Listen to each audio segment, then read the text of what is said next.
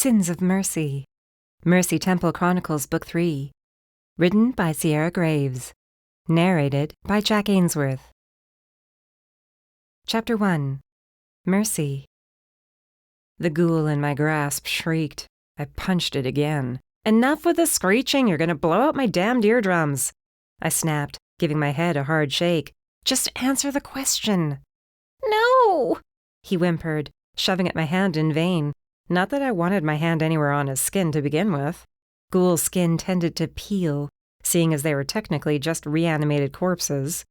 Already a piece shifted under my hand and I fought back a gag. "Let me go."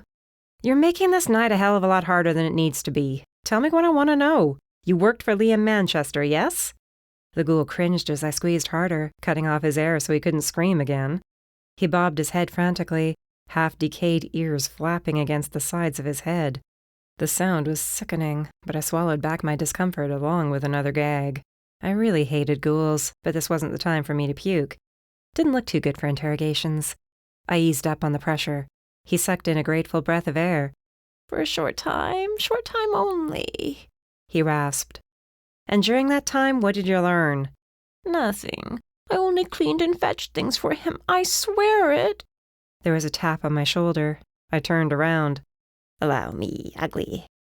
Rufus. Damned goblin. "I got this," I told him. Rufus's black eyes glared past me to the ghoul still in my grasp. There was an edge to Rufus's look, one that made me think I should stop him from doing whatever it was he planned. But without even thinking about it, I released my grip on the ghoul. Rufus snatched him away and slammed him into the brick wall. Not once, 3 times. I flinched with the last one. The ghoul's head cracked against the hard surface.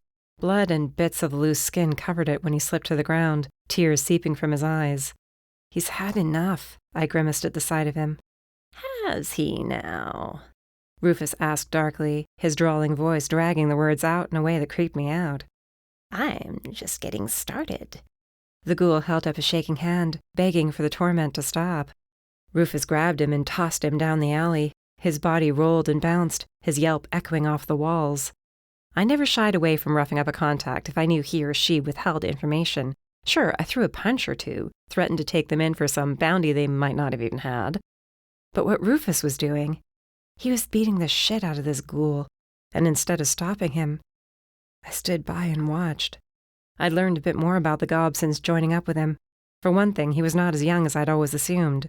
After seeing him at my house in my not-so-fun trip down memory lane, I'd begun to suspect he was older, but not as old as he told me.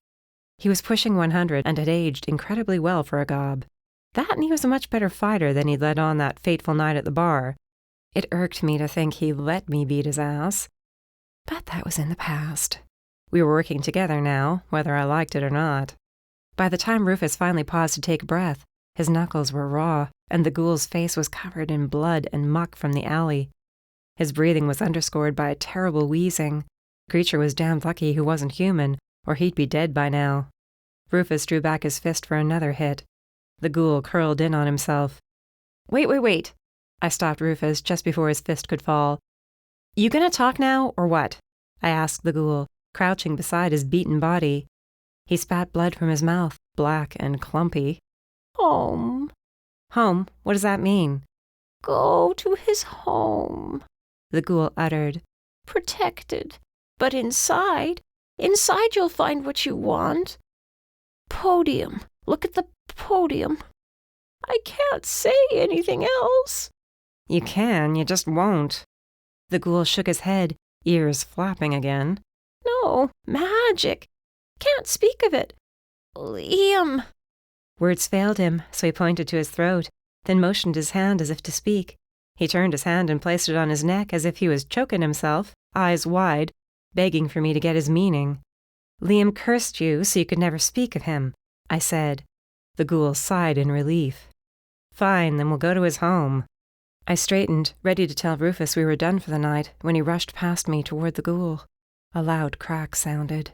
A sound I knew only too well. My gut clenched. I whirled back around. "What did you just do?" "Damned gob."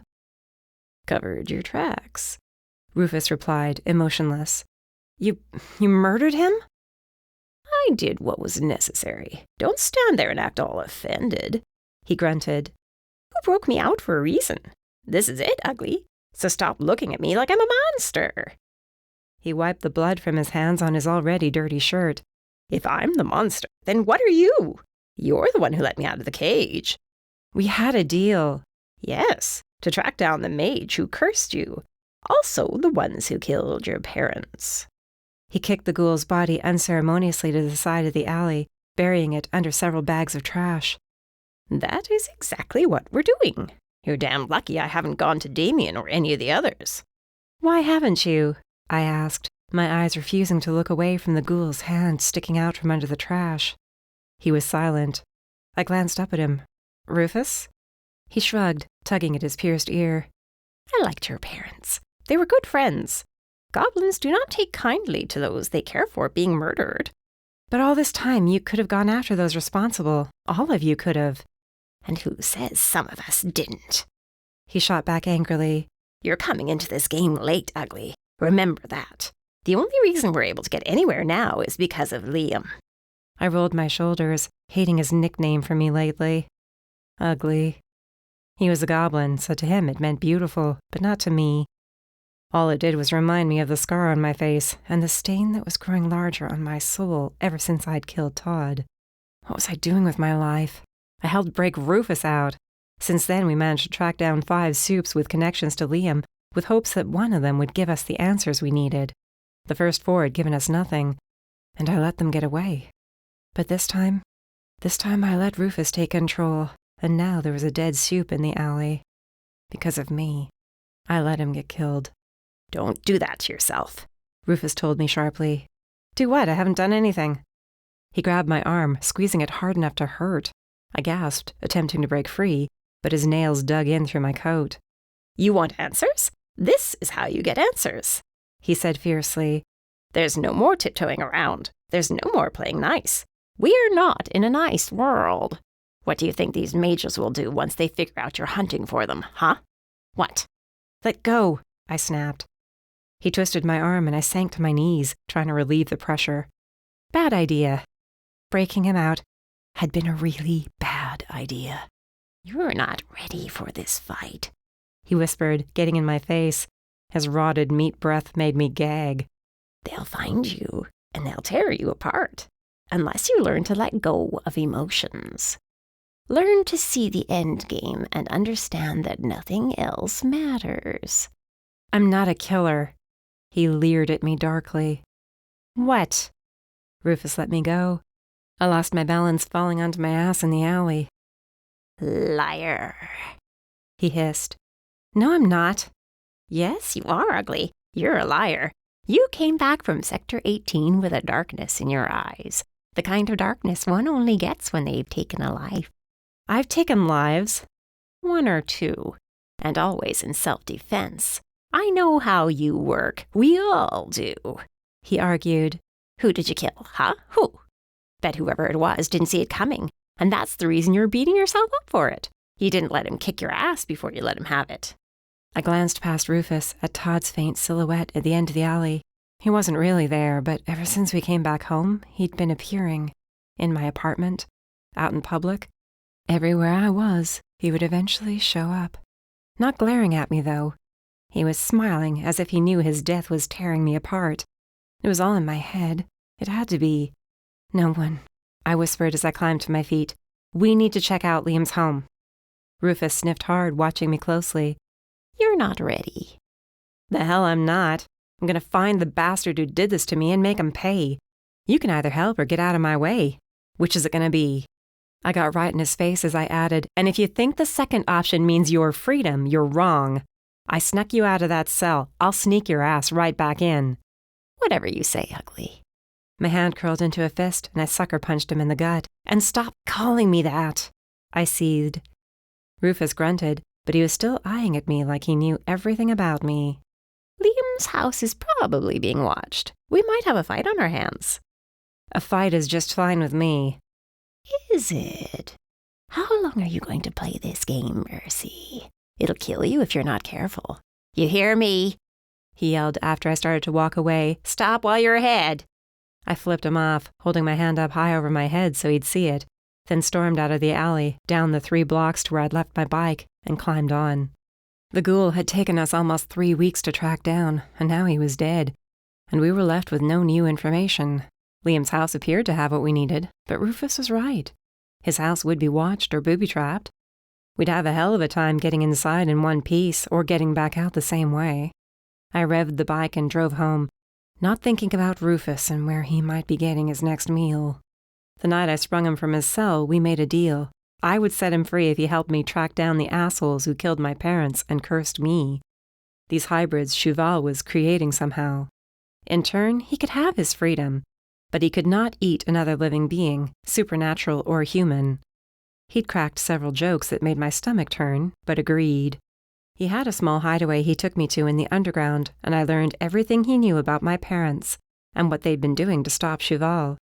Rufus worked for my dad for a time as a partner. He'd even resided with the Gathered until they suddenly decided they could no longer trust goblins. She used them as her puppets, Rufus told me, then spat, a glare in his eyes. Used them to do whatever she wished. The Gathered could no longer trust my race. Were you personally used like that? The hard glint in his eyes said he had been. He spit again. Your father let me help him. He trusted me. So did your mom.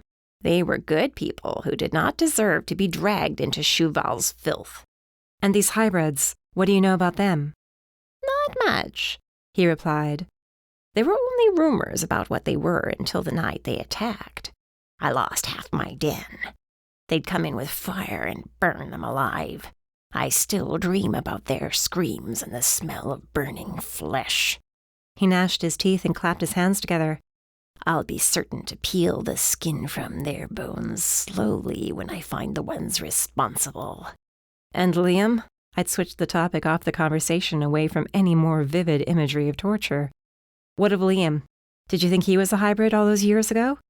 No, but if he is now, he's with Cheval. That's a good enough place to start. Or was. I hadn't said anything for a long while. I knew I'd be subjected to Damien's yelling if he ever figured out what I was up to. You sure you're ready for this, Ugly? Rufus had asked. I bristled at the word, but nodded. Why wouldn't I be? Your parents were good people, he explained. You are too beneath the badass persona. And? I snapped. So what? Good people don't get their hands dirty. Then maybe I'm not a good person after all. I had left then before he could say another word. As I pulled up outside my building tonight, a few short hours before dawn, I replayed that conversation over and over in my head.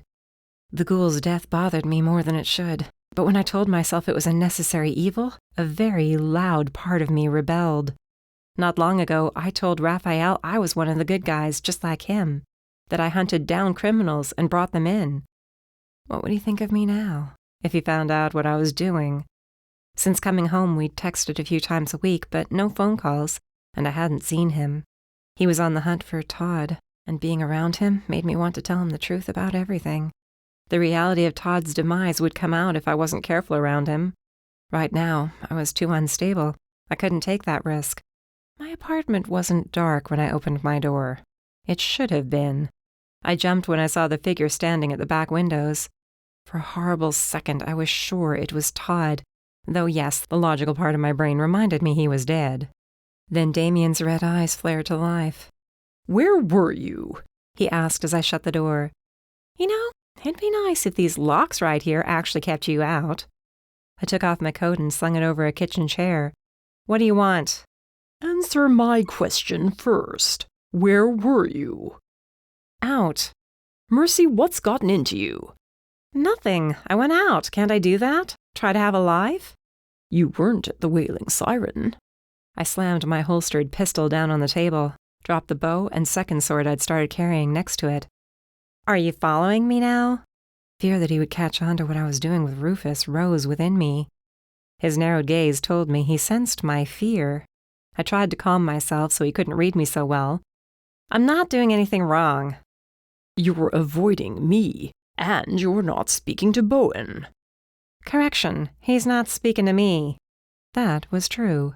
Bowen hadn't said one word to me since the day in the woods after we lost Todd. If he didn't want to talk to me, that was just fine. whatever. Not that it mattered right now anyway. At least Rufus was willing to help me. Though I had my doubts about how this plan was going to play out with him before we caught those responsible. When was the last time you spoke to Gigi? A week ago. And that's another lie. You were supposed to see us both for the holiday celebration, and you never showed up. Holiday? I frowned at him as he looked at me expectantly. Then I remembered seeing the Christmas lights all around the city. The trees up and the wreaths. I'd been so wrapped up in the hunt for the mage, I'd forgotten all about Christmas. Shit. Wasn't in much of a celebratory mood, I said, hoping that would be the end of it. Wrong. Why was I always so wrong? You forgot. He pinched the bridge of his nose. This is why I never wanted you to know about your parents, or me, or about anything that happened. Why? So you could keep me in the dark? Keep me safe? Yes. He kicked my poor coffee table, nearly flipping it over. My God, do you even see yourself? You're running yourself ragged, and you're closing yourself off from everyone. He stomped closer and grabbed my shoulders. I know you're looking for the mages, he whispered. You are going to stop right now before you get yourself into any more trouble. Do you hear me? I glared at him. You are not my father. No, I am your guardian, named so by your parents, and you will start listening to me. Or what? I wrenched myself free. You gonna lock me away? I'm not a child. And you have no right to keep me from my revenge. Oh, revenge is it now? He replied. Do you even hear yourself? I will make them pay. The power in my voice made me pause. That had not sounded like me. Not at all. I took another step backward, putting distance between me and Damien. What was happening to me? Damien made to come closer, but I held up a hand, stopping him. I want them found, I said quietly, my voice back to normal. Why can't you see that? I can, but this path you're on is not going to give you happiness or relief. Trust me. How can I? Hurt flickered across his face at my question. He turned around as if to leave, then withdrew a folder from his coat and slapped it on the kitchen table. New name for you. One of the vampire covens wants him found ASAP. He's making a mess, and they're tired of cleaning up after him. Should be an easy enough one to track down and find. He was at the door when a sudden rush of emptiness and regret slammed into me. He was the only family I had left, the only connection to my parents. I didn't want to lose him because of my anger. Damien, wait. I rushed to him and hugged him.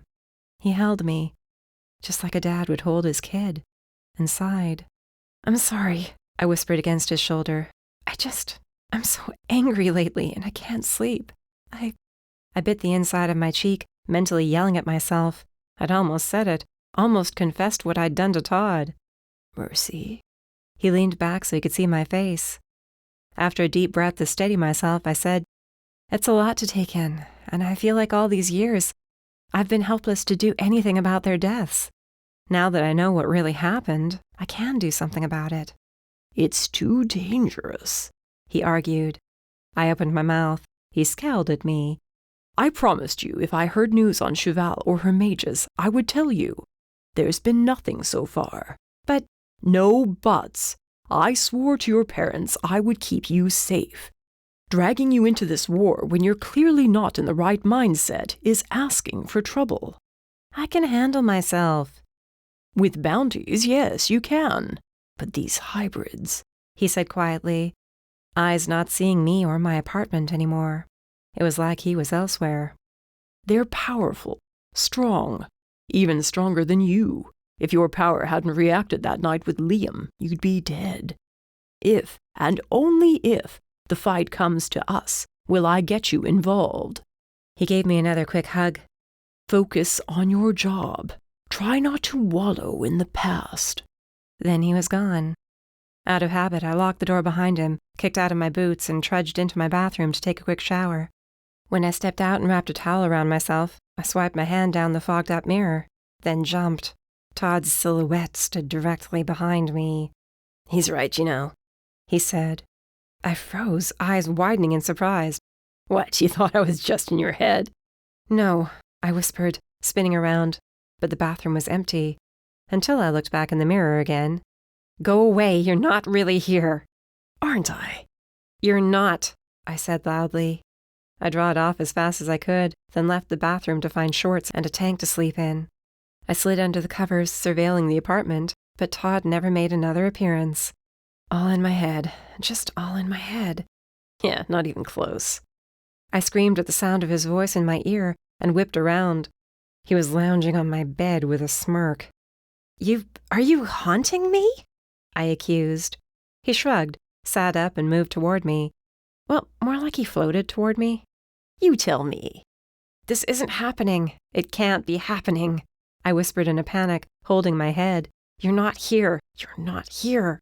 Now you sound like one of those crazed humans. Shut up. I chucked the throw pillow at him. It sailed right through his body. Why should I? He stretched his arms over his head, looking around my place. Fancy digs you got here. Almost better than mine. He moved around my apartment, commenting about my lack of decor, but approving of my weapons on the wall near the bed. You're seriously haunting me, I murmured. He turned around with a grin. Ding, ding, ding, we have a winner. I groaned, sinking under the covers. A ghost. I'd killed Todd, and the bastard decided to come back as a damned ghost. Granted, if I hadn't killed him, there was a fair chance he would have killed me, but his death was far from honorable in my book. Why could nothing in my life be simple? You're gonna drive me insane now? Is that your plan? You're pissed because I killed you, and now I get to deal with your spirit for the rest of my life? He wobbled his hand back and forth. Yes and no. What's that supposed to mean? Well, am I pissed I'm dead? Yeah, sure, everyone is, he said, waving his hand. But that's beside the point. The point is, you got the drop on me. No one's ever done that before. Ever. Despite the fact that I'm dead, I'm impressed. So you're gonna help me? I asked slowly, wondering if this was all some messed up dream after all. No, I do plan on driving you a little crazy. Penance and all that for killing me. He was gone in a blink, then appeared right beside me on the bed. I flinched. However, that said, these hybrids you and the demon were talking about, I want them dead. Why? I asked, surprised. I have my reasons, he said, eyes glowing white for a brief second. I'm sticking with you until you kill them. Oh, and I think I'm going to enjoy watching your descent into madness. You're not a killer, Mercy. And yet you thought you could off me like that without any repercussions. I got up abruptly and grabbed my cell, ready to call Gigi and tell her I needed a cleanse to my apartment. Todd appeared in front of me, ticking his finger back and forth. What? You do that and you have to admit who I am, or I'll just tell her myself. You wouldn't. Oh, I would. Imagine the horrified look on your friend's face when she finds out that we had a deal to have a fair fight and you shot me in the head instead. He formed his hand into an imaginary gun and placed his finger to my forehead, leaving a cold spot. Bang! He shouted. I jumped. His cackle echoed eerily around me as he faded into nothing. I'll be around, making sure you don't forget.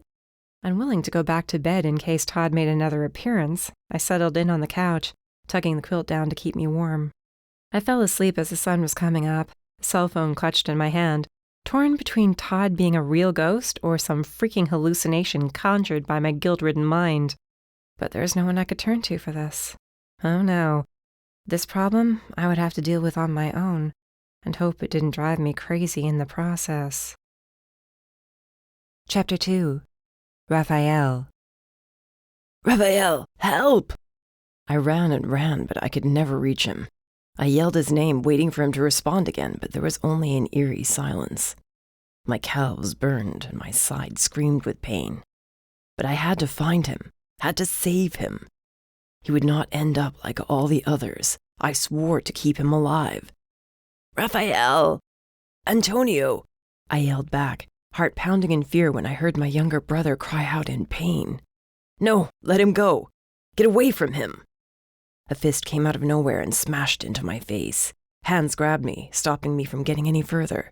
Suddenly the scene shifted, and I was in a large domed room, forced to my knees by the 5 mages surrounding me. I strained to get out of their grasp, but they blocked me from pulling on my demon rage. I was helpless as my brother, tears streaming down his cheeks, was dragged into the room by 2 mages. The man robed in gold and red stepped down from his chair. He placed a hand on my brother's head as if to soothe him. The two mages released him, and the only thing holding my brother up was that mage. This could have gone so different, Rafael. The mage sighed. So very different. Please, I begged, throat raw from yelling so much. Please don't hurt him. Rafael, Antonio whispered, fearful. Raph, hold on, I promised my brother. I won't do it again, I swear it. Just let him go, please. Hurt me. You can hurt me. But then how will you learn?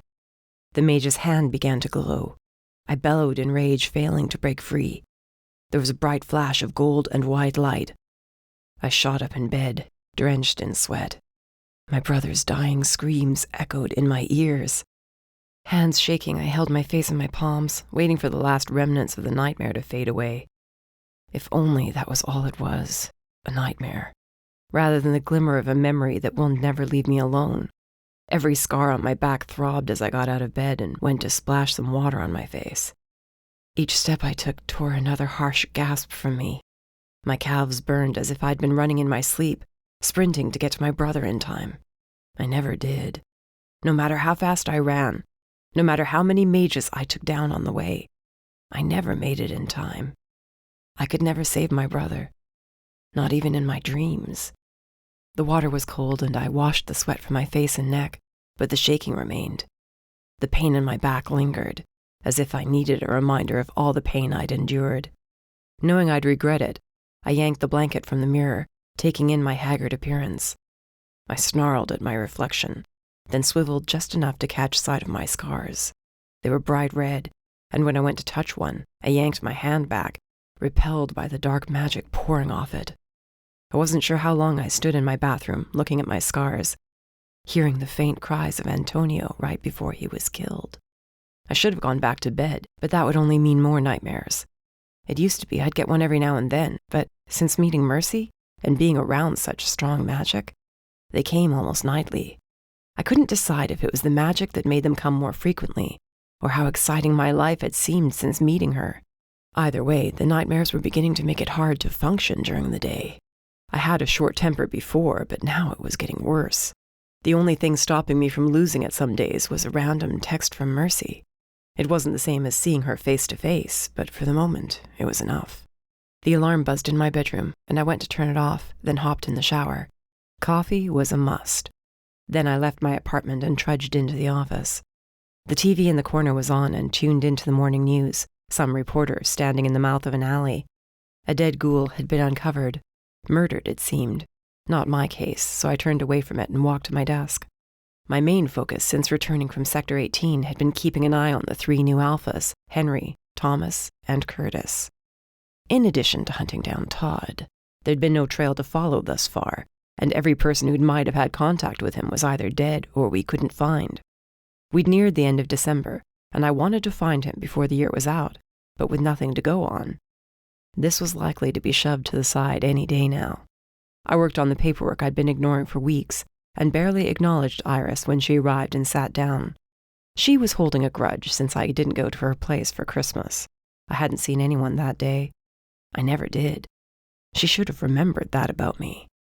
The day passed much like all the others had since getting back to the grind. Slow, long, and too damned quiet. Around lunchtime, the headache the nightmare left me with came roaring back with a vengeance, and I got up to grab another cup of coffee and whatever food I could scrounge up in the break room. As I ate a stale bagel, not really tasting it, and sipped on my coffee, my cell dinged.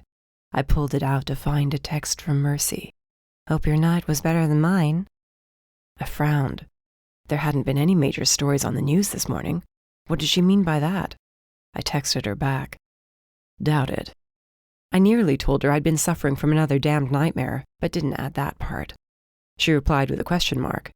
I replied that I was backlogged with paperwork and there were no new leads on Todd.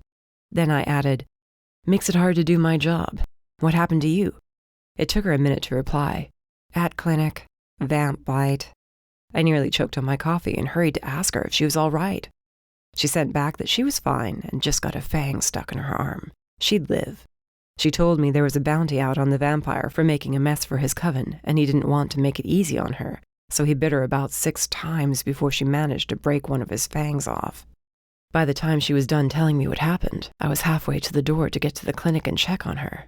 Then I realized what I was doing and stopped. We weren't that good of friends, were we? After the incident with the werewolves, we'd grown a bit closer. But if I thought about it, there was a great deal I didn't know about Mercy, and vice versa. I wasn't even sure who texted first, but the conversation had kept on going. Until she quit texting me, I wasn't about to stop. I asked if she needed anything, and waited for the next message as I went back to my desk. I was more surprised she hadn't been constantly asking me about Todd. I figured she would have wanted to know if we were any closer to catching him. Seemed that usually I was the one who brought it up. Not that I could blame her. Guy tried to kill her twice. Guess she wanted to put it behind her and move on.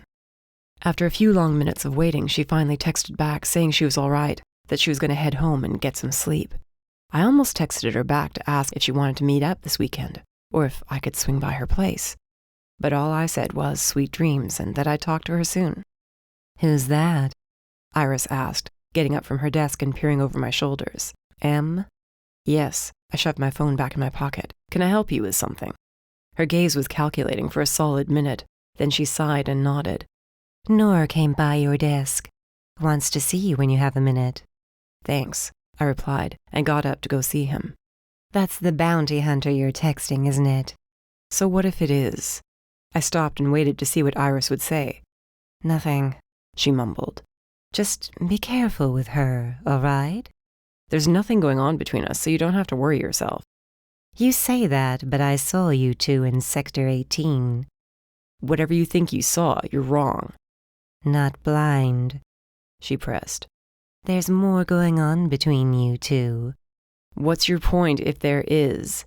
I asked hotly. My life is none of your damned business, so drop it. It will be if she starts affecting you at your job. I stiffened, then turned back around, walking away. Didn't matter what she saw or what she thought. Mercy and I were friends. Okay, barely. There wasn't a chance we could be anything more, and she had nothing to do with why I'd been so off these last few weeks. I knocked on Noor's door and waited for him to reply before opening it. You wanted to see me, sir? Come in and shut the door, would you? I did as he asked and took a seat in front of his desk. We're no further along with finding Todd. The team's tracked down every possible lead and turned up nothing. I think he's off the radar, sir. We might not be able to find him. Thank you for the update, but the case is not why I called you in here. No? I asked warily. Something wrong, sir. How have you been? He leaned back in his chair, watching me closely. Since we've been back from that foul issue with the werewolves, I haven't had much of a chance to speak with you. Been fine, I said slowly. Is this about Mercy? Noor's brows rose, but he shook his head. I believe what she told me was all she knew of Liam. I'm sorry I pushed so hard for her to come in, and for thinking she was involved. Good thing Mercy had been able to lie to his face about what else she'd known about the mage. Otherwise, it would not have been such an easy interrogation.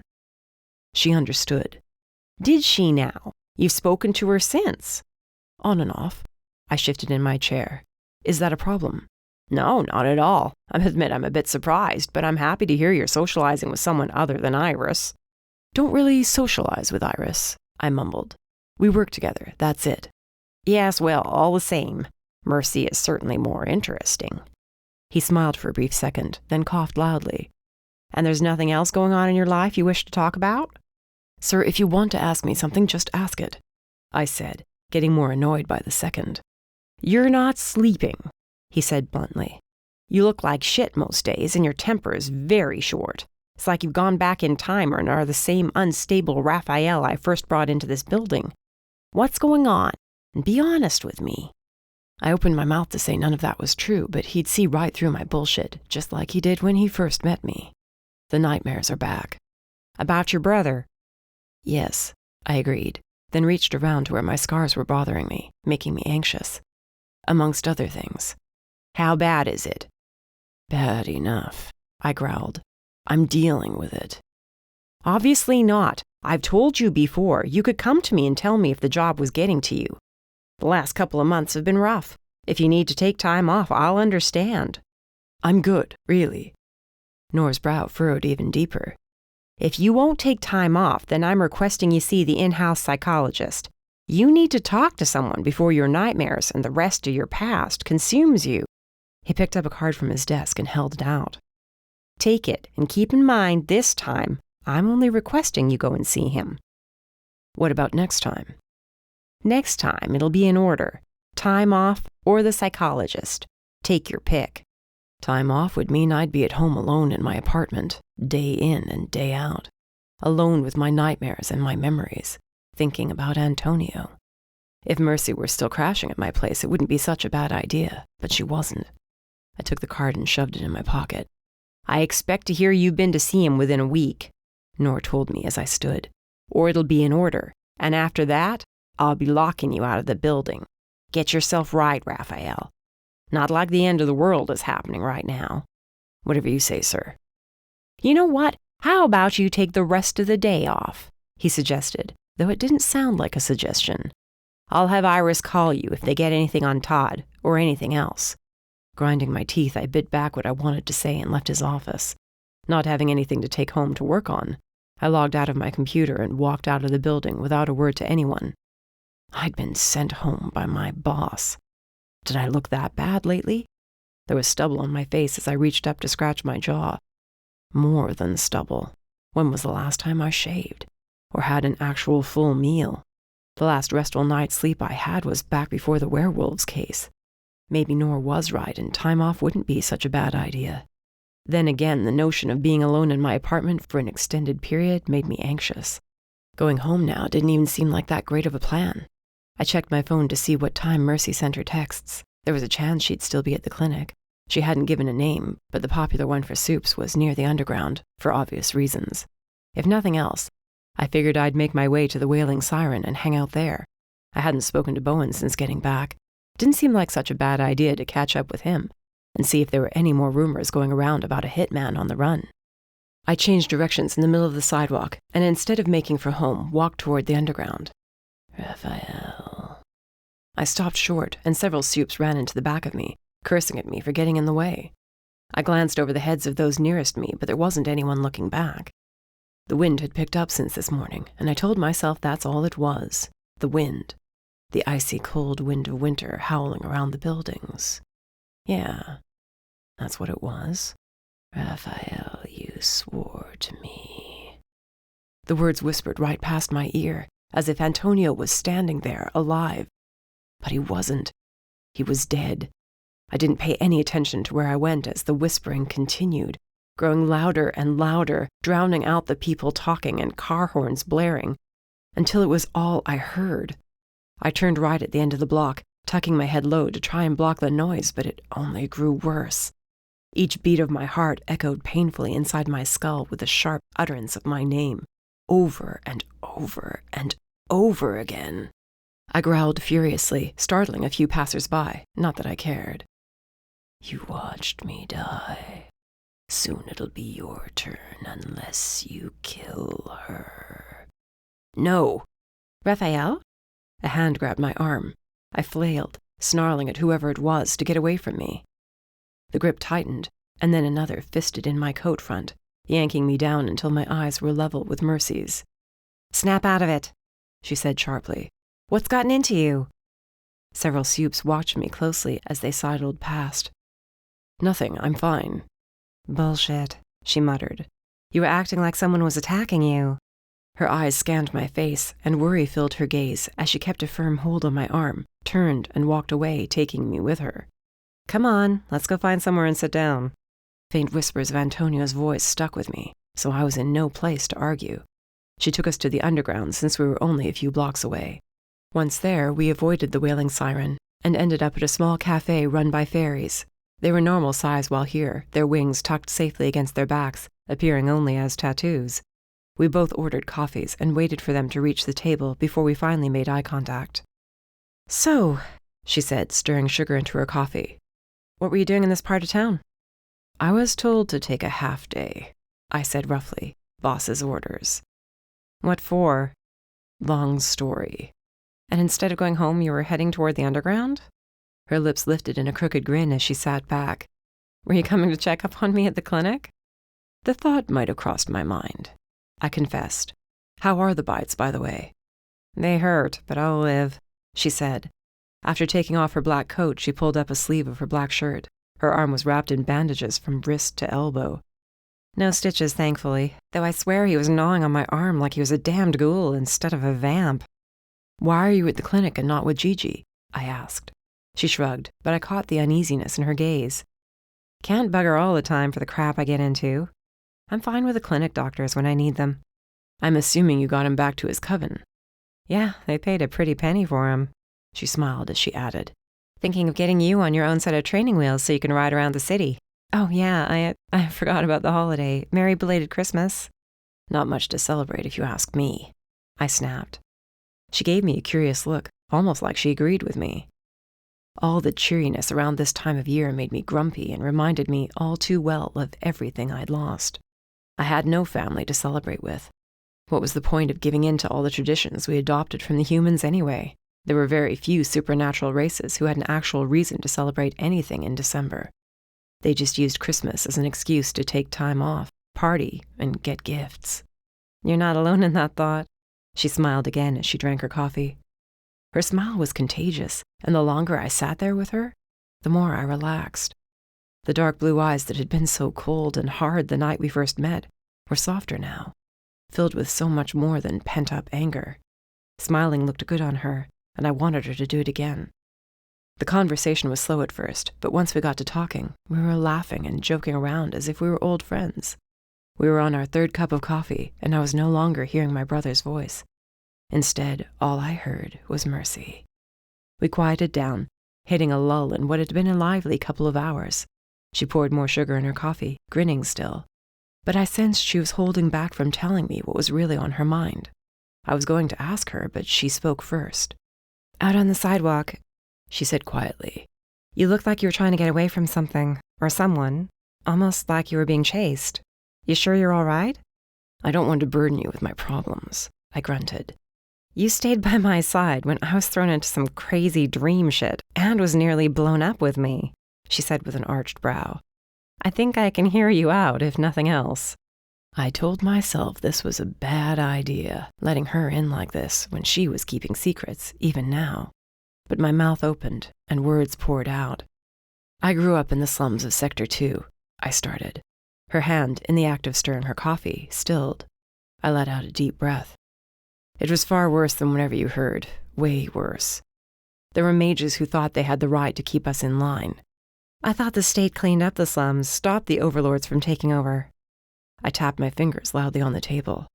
After it was too late. I watched so many demons fall, so many more get killed. The scars on my back gave a throb and I winced. Some of us tried to stand up to the mages and stop them, but there were never enough of us to make a difference. The scars, she whispered. I nodded. You fought back. I had to do something. Started when I was a kid. Watched my parents killed in the street, and that was the start. They pushed us. I pushed back harder. I got older, and the fight grew until we had a decent number, hard at work trying to take back Sector 2. Not like we had help from anyone else. Supes all have their own opinions of demons, and most of them are bad. I pushed my mug aside, my stomach no longer in the mood for coffee. We were on our own, and for a brief moment, I thought we had a chance to chase the mages out. Growing up a demon wasn't easy anywhere, but the slums were the worst of the worst. Supes liked to think they were above humans, but I saw firsthand how much worse they could be. Power-hungry, greedy, kicking those beneath them and always beating them down. There was no police force in the slums. There was just those with the power to keep others in check. They even guarded the transports, so there was no way for us to leave. And we had no powers, so all we could do was sit by and pray to live through the night. Mercy was still, those blue eyes trained on me. I started a full-on revolt. I lowered my voice, but their powers were too great. They beat us back and turned the tide. How did you get out? She asked, reaching across the table. Her hand rested on mine, comforting. A new governor had just been elected, our current one. He came into all the slums and took down those in power. He started to make things right, or at least he tried to. Governor Rickshaw was a demon. It was a miracle he was elected in the first place. He knew how bad the slums were, having come from one himself. He'd made clearing them out his first order of business. The mages in charge of ours were arrested for their crimes, many sentenced to death, and the others to life in prison. And then you found Nor, she said. I did, but my brother didn't make it out. I squeezed her hand, needing to hold on to something. Antonio. He was killed because of what I'd done. It's not your fault, she told me. I snarled, attempting to pull away. She held my hand tighter, not letting me. You were trying to save him, to save everyone there. You can't blame yourself for his death, and you can't let it drag you down. I caused it, I mumbled, raw pain clawing its way through my soul. What does this have to do with what I saw on the sidewalk? Nightmares, I bit out. Been having them ever since, but lately they've gotten worse. Can't sleep, can't eat. And I keep hearing him and seeing him everywhere. Her eyes widened, and she glanced around as if she would be able to see Antonio. He's blaming me for what happened to him. That's your conscience. What changed? I frowned at her question. I mean, what's different? You weren't like this a month ago. That I didn't have an answer for, at least not one I could share with her. She wouldn't take it too well if I told her I made a vow the day Antonio died to kill every mage I ever met. Granted, at the time, I'd been about ready to die myself and was pissed off at the world. But I said it. I made the commitment. Somehow, it seemed my brother heard me, and now that I was around Mercy, he was coming back to make sure I kept my promise. I don't know, I lied. Not like it's been quiet around here. Not really, she agreed, and this time she pulled away, appearing very interested in her coffee again. If you ever want to talk about them, the nightmares, I mean, you can always call me. What, you don't like our texting game? I said, trying to tease. She rolled her eyes. Thank you, though, really, I might take you up on that. You should. She looked like she wanted to say so much more, but didn't. Other than the vampire bites, you've been good? Yeah, really good, she said a little too quickly. Keeping busy. Damien's back to giving me a bounty every few days, so no downtime for me. Mercy, I just dumped half my shitty past on you. You can talk to me. She swallowed hard and puffed out her cheeks. Nah, it's just residual crap from Todd. My magic's still being on the wonky side. I have some bad days, but I'm dealing with it. If you're sure. She smiled, but it was fake, not even reaching her eyes. I am. This was fun, by the way. We should do it again. Guess we're ignoring the deal we made, huh? Guess so. What's the point, right? Point? Trying to stay away from each other. Obviously not working out too well. Not that she seemed upset about running into me. Your boss only gave you the day off? I tilted my head back and forth. He wants me to either take time off or see the psychologist. You chose time off, right? I picked up my mug and took a long sip. She laughed sharply. Seriously? You know all those shrinks are idiots, right? What would you know about it? I've had my fair share when I was in the system, she replied. Losing your parents and being cursed in the same night messes you up a bit, but you already knew that. The news startled me. You never said your parents were killed that night. Doesn't matter. They were, and I was alone. Mercy, I said, but she stood and was putting her coat back on. Your offers still stand? Always, she replied, but I couldn't read the emotion in her eyes. I like the beard, by the way. Suits you better. See you around, Rafael. Don't let your guilt drag you down. Then she was gone. I finished my coffee, paid the bill, and figured I had to go home eventually. The walk back to my apartment didn't take as long as I hoped. I stepped inside, waiting for Antonio's voice to come back again. But it was quiet. I removed my coat and boots, checking my cell when it went off to find a text from Mercy. She told me to have a beer on her, and told me again she was there if I needed to talk. One of these days I'd have to tell her the kiss we thought we'd shared in a dream was real. Then again, simply sharing another one might not be a bad idea. If we kept this relationship of ours going, it might just end up that way, which would be a surprise to us both. A good one, at least. We'd come so far in so little time, and yet there was so much more I wanted to learn about Mercy, so much I wanted to tell her. All in good time. All in good time. Chapter 3. Rafael. How does this work? It had been a week since I saw Mercy at the coffee shop, and for a couple days after, the nightmares stayed away. New Year's Eve came and went, another uneventful night, and though I hadn't met up with Mercy, she called me at midnight, and we talked for an hour or so about nothing at all. I'd called her a few nights after that, not realizing it was the middle of the night, but I sensed the darkness closing in around me.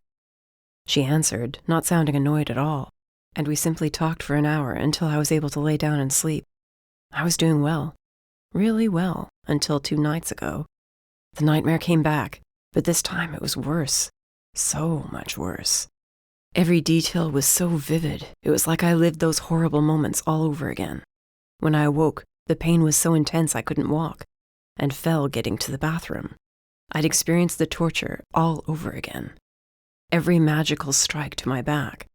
Then Antonio's death had come, as terrible as ever.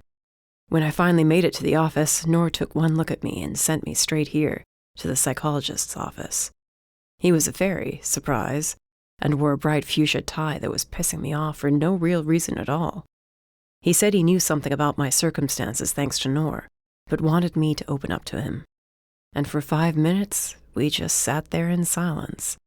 "You just talk," the fairy told me again, holding his pen and notepad with that smile that was borderline obnoxious. "About what?" "Whatever you want. What's bothering you, your dreams, your past. Talking can be extremely therapeutic." That I knew, but it wasn't this guy I wanted to talk to. It was Mercy. She texted me a day or so ago to say she picked up another bounty and would be off the grid for a couple of days. She offered to see me before she disappeared, but I hadn't wanted to take time away from her prepping for whatever trouble she was about to get into. I'd checked my cell anxiously, hoping a text would be there from her, but my screen was blank. Was I ready for her to know my secrets about the scars on my back? "Rafael, I understand you might not think you need this, but it's not hard to see you're struggling. Talk to me. Curse, yell, rant, whatever you need to do." Derek, the psychologist fairy, insisted. "Whatever you have to tell me. I can promise I've heard worse." "Sure you have." "Try me." "Look, it's bad enough I have nightmares. I'm not about to give them to someone else." Derek jotted a quick note on his pad. "What happens in these nightmares?" "It's not what happens," I growled. "It's what I see." "All right, then. What do you see, Rafael?" "My past," I told him. "Every dark moment from my past when I was unable to save someone who needed saving. When I watched as the mages took control of my slum and tore my people apart until there was nothing left." Derek's smile fell away. His eyes darkened. "You were raised in one of the demon slums. I am so sorry. Which one was it, if you don't mind me asking?" "Sector 2. Derek's gasp of alarm was audible. He set his notepad and pen aside. "You have my deepest sympathies. Many were taken from there when Governor Rickshaw took over. But I know the death toll was high." "My parents were killed when I was younger," I said, not even sure why I was telling this fairy anything. But a strange sense of calm came over me the more I talked. I wanted to hold on to that feeling, even if it was some fairy hoodoo crap. It was me and my brother. I made an oath I would keep him alive. I broke my promise to him, but made another when he died, and now, I exhaled. Now it's like he's haunting me. I see him everywhere. He's inside my head, taunting me for not keeping my word. "That is not your brother. It's your guilt manifesting. What else did you promise your brother?" I shifted uneasily in my chair, sensing Antonio was close, inside my head or not. His presence warred with the sense of calm. I balled my hands into fists on my thighs, gritting my teeth as I willed him to go away and leave me be. "Rafael, what other promise? This could be the root of all your problems. Talk to me." "I can't," I whispered harshly. "It's something I can't fulfill. I should never have said it. Now he's angry with me. I can feel him." "We're alone in this room, Rafael. It's only you and me. Whatever you're feeling from your brother is all inside your mind." He scooted his chair closer. I flinched back, unsure of what he was doing. "Relax. I want you to close your eyes and focus on your breathing only. I'm going to get you into a calm, clear-headed state of mind, so you can see what it is you need to see, so you can rid yourself of this torment. Breathe in. Good. Now breathe out. Nice and easy. I breathed as he instructed, closing my eyes too. Whatever was inside my head wanted to get out, but I was scared to see what darkness lurked inside my own mind. Derek's fingers pressed into my temples. He sucked in a harsh breath as I went rigid in my chair. Flashes of my nightmares appeared in my mind, each one worse than the first. Watching my parents slaughtered in the streets, along with so many others. Seeing those who attempted to mount a rebellion executed. I jumped with a growl as my back was struck again and again, as punishment for my crimes. The flashes went on and on until suddenly there was nothing left except for a solitary figure. He stood with his back to me. At first I thought it was myself I was seeing, but then he turned. Antonio leered at me with an evil look, eyes black bottomless pits. Fire sprang up around his feet as he came closer and closer, reaching out to me with a gnarled hand. A dagger appeared in his other hand. My feet were stuck, and I was unable to move away. You failed me, brother. His voice resonated.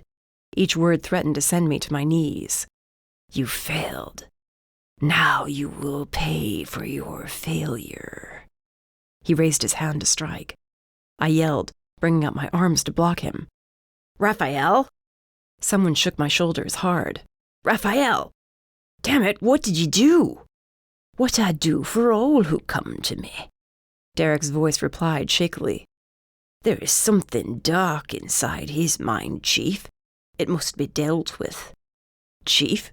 I mumbled, my eyes fluttering open. I was on the floor. How did I end up on the floor? Easy, Nor said as he hoisted me up to a sitting position. You all right? Fine. I glanced around, wondering if Antonio was there with the dagger ready to plunge into my heart. But it was only the three of us. What did you do to me? What happened? I demanded of Derek, who at least had the decency to pale in the face of my anger. It appears I underestimated what's causing your nightmares, but with my help... His voice trailed away, though his lips kept moving. I squinted, worried, wondering why I couldn't hear him. Another voice whispered, He's lying to you. Antonio told me. He can't help you. No one can. You know what you must do. It's the only way to let me be at peace. No, I breathed. Nor's mouth moved now, but still I heard nothing. You made a promise, and yet you let her live. You let so many of them live. Kill her, brother. Kill her, and I will be able to move on. No, I roared. Nor and Derek both jumped at my sudden outburst. Rafael? Nor reached for me. I shoved past him for the door. I need time off, I muttered roughly, then left, not caring if he followed or not. I couldn't be here, not around anyone. Antonio cackled in my ear all the way back to my apartment. I shut and locked the door, closed the blinds, and paced madly around the living room. Please be there, I whispered as I called Mercy on impulse, hoping her voice would shove my brother back in his dark abyss. Her phone went straight to voicemail. I called again. Voicemail. And again. Every time. I was on my own. Not alone, Antonio whispered, and I turned slowly to see a shadowy figure standing a few feet away. You'll always have me, brother. I won't leave you. The nightmare was no longer just inside my head. Whatever Derek saw was far worse. Until I found a way to deal with it, I couldn't trust myself around Mercy or anyone else with magic. I could never live with myself if she got hurt because of me. Antonio's eyes narrowed at that train of thought. She's a mage. They should all die. You said so yourself. I was wrong, I whispered. But then Antonio's shadow was right before me. They should all burn. His furious yell slammed into me, and I fell backward, clutching in my ears to try and drown out the noise. But it went on and on as the shadow of my brother watched my torment. Chapter 4. Rafael. A week passed. At least I thought it was a week. Could have been less, or more. I had no real way of knowing. Nights and days blended together. I hardly slept, not wanting to see what horrors lurked in my mind. My stomach rebelled at the notion of food. I ignored my phone. Didn't matter, as none of the calls were from the one person I wanted to speak to. I didn't answer the door. The shadow figure of my brother had gone away, but his laughter taunted me nearly every hour of the day. His whispers of my unfulfilled promise kept me up. The only person I tried to call was Mercy, but whatever case she was working on kept her away. It was probably for the best. If she came here, I had no way of knowing what would happen, not with my memories driving me to the brink of insanity. "You were so close that night," Antonio said. I groaned, pulling the pillow down over my head to try and drown him out. Not that it worked. "You could have killed her then, but you stopped." The night Mercy found my scars, that's what he referred to. I could have killed her, but I'd stopped myself. "She's innocent." "She's a mage," Antonio argued. "None of them are innocent." "Leave me alone," I begged. The voice didn't come again, and I threw the pillow across the room, unable to lie still and wait for him to torment me more. I thought that locking myself away had been the answer, but the urge to get outside, to leave this room, grew until I couldn't stand it. I grabbed my boots and coat, then rushed out of my apartment. Where I was going, I hadn't the faintest idea. Mercy wasn't around, and there's no way I was going to Iris or anyone else. I was borderline crazy. If they saw me like this, they'd lock me away. After a while of walking, I found myself near the underground. More and more, I seemed to be drawn to this place. I passed several demons as I entered. They glared at me, but I returned their scowls. The wailing siren was across the way. Bowen stood out on the front stoop, so I made a sharp right down a side street I'd never gone down before. "What are you doing?" my brother's voice asked. "Getting rid of you," I snarled, as I realized that's exactly what I'd come out here to do. For the past few days, he'd been keeping me in my apartment, away from anyone that could help me. No longer. I loved my brother, but I could not let him torment me like this forever. I wouldn't. His angry yell resounded inside my skull. I cringed, but pressed forward. A sign hanging from a post ahead of me advertised the services of a witch. It wasn't Gigi, but I had no idea where her shop was, and no time to find it. "You can't get rid of me that easily." "No, watch me," I muttered as I opened the door to the shop. A bell tinkled overhead, and I bristled at the presence of such strong magic. Light green smoke hung in the air, swirling around me as I moved deeper into the room. Shelves were lined with vials of brightly colored potions, tonics, tablets, and ingredients for the craft. There was a counter at the rear of the shop and a curtained-off doorway beyond that. "Hello?" "Be with you in a moment," a woman's voice replied. I stayed at the counter, grinding my teeth as I tuned out my brother's threats to make me pay if I attempted to get rid of him. I was gripping the counter so hard my knuckles turned white when the witch finally made an appearance. Her soft gray eyes narrowed the moment she spotted me, but not out of disgust or fear. "Come with me," she instructed and turned right back around, heading behind the curtain. "Hurry now, you don't have much time." I followed her through the black curtain to find a small table and chairs in the center of a room. On the back wall was a plush couch and a black cat walking across the top of it. "Sit down," she told me, pointing to the couch. "I haven't even told you what I need." I found myself sitting on the couch all the same. The black cat immediately jumped into my lap and settled down. It was warm, and I ran a hand down its furry back, the motion soothing my rattled mind. "My dear, you don't have to tell me a thing. I've seen that look plenty of times before." "You have?" "Nightmares, yes. And perhaps a full manifestation of something from your mind." "A brother who should be dead," I said roughly. "I keep hearing his voice, seeing his shadow. I can't get rid of him in my past. All I see are the terrible moments from my past." Why was I telling her this? Desperation, that's what I told myself. I was exhausted from fighting against my brother or my guilt, whatever it was. "Hold this to your forehead," the witch told me, holding out a small round onyx stone. I did, unsure of what it would do. I felt nothing but the smooth surface of the stone, and then she was reaching for me to hand it back. She clutched it in her palms, and her graying hair blew back from her with a rush of power. My dear demon, she whispered sadly. Those are not merely nightmares inside you. Then what are they? I demanded. Your brother's death was violent, yes? It was, I agreed. And in his passing, did you make an oath of some kind? A promise? My chest tightened.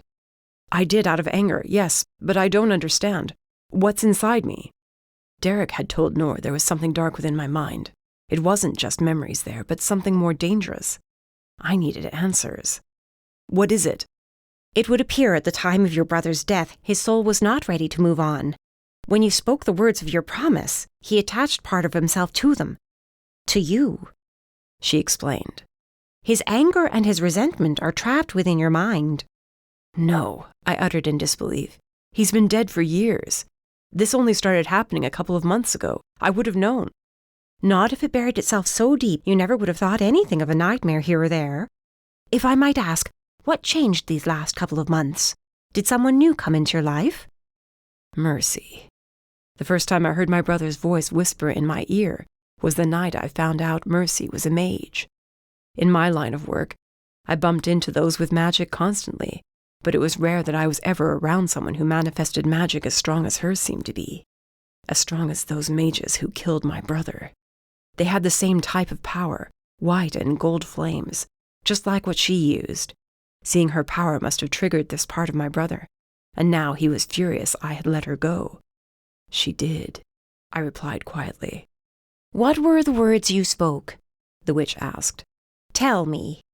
I looked down at the cat in my lap, its yellow eyes holding my gaze steady. I pledged I would avenge his death, I rumbled. That I would destroy every mage I ever met. And have you? Those responsible, most were taken away. A few escaped. No, I haven't upheld my word. Your brother's soul will not be at peace until you do, she said. I started to protest. She held up a hand. However, there's another way to help the rest of him move on and let you both find peace. How? You must go on a journey through your mind, she said, holding the onyx stone to the light. Through your memories and face the fragment of your brother's soul. Face the truth that is hidden from you. Face him? You mean destroy him? I asked quietly. If you cannot speak reason to him, then yes. Else you will lose yourself. Watching my brother die once had been hard enough to endure. Could I handle fighting him? There was no other choice. If I lost control, I could hurt someone. Like Mercy. That's what he wanted. He wanted me to kill her, and I would not let that happen. I nodded to the witch, unsure of what I was about to get myself into. It will take a few minutes for me to prepare the potion. If there's anyone you wish to call first, now would be the time to do it. I reached for my cell to leave Mercy a voicemail so at least someone knew where I was, but my pockets were empty. In my rush to get out of the apartment, I'd left my phone behind, along with everything else. No wallet, no badge, nothing. I'm afraid I have nothing to pay for your services, I told the witch, standing to leave. I left my wallet at home. You can pay me another day. Money is not an issue with me. Not today, at least. She pushed a small cauldron over the crackling fire in the far corner of the room and filled it with water. I moved closer to watch. After the water, she dumped several drops of a blue liquid, then a red. The potion frothed and bubbled. She tossed a few leaves of a plant in next, followed by what I was sure was a batwing, and then an eyeball of some kind. My stomach revolted at the notion I would have to drink that, but I'd swallow it down. Lastly, when the potion had turned a vibrant shade of violet, she tossed in the onyx stone. A quiet thud told me it sunk to the bottom. I waited for something to happen, and when nothing did, my heart sank with concern that whatever potion she'd been trying to make failed. Then there was a sharp crack, and both of us staggered backward. The cauldron now contained a potion black as night. Is it ready? That it is, she said, pulling a vial from her apron. She filled it, swirled it 3 times, and then handed it to me. Smoke rose from the tiny opening, and it heated my fingers when I took it from her. Bottoms up. How long will this take? An hour, a day, a week? Every person is different. It depends on what you will face, and if you are successful or not. And if I'm not? You will lose yourself inside your memories with no way to return. The choice is yours, but I urge you to decide quickly. You do not have much time. I raised the vial to the light, but none shone through. The liquid was thick as I tilted the vial and opened my mouth. The taste was disgusting, and I gagged, forcing myself to swallow every drop. The witch took the empty vial from me and guided me back to the couch. I coughed and spluttered, but no words made it out. The room spun around me, and I had the strangest sensation of being carried away, even as my body remained right where it was, lying on the couch. I looked up at the ceiling, but the colors bled, then faded altogether.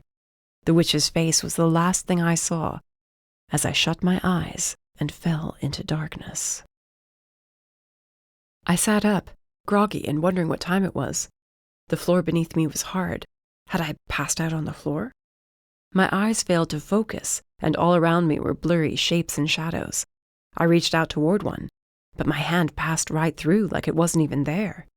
What the hell? I muttered, getting to my feet.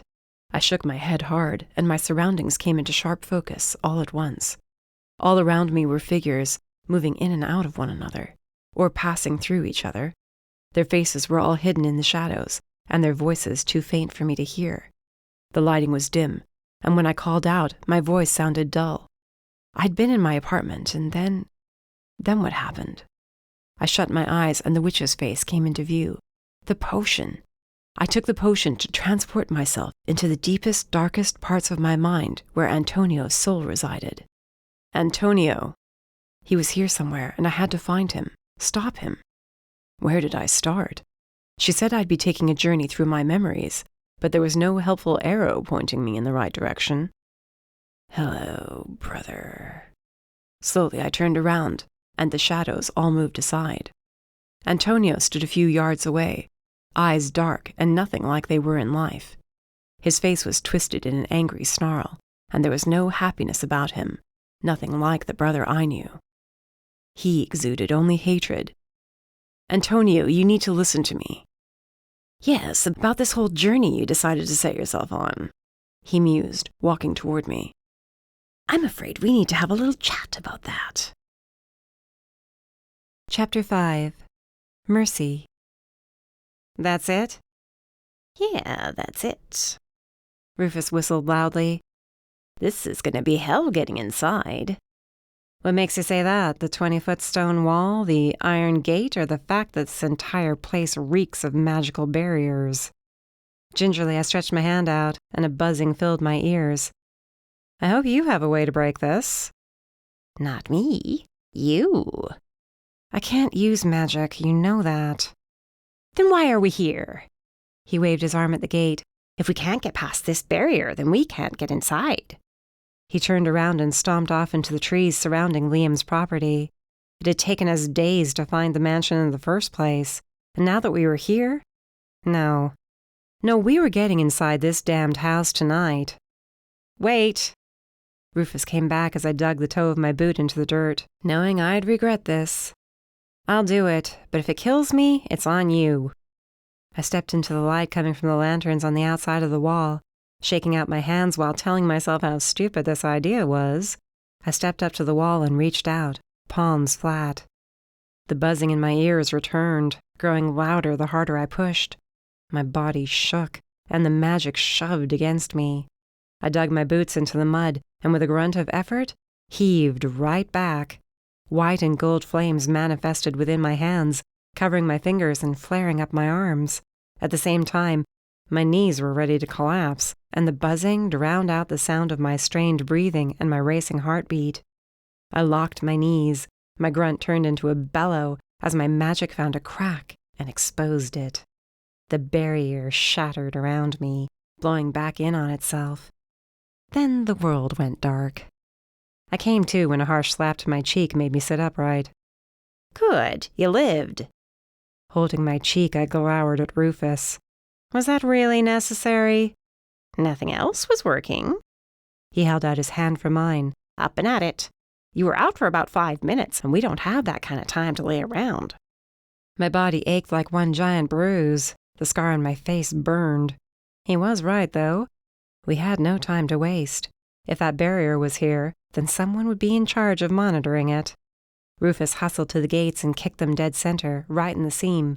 They swung open enough for us to slip inside, and we ran to the front door. "You think there are any more barriers?" My voice was weak as I fought to stay upright.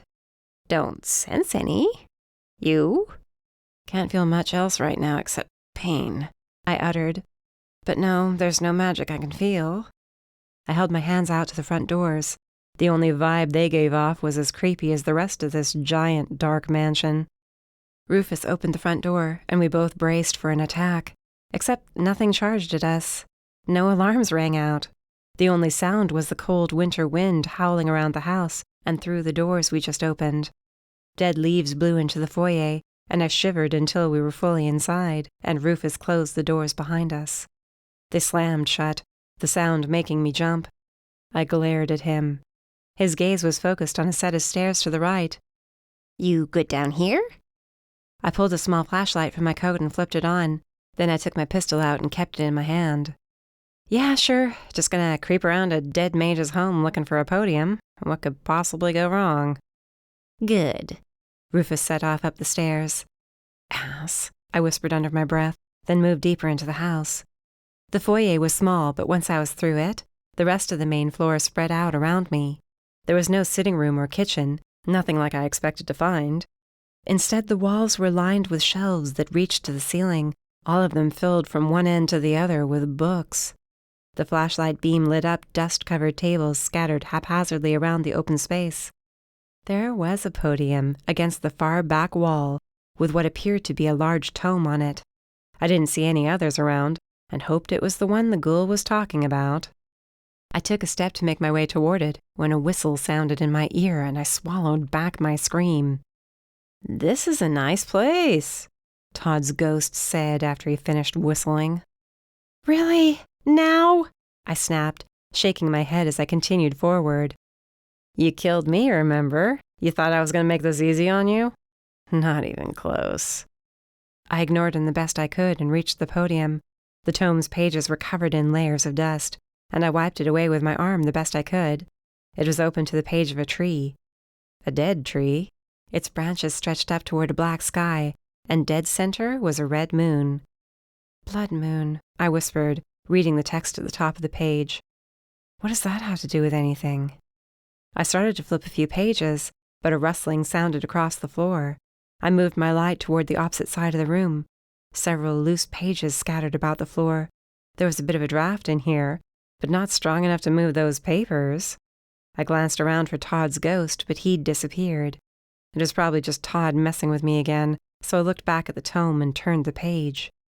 "Shit," I whispered, as the image of the tree and moon went from peaceful to devastating.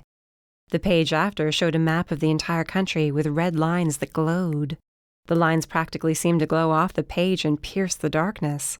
I aimed my flashlight down and turned back to the first page where the moon shone crimson. Words appeared at the bottom of the page. I hadn't noticed them the first time because of the flashlight.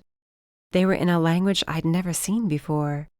The following pages were the same, with even more text.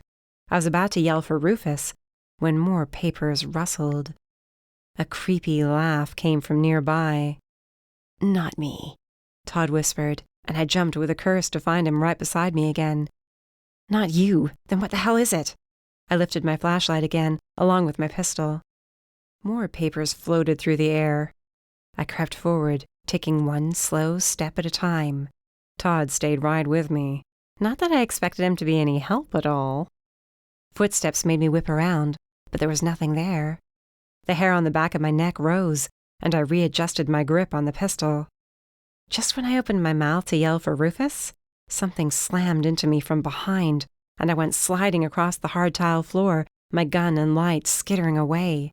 The light stayed on, spinning around and around before finally coming to a stop. I pushed up off the floor, chin bleeding from where it smashed into the stone. Several sets of legs were illuminated by the flashlight.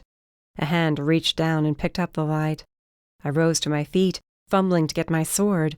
I extended it and held it at the ready as the flashlight beam lit up the leering face of not just one goblin, but 5. No, 7. All their eyes appeared hazed over, just like the ones who'd swarmed Rafael and me on the roof the night I met with Wesley. "Boo," the gob said. Then the light shut off. "Rufus!" I bellowed. Shadows darted around me. A hit caught me in the right shoulder. I swung wide with my blade, but another hit sent me sprawling backward, my back smashing into a table. I ducked when I sensed something in front of me and shoved my blade upward into the chest of a goblin. He gasped, blood spurting from his mouth as he died on my blade.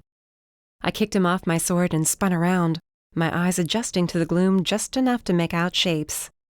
As I lunged at another one, I hoped I didn't run Rufus through by accident. A gob latched onto my back. I yelled, driving us both backward until I hit the bookshelves. They toppled onto us. The gob released me, and I spun around, slashing him open from shoulder to gut. He staggered away, and another took his place. Hands grabbed hold of my sword arm and bashed it into the wall. I cried out in pain as my grip loosened. My blade clattered to the floor, and the gob landed a series of blows to my stomach and ribs until I managed to get my arms up to block. I clocked him, and he flew backward. Then they swarmed me, and I was on the floor, doing all I could just to keep my head protected. Kicks struck me in the back and legs. A boot smashed my face, and for a few seconds I passed out from the hit. Just when I expected the end to come at any second, a bright flash of light filled the floor, and the gobs shrieked, covering their eyes as they ran for cover. "Mercy!" Rufus sprinted to me. Weak, I rolled over, using broken chairs and tables to pull myself upright. He took one of my arms and draped it over his shoulders. "We have to go." "You think?" I gasped through the pain. Wait. For what? That won't hold them off forever. Mercy!" I had no idea what magic Rufus just used, but I could not leave those pages behind. I limped to the podium with the tome. No way I was going to carry the whole damn thing. I tore out the pages I needed and shoved them in my coat. My sword and pistol were somewhere in the room, who knew where. Rufus was right back at my side and hauling me out of the house as fast as he could get us. "What did you do?" I glanced back over my shoulder as the bright light faded. "You think I came here unprepared? You have a lot to learn," he snapped. "Keep moving. We have to get past the wall." I was going to ask why when a rumble started from inside the house. The gobs who attacked had reached the front door and were bound to catch up to us. Rufus threw us through the gate and kicked it closed. I'd figured we'd get up and keep running as the gobs charged the gate, but Rufus pulled me to the ground and covered my head, telling me to hold on. To what? The explosion tore through the house, cutting off the rest of my words. I caught a brief glimpse of the building, then Rufus shifted as debris fell around us. Liam's mansion and all the gobs inside it were obliterated. When the ground stopped quaking, Rufus let me sit up and look. There was nothing but a damned hole in the ground. Where did you get something that powerful? Something I had lying around. You had a magical bomb that did this, just lying around? I asked, gesturing to the chasm, alarmed. What else do you have that I don't know about? Enough to get us out of situations like this. What did you go back for? I tugged the pages out of my coat carefully and handed them over. What do you know about this? He flipped through them, using the light from the few lanterns still working, shaking his head. Blood moon? Not much. In the dark, different words showed up on these pages in a language I didn't recognize, I told him. You think this has anything to do with why he was turned into a hybrid? When Rufus reached the map, he let out a long, low whistle. Chances are high, I'd say. Did you find anything upstairs? One thing. He handed the pages back to me and removed what looked like a calendar from his back pocket. He skimmed over the pages until he reached this month and tapped the page. Liam had an appointment 1 week from tonight, and he jotted down the location and time. Sector, does that say 1462? It can't. There's no sector that number. I tend to agree, but we're both wrong. At least the trip wasn't a total loss. I looked at where the house had been. Damn. I expected something to be guarding it, but not goblins. He gave me a smirk. You're covered in blood. Might want to get home and clean up before you start to stink. He was right. My entire front was covered in black gob blood mingling with my own. I was going to feel every hit tomorrow, every bruise and cut. We lost our chance to tear that house apart and really see what Liam was up to. But we had some new information to go on now. If you don't know about the blood moon, who would? Someone who was alive for the last one. And when was that? I asked as we started into the trees, back toward the transport. Rufus said I'd have to wait until we got back to safety. Liam's house was in Sector 52, far out in the wilderness of Tennessee. No one out here would recognize us or care about what we were up to, but the explosion might cause some attention, so we picked up the pace and didn't speak about what we found again until we were back in Sector 21 and in Rufus's hideaway. So, I asked, picking up our conversation, when was the last one? 500 years ago, give or take a year. Great. I don't know anyone that old except Wesley, and we don't even know if he's alive or not. Yes, you do. You know someone that old. I frowned. No, I don't. Bowen's pushing 600. What? I exclaimed. He's not that old. Yeah, he is. Pretty sure he doesn't like to talk about it, but he's quite old. Bowen. Of course it would be him. Bowen and I aren't exactly on speaking terms at the moment. Then get over it. It's not that simple. Yes, it is. You're making it complicated. I don't care what he did, he said, cutting me off. What matters right now is tracking down the mage who cursed you and finding out what these pages mean. I scoffed. Why do you suddenly sound like another Damien? I'm not just some goblin, you know, he muttered darkly, stalking toward me. Back in the day, I was more than a criminal. Your father and I were innovators. We had a purpose. He was the magic and I was the brains to everything we created together. Cheval and her hybrids changed all of that. I said I'd help you find the mage, and I will, but this is so much bigger than your revenge. Until you understand that, I won't help you.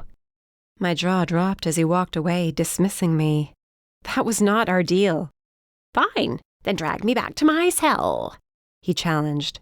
Tell Damien all about what you're up to. Have fun being locked in your apartment. I considered my options and saw how that would play out. You were going to do this anyway, weren't you? I said quietly. Finish what you all started? No matter what I said. Yes. Do you want to be pissed about it? Be pissed and get over it. We have work to do, and you have a vampire to speak to. I stormed out of his small hideaway and into the night. The ride back to my apartment was long, and by the time I reached it, slamming my door shut behind me, my anger had faded. It was replaced with the knowledge that Rufus was right. I had no reason to be ticked off at Damien or Bowen. Yeah, they lied to me, but to keep me safe. I picked up my phone on my way to the bathroom, having left it behind so Damien wouldn't track me these last few days. I found a few messages from Rafael. His texts sounded strange. There were a few missed calls from him too, but no voicemails. Those were all from Damien. They started with his yelling at me and ended with him begging me just to let him know I was alive. I turned on the shower to heat the water up, then texted Damien to let him know I'd swing by the office in the morning. His reply was immediate and short, telling me if I wasn't there by 10, he'd come to my place. I was surprised he hadn't been waiting for me in my apartment, but was damned glad he wasn't. When the water was hot enough, I shed my bloody clothes and stepped under the spray. The fight replayed over and over in my head.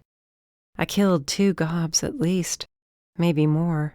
But that bomb Rufus set off, that killed the rest of them. Just more blood to stain my hands. As the water's heat disappeared, I continued to scrub and scrub at my arms and legs. The blood took forever to finally wash off and down the shower drain.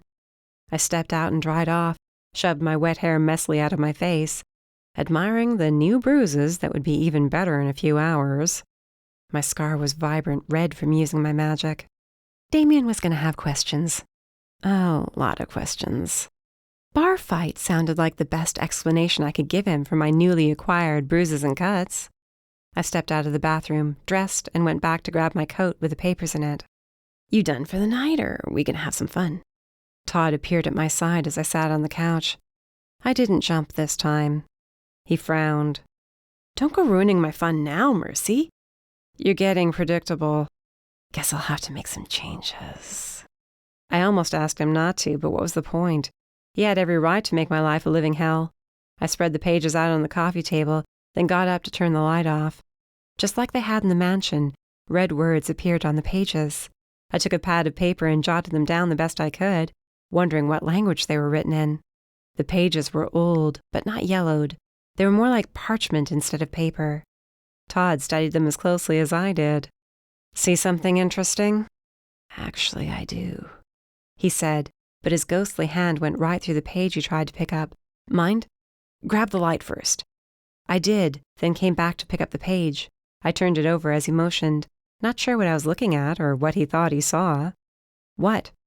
It was the back of the first page. I hadn't looked at it, just a few of the pages after it. There was no red writing on it, but there was a diagram of some kind. It was only half the design, the rest of it probably on the page I hadn't snagged. However, there was a handwritten list beside it. I don't like this, Todd said. Not at all. Why not? What is it? Something dangerous. Shit, this is bad, Mercy. Wait, are you gonna help me now? I've killed a shit ton of people in my life, he told me seriously, then pointed to the page. And I've seen this once before. The design, I mean. And the bastard who drew it was responsible for the deaths of 30 werewolves. Men, women, kids. He killed them all in one fell swoop with that damn thing. Todd's eyes flared bright white, and he snarled. You knew them, didn't you? They were my family.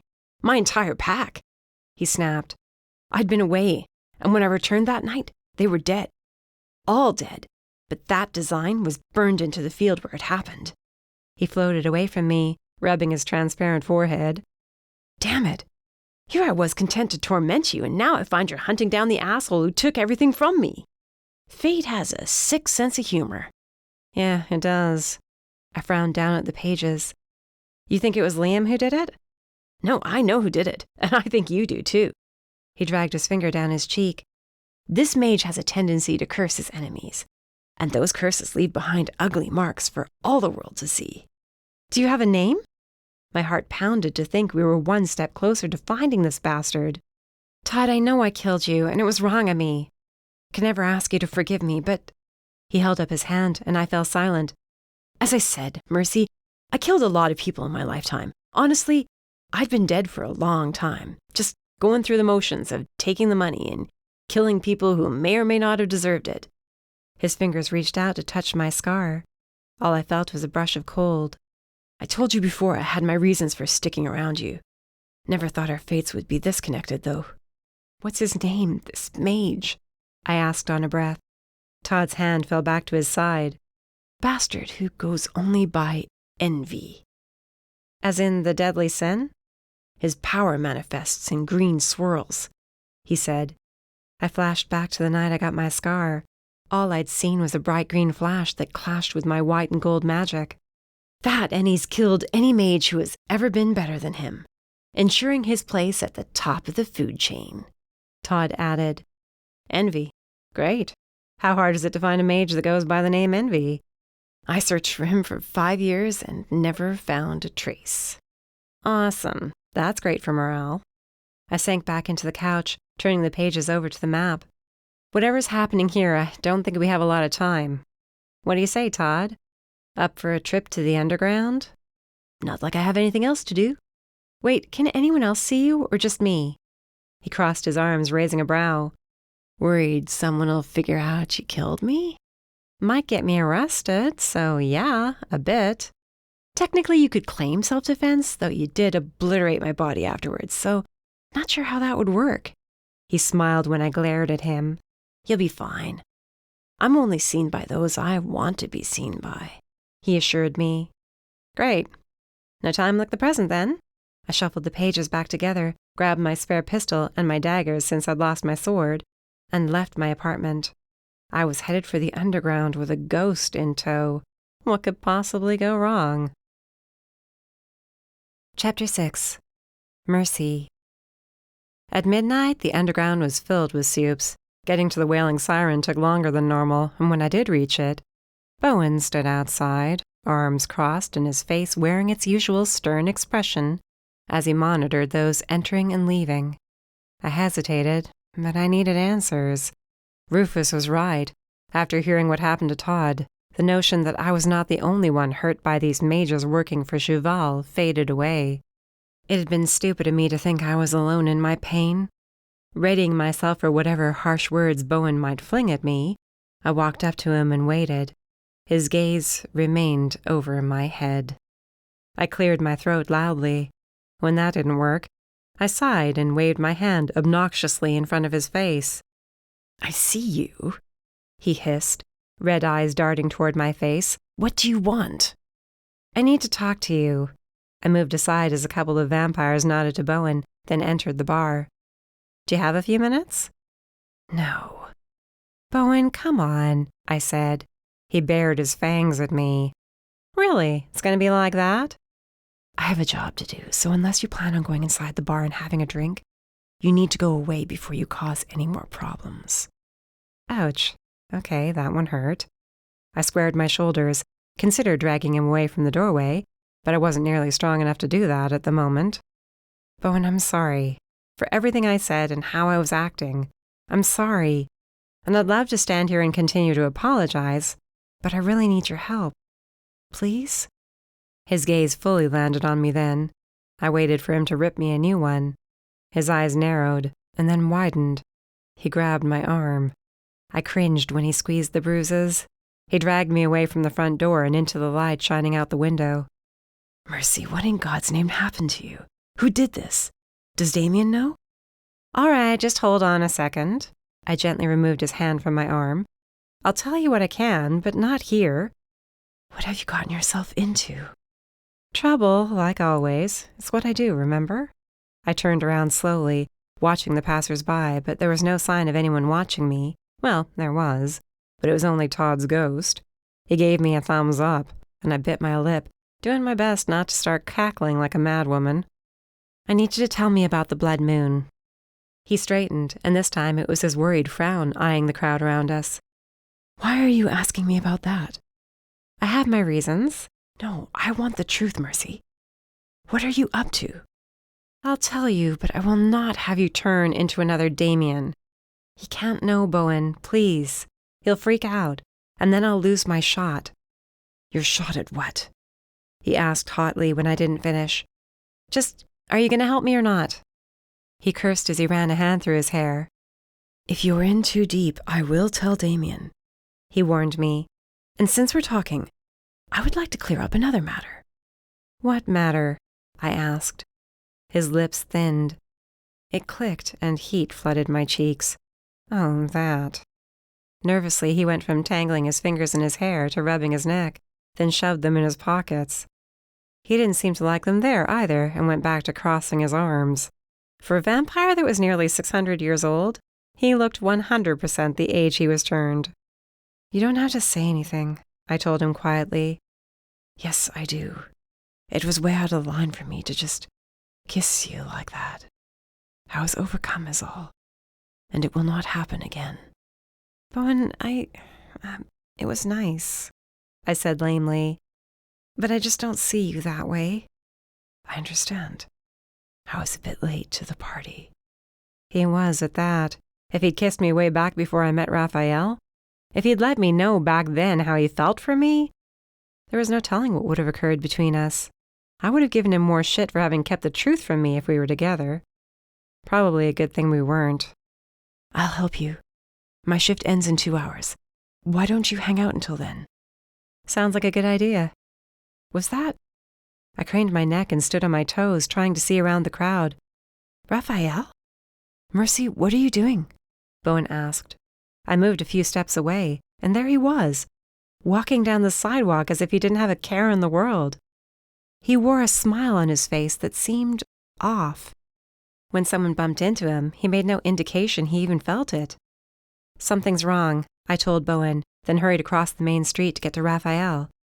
"Hey, what are you doing down here?" Rafael didn't turn toward me at all. He kept walking, that damned smile on his face. "Rafael!" I grabbed his arm this time and tugged him to a stop. His dark eyes found mine, and he smiled wider.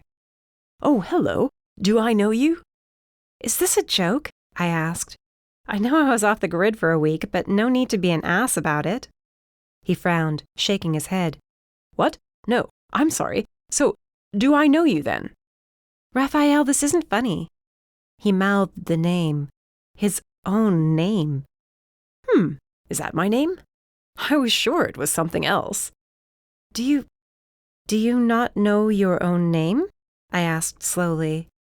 "Funny you should ask," he mused, laughing. "I don't think I do." "This isn't funny. You're joking, right?" His frown grew, and he started to look slightly panicked. "I'm sorry, but I'm not. I'm not even sure how I got down here, to be honest with you. Where am I exactly?" His eyes seemed to take in every inch of my battered face, and he growled. "What happened to you?" "Bar fight. I'm fine," I lied, more concerned with how strange this night was getting. "Mercy, what's going on?" Bowen asked as he caught up to me. "Rafael." "Hi, and who are you?" Bowen arched one brow. "You know very well who I am. Is he joking?" "I don't think he is, Bowen. He has no memory." "What?" "Rafael, do you recall anything about today, or yesterday, or who you are?" I asked, looking around behind him, hoping to find someone following him. Did a witch cast a spell on him, or a mage? "Rafael." His face was screwed up in thought. "Nothing," he finally said. "All I remember is walking down the sidewalk, and then you showed up." There was no sense of magic surrounding him, but this was also not the place to figure out who did this to him, in case whoever did it was hanging around. I took hold of his arm and steered him back toward the wailing sirens so we weren't standing in the center of the sidewalk. "You're going to come with me back to my place, all right?" I said, "just until we can figure out what's going on with your memory." "Sure, that sounds fine by me. Not like I have anywhere to be, I don't think." "Bowen, can you meet us there?" "Go on. I'll be along after I tell Shep I'm taking off early. I think whatever questions you wanted to ask me might have to wait." I agreed completely. If Rafael had been attacked, our priority had to be to find out by who and to keep him safe until he got his memories back. I led him out of the underground, but when we got to my bike, I hesitated. "Is that yours?" he asked. "Yeah, do you like it?" He was walking around my bike, admiring it, and grinning like he was the luckiest demon in the city. "It's incredible. We get to ride this back to your place, right?" "As long as you're okay with it." "Definitely." This Raphael was throwing me for a loop, but I wanted to get him off the street and back to the safety of my place. I shoved my helmet on my head, got on the bike, and waited for him to climb on behind me. Unlike the first time he rode with me, there was no hesitation before his arms closed around my waist. His warmth seeped into me and chased out the winter chill. I revved the bike, told him to hold on tight, and took off. I weaved us easily through traffic, surprised to hear Raphael laughing as we picked up speed and soared around the turns. By the time we reached my building, I was considering passing it by. I wanted to keep his arms around me for a bit longer. Worry about the state of his mind stopped me from doing just that, and I parked. He climbed off, nodding with excitement. "That was incredible." "Glad you enjoyed it this time," I commented. "I didn't before?" "Not really." I motioned him inside, and we climbed the stairs to the top floor in my small studio apartment. I walked in, but he stopped in the doorway. "What's wrong?" Nothing." His cheeks flushed for a moment, and then he walked past me and inside. The only people to see where I lived were Damien, Gigi, and Bowen, and only one of them was enough of an ass to comment on how I lived in my tiny space. Usually I didn't care what people thought of my hole-in-the-wall apartment, or the mess, or lack of any personal touches, aside from my weapons hanging by the bed. Watching Raphael walk around, I was very anxious suddenly to know what he thought. I tossed my coat over a kitchen chair. "It's not much, but it's enough for what I need." "I like it," he said, grinning as he turned back to face me. "Homey." "Homey? Don't think it's ever been described as homey. Do you want anything to drink or eat? I think I have some coffee. Might be some takeout that's still good." "No, I'm good for now." "Raphael, can I ask you something?" "Yeah, not sure I'll know the answer, but I'll try my best." He was still grinning. How are you not panicking right now, at all? About anything? His smile faltered then, but he shrugged, shoving his hands in his pockets. Dunno. Guess since I can't remember anything, there's nothing to stress about. You really don't remember anything, about anything? He puffed out his cheeks. Nope. I mean, I know I'm a demon, and I know my age, but after that, there's no memory. No images of anyone I know or knew. We'll figure this out, I promised him. Somehow. I won't let you lose your mind forever. Thanks. That vampire, he called you Mercy. That's your name, right? Yeah, I'm Mercy. This was so surreal, to hear him talking without the usual growl to his voice that I'd grown used to. He was the Rafael who would exist if he wasn't carrying around his dark past, a past I only learned about recently. He'd been having trouble dealing with the memories and the guilt. Had they driven him so far over the edge, he had a mental breakdown and lost himself? I told him I would be here for him if he needed to talk, and then I up and disappeared right when he needed someone most. Not like you're his girlfriend, Todd's ghost said, standing beside Rafael now. I shot him a glare, his comment not even close to helpful, but he had a point. What was I to Rafael except for a friend? Barely at that. My mind flashed back to the dream I had of us, how we kissed. I mumbled something about getting a glass of water from the kitchen, telling him to get comfortable. Check out that blush, Todd said. You like the demon. No, I whispered quietly. Liar. There's definitely some tension between you two, though he can't seem to remember why. But you can. Come on, tell me. Why would I do that? Because you don't seem to want to tell anyone else. And who am I going to tell? Dead, remember? If I tell you, will you shut up? High chance, he replied. We might have kissed twice, I admitted. Todd whistled. And there was a weird moment in his apartment. Not weird, but damn, I don't know. It was a moment, all right? And then when you tried to kill me, he was there, and fine, I finally muttered when I caught Todd laughing. I like the demon. And he likes you? No freaking idea, I muttered. So what's the problem then? I threw a look over my shoulder. Todd waved off my worry. He's looking out the windows, not even listening. You scared? No, it just can't work. Says who? Trust me, all right? You don't know everything about me just 'cause you're haunting me now. Todd started to reply, but there was a knock at the door, followed by Bowen announcing his arrival. I hurried to answer it, and he blurred inside. He's still clueless? Bowen asked. Yeah, but I can't sense any magic coming off him. Rafael joined us, and Bowen circled him, sniffing the air. He asked for Rafael's hand, and the demon offered it up without question. In a flash, Bowen bit down on his wrist. I yelped in surprise. Rafael winced in pain, jerking his arm back. What the hell are you doing? I snapped at Bowen. Testing his blood. There's magic in him. You psycho— Wait, what? Bowen closed his eyes, his jaw working as he continued to taste Rafael's blood in his mouth. He was given a potion. It wasn't meant to harm him, but it has messed with his mind. He's in there somewhere. And how do we get him back? That I don't know. We'll have to figure out who gave it to him. Rafael took the towel I offered him and placed it over the bite mark on his wrist. Someone did this to me then? We're not sure yet. Do you have anything in your pockets that might help? Rafael started to look, but Bowen took hold of my arm and dragged me away. How do you know he's not putting on a show? He asked. That he didn't do this to himself as a trick to get closer to you. And do what? You're paranoid. He's a Fed. You might trust him, but I still don't. Fine, you want proof he's truly lost his memory?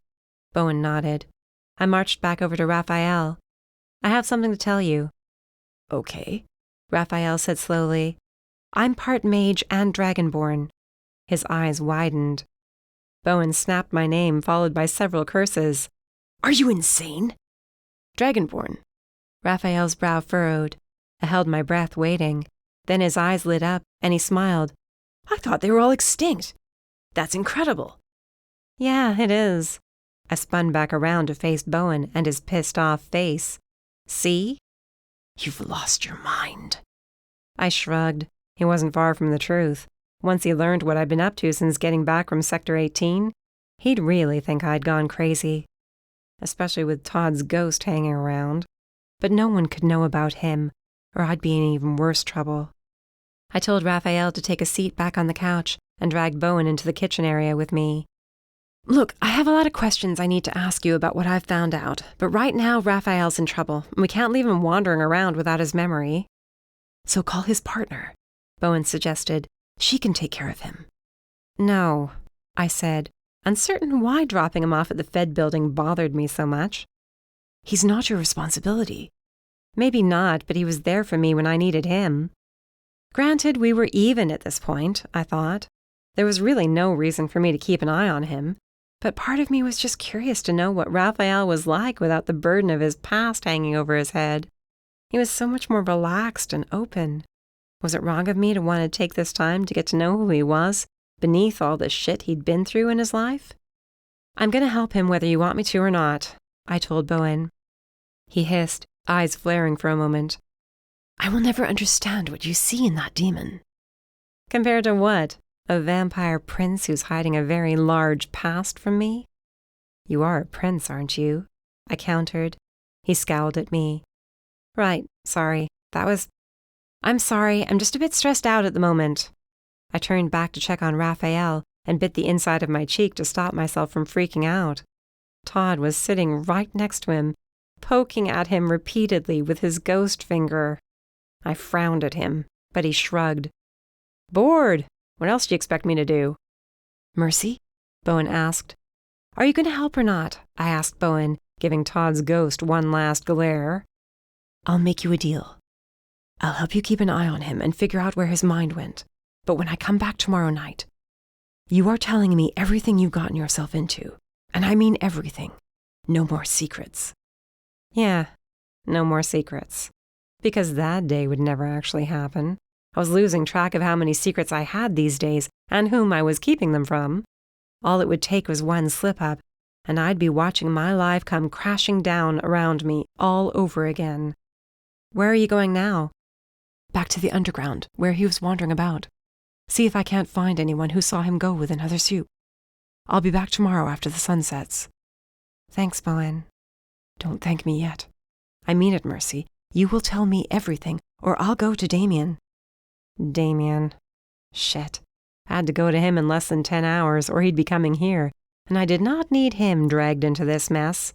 He was going to want to know where I'd been for the last week, and that was not going to be an easy lie to tell. I'll tell you everything. Good.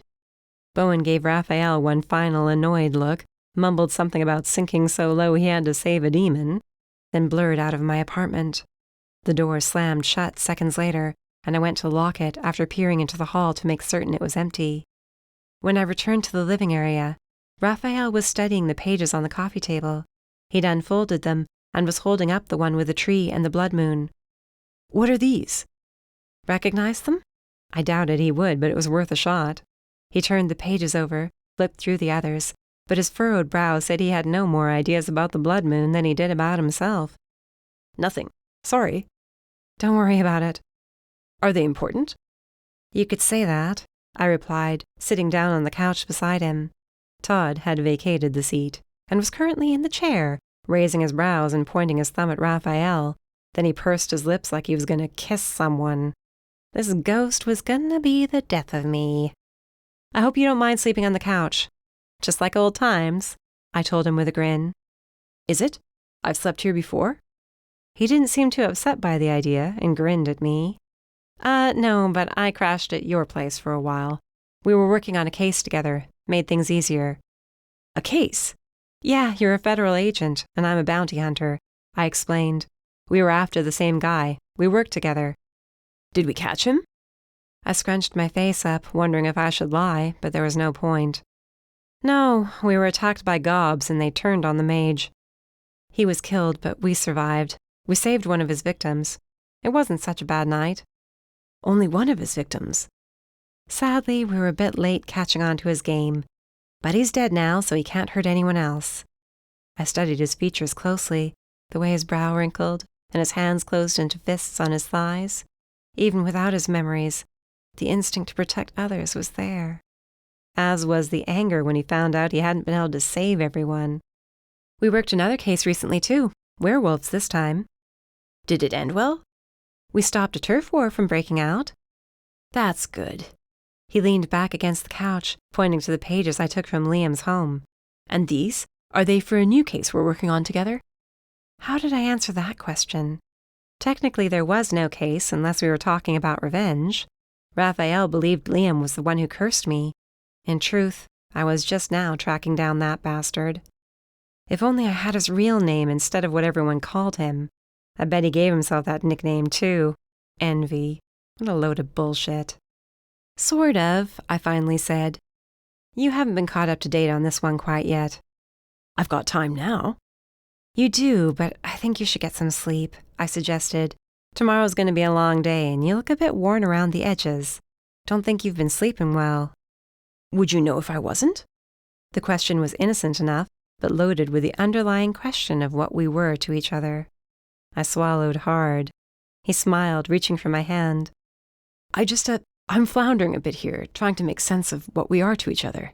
Aside from partners, I guess. My gut's telling me there's more to it than that. Suddenly I wanted Rafael back to his old self. It made getting mad at him easier.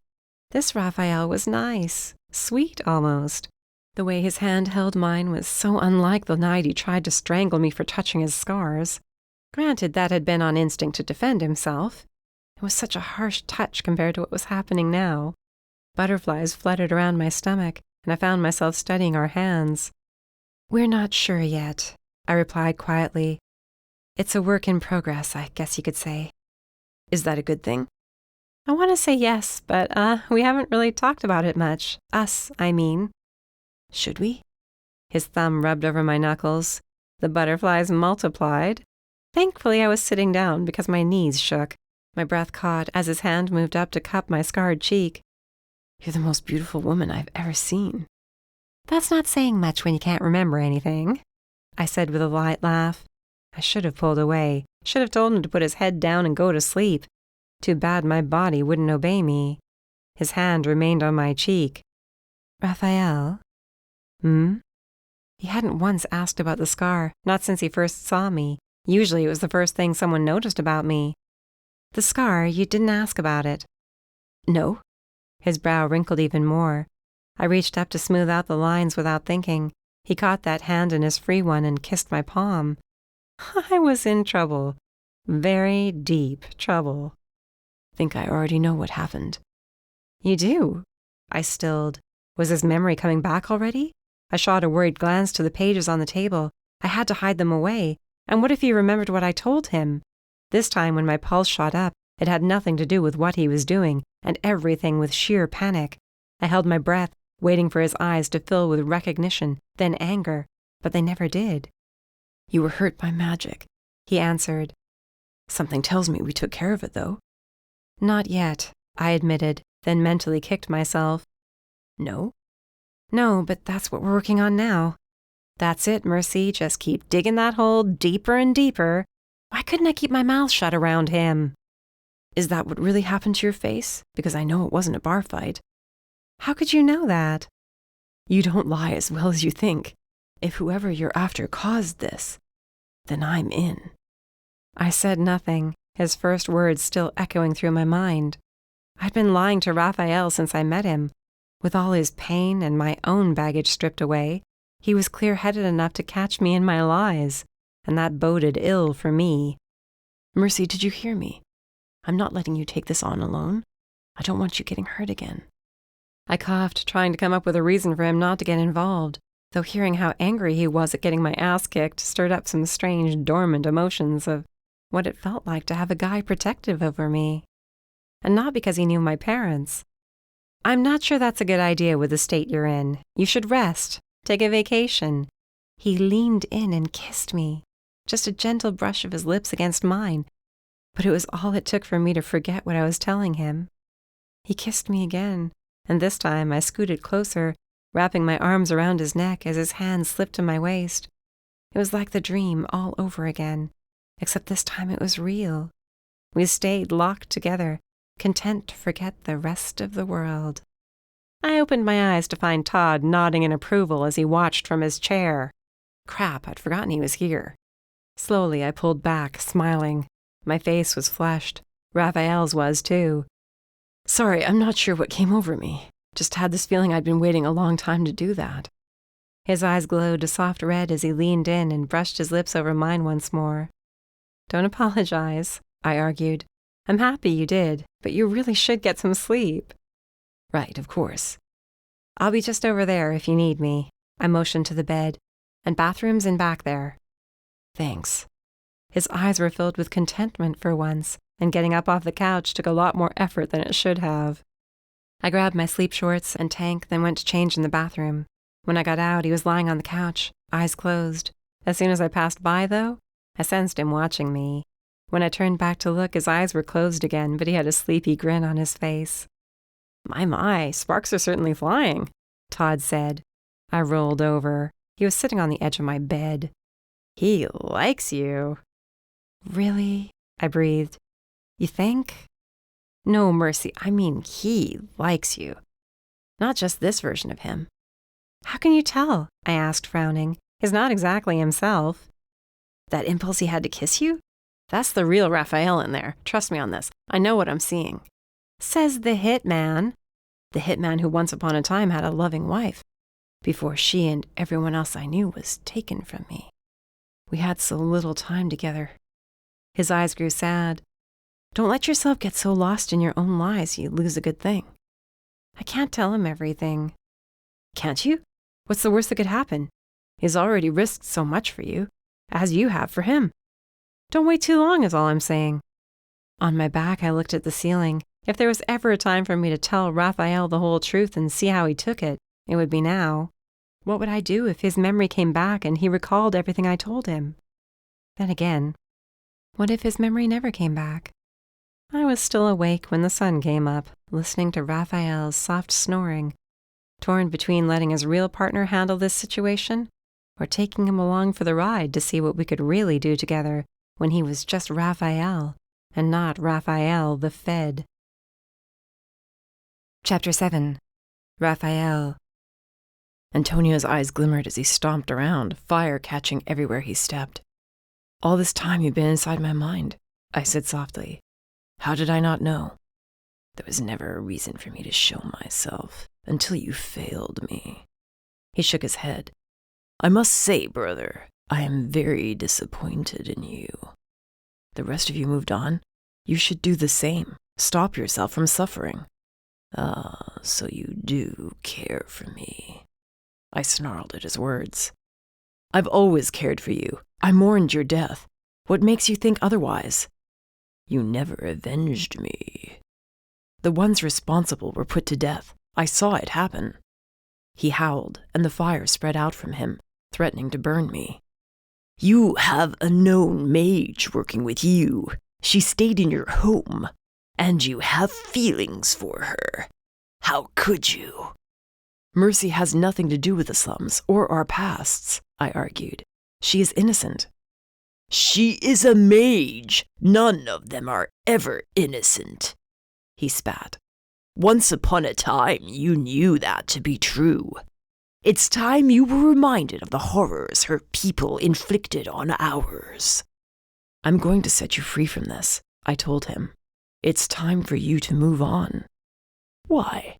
He asked lightly. Why would I want to move on? My death hasn't been avenged, and your oath is far from fulfilled. Shadow figures moved around us. Their faces were growing clearer and clearer the longer I stood there facing my brother. The shadowy figures were the others killed in the slums, those I hadn't been able to save. How long had it been already? A few minutes? I had no way of telling time in here, no way of knowing what was happening outside of my mind. The only way out was through my brother and the memories holding us both back. This is happening, I assured. It's time I let go of my guilt, and you can't stay with me forever. You promised me you would make them pay, he snapped. You swore so. As I took my last breath in your arms, you swore you would. And yet you stand there with your hands clean as a mage walks free? She's just like them. Her power is exactly the same. as I took my last breath in your arms. She's known hardship in her life just as we have, I argued. She was not in the slums. You said they were all alike, Antonio ranted, that every mage deserved to die no matter who they were, because that was how the world saw us. No one loved us. No one came to save us. We grew up in a shitty sector, I agreed, but that gives me no right to pass judgment. It gives you every right when she's a mage. I hoped in starting this I would have a chance to talk sense into this small bit of my brother's soul, but it seemed he was more content to argue with me than to listen to reason. There was none of my brother's kindness in his eyes, no innocence. I walked toward him, then around, searching for a way to reach my memories. We're taking this journey, I informed him. We're facing our past together. You want to face our past? He challenged, suddenly right beside me again. Fine then, brother. Let's face our past. Shall we start with your first failure? He snapped his fingers, and a door appeared in front of us, solid wood. I peeked around it, but there was nothing on the other side. Open it if you're so keen to revisit the past. Let's see what truly happened back then. I know what happened, I snapped. I saw more suffering than you did. I protected you from it the best I could. Didn't do a very good job, did you? You were never meant to be involved. After our parents died, my main priority had been keeping Antonio safe and finding a way to sneak him out of Sector 2. He was the only family I had left, and I planned on keeping him alive even if it meant I would die. I am sorry for your death. I've never stopped being sorry for it, but I cannot change what occurred. I can't bring you back. You think that's the only memory haunting you? Oh no, brother. There are plenty more examples of your failures. Shall we start with the first? He motioned toward the door. The witch told me there was no way out of this journey except going through and facing my past. At the end of it, I would either save my brother's soul or I'd have to destroy it. I reached for the door and pressed my palm flat against it. Rafael. That voice. Mercy. I frowned and glanced around, but there was nothing near me now. No shadows, just a strange, dim light. Had to be hearing things. I shut my eyes and heard her voice again, then felt a touch on my arm. What's the matter? Antonio snarled. Scared? Mercy was nearby. How did she find me? Her voice and that touch on my arm, that was her too. I had no real way to prove it, but I just knew. No, I said firmly, her presence giving me added strength to press on and get through this journey. Not anymore. I pushed the door open and stepped through.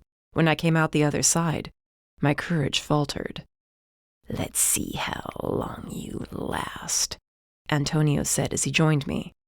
Oh, now, this was a great day. Do you remember it? I reached out, running my hand along the nearest wall. It came away covered in dirt, the paint peeling. The floor had rotted in places, and there was a terrible draft rushing through. This was our home when we were growing up. It was nothing more than a shack slapped together with whatever materials my parents had salvaged. We didn't even have running water. We stood in what passed as the only bedroom, my parents' room. Antonio and I had made do in the small living space, sleeping as close to the wood stove as we could to keep warm.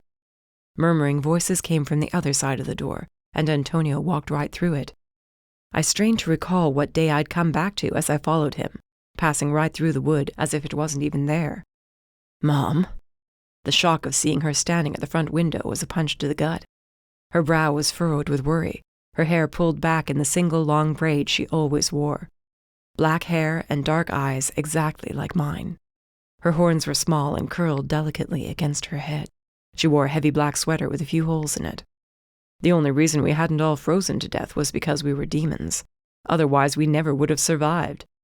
She pulled the raggedy blanket from the window and looked out at a street I knew would be filled with those who couldn't find shelter from the winter. Do you see them yet? A male voice rumbled. I braced myself as I caught sight of our dad.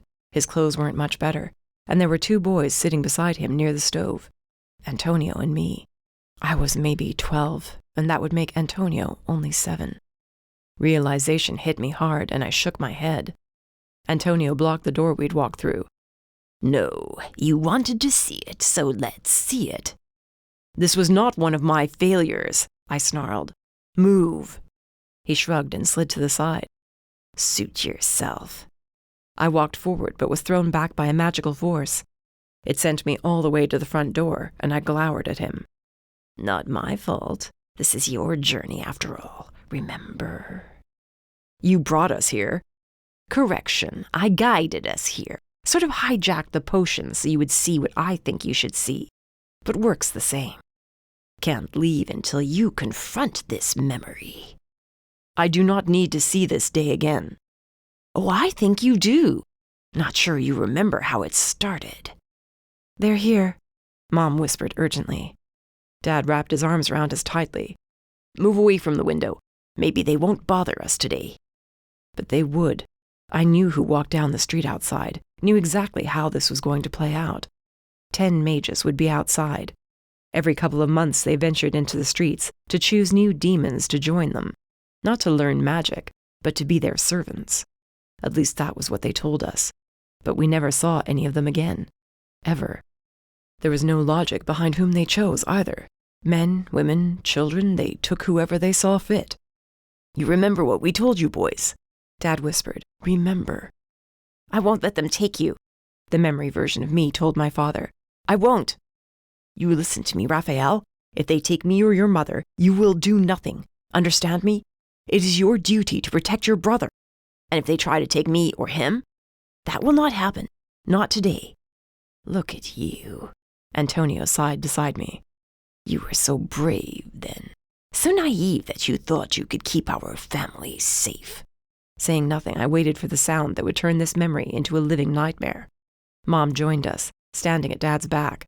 Footsteps crunched in the snow just outside our door, and I held my breath, fear consuming me all over again, as if I was reliving this moment in time. A shout came from outside, and our younger selves jumped. Dad shushed us, holding us closer as we waited. What of this one? A man yelled right outside our door. There was a reply, but it was too quiet and muffled for us to hear. A fist pounded on the front door, and we all jumped. Antonio yelped in alarm. Open up. Don't, I whispered as Mom went to open the door. I knew nothing I did here could change what already came to pass. She opened the door a crack, and it was bashed in, throwing her backward into us. Dad caught her, then placed himself between the 3 mages and his family. We require a volunteer, the mage in front announced, looking around with a disgusted expression on his face. You can take me, Dad said. Mom gasped. My younger self growled. Dad shot me a look over his shoulder. I stilled, turning Antonio away from the sight. But the mage shook his head. No, I'm afraid not, this time. What do you mean? You said you needed a volunteer. I'm volunteering. The mage snapped his fingers and pointed. Take her. No, Dad roared and kept himself in front of us and our mom. You can't have her. I will take whoever I need to take, the mage snapped. Take her or I'll take you all. I'll go, Mom said. You will not touch my sons. The mage shrugged. That is on them to decide. I only require you. Mom, the younger me whispered, clutching at her hand. She cupped my cheek in one hand and Antonio's in the other.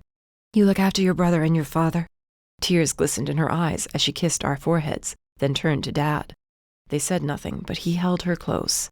It wasn't long, then the mages were tearing them apart and dragging Mom out of our home. I watched, knowing what would come next. A dizziness overtook me, and the scene shimmered around me as if the environment was suddenly unstable. The door shut suddenly. I waited for what would come next. Antonio was crying, and Dad looked longingly at the door, but my younger self wouldn't cry. We can't let them take her, my younger self spoke up, and a sharp pain prickled behind my eyes. Everything seemed fuzzy, but there was no time to question it. I watched myself move toward the door, even as Dad went to stop me. I threw him off, and there was a struggle, but then I got past him and sprinted out the door. Rafael, Dad yelled, chasing after me.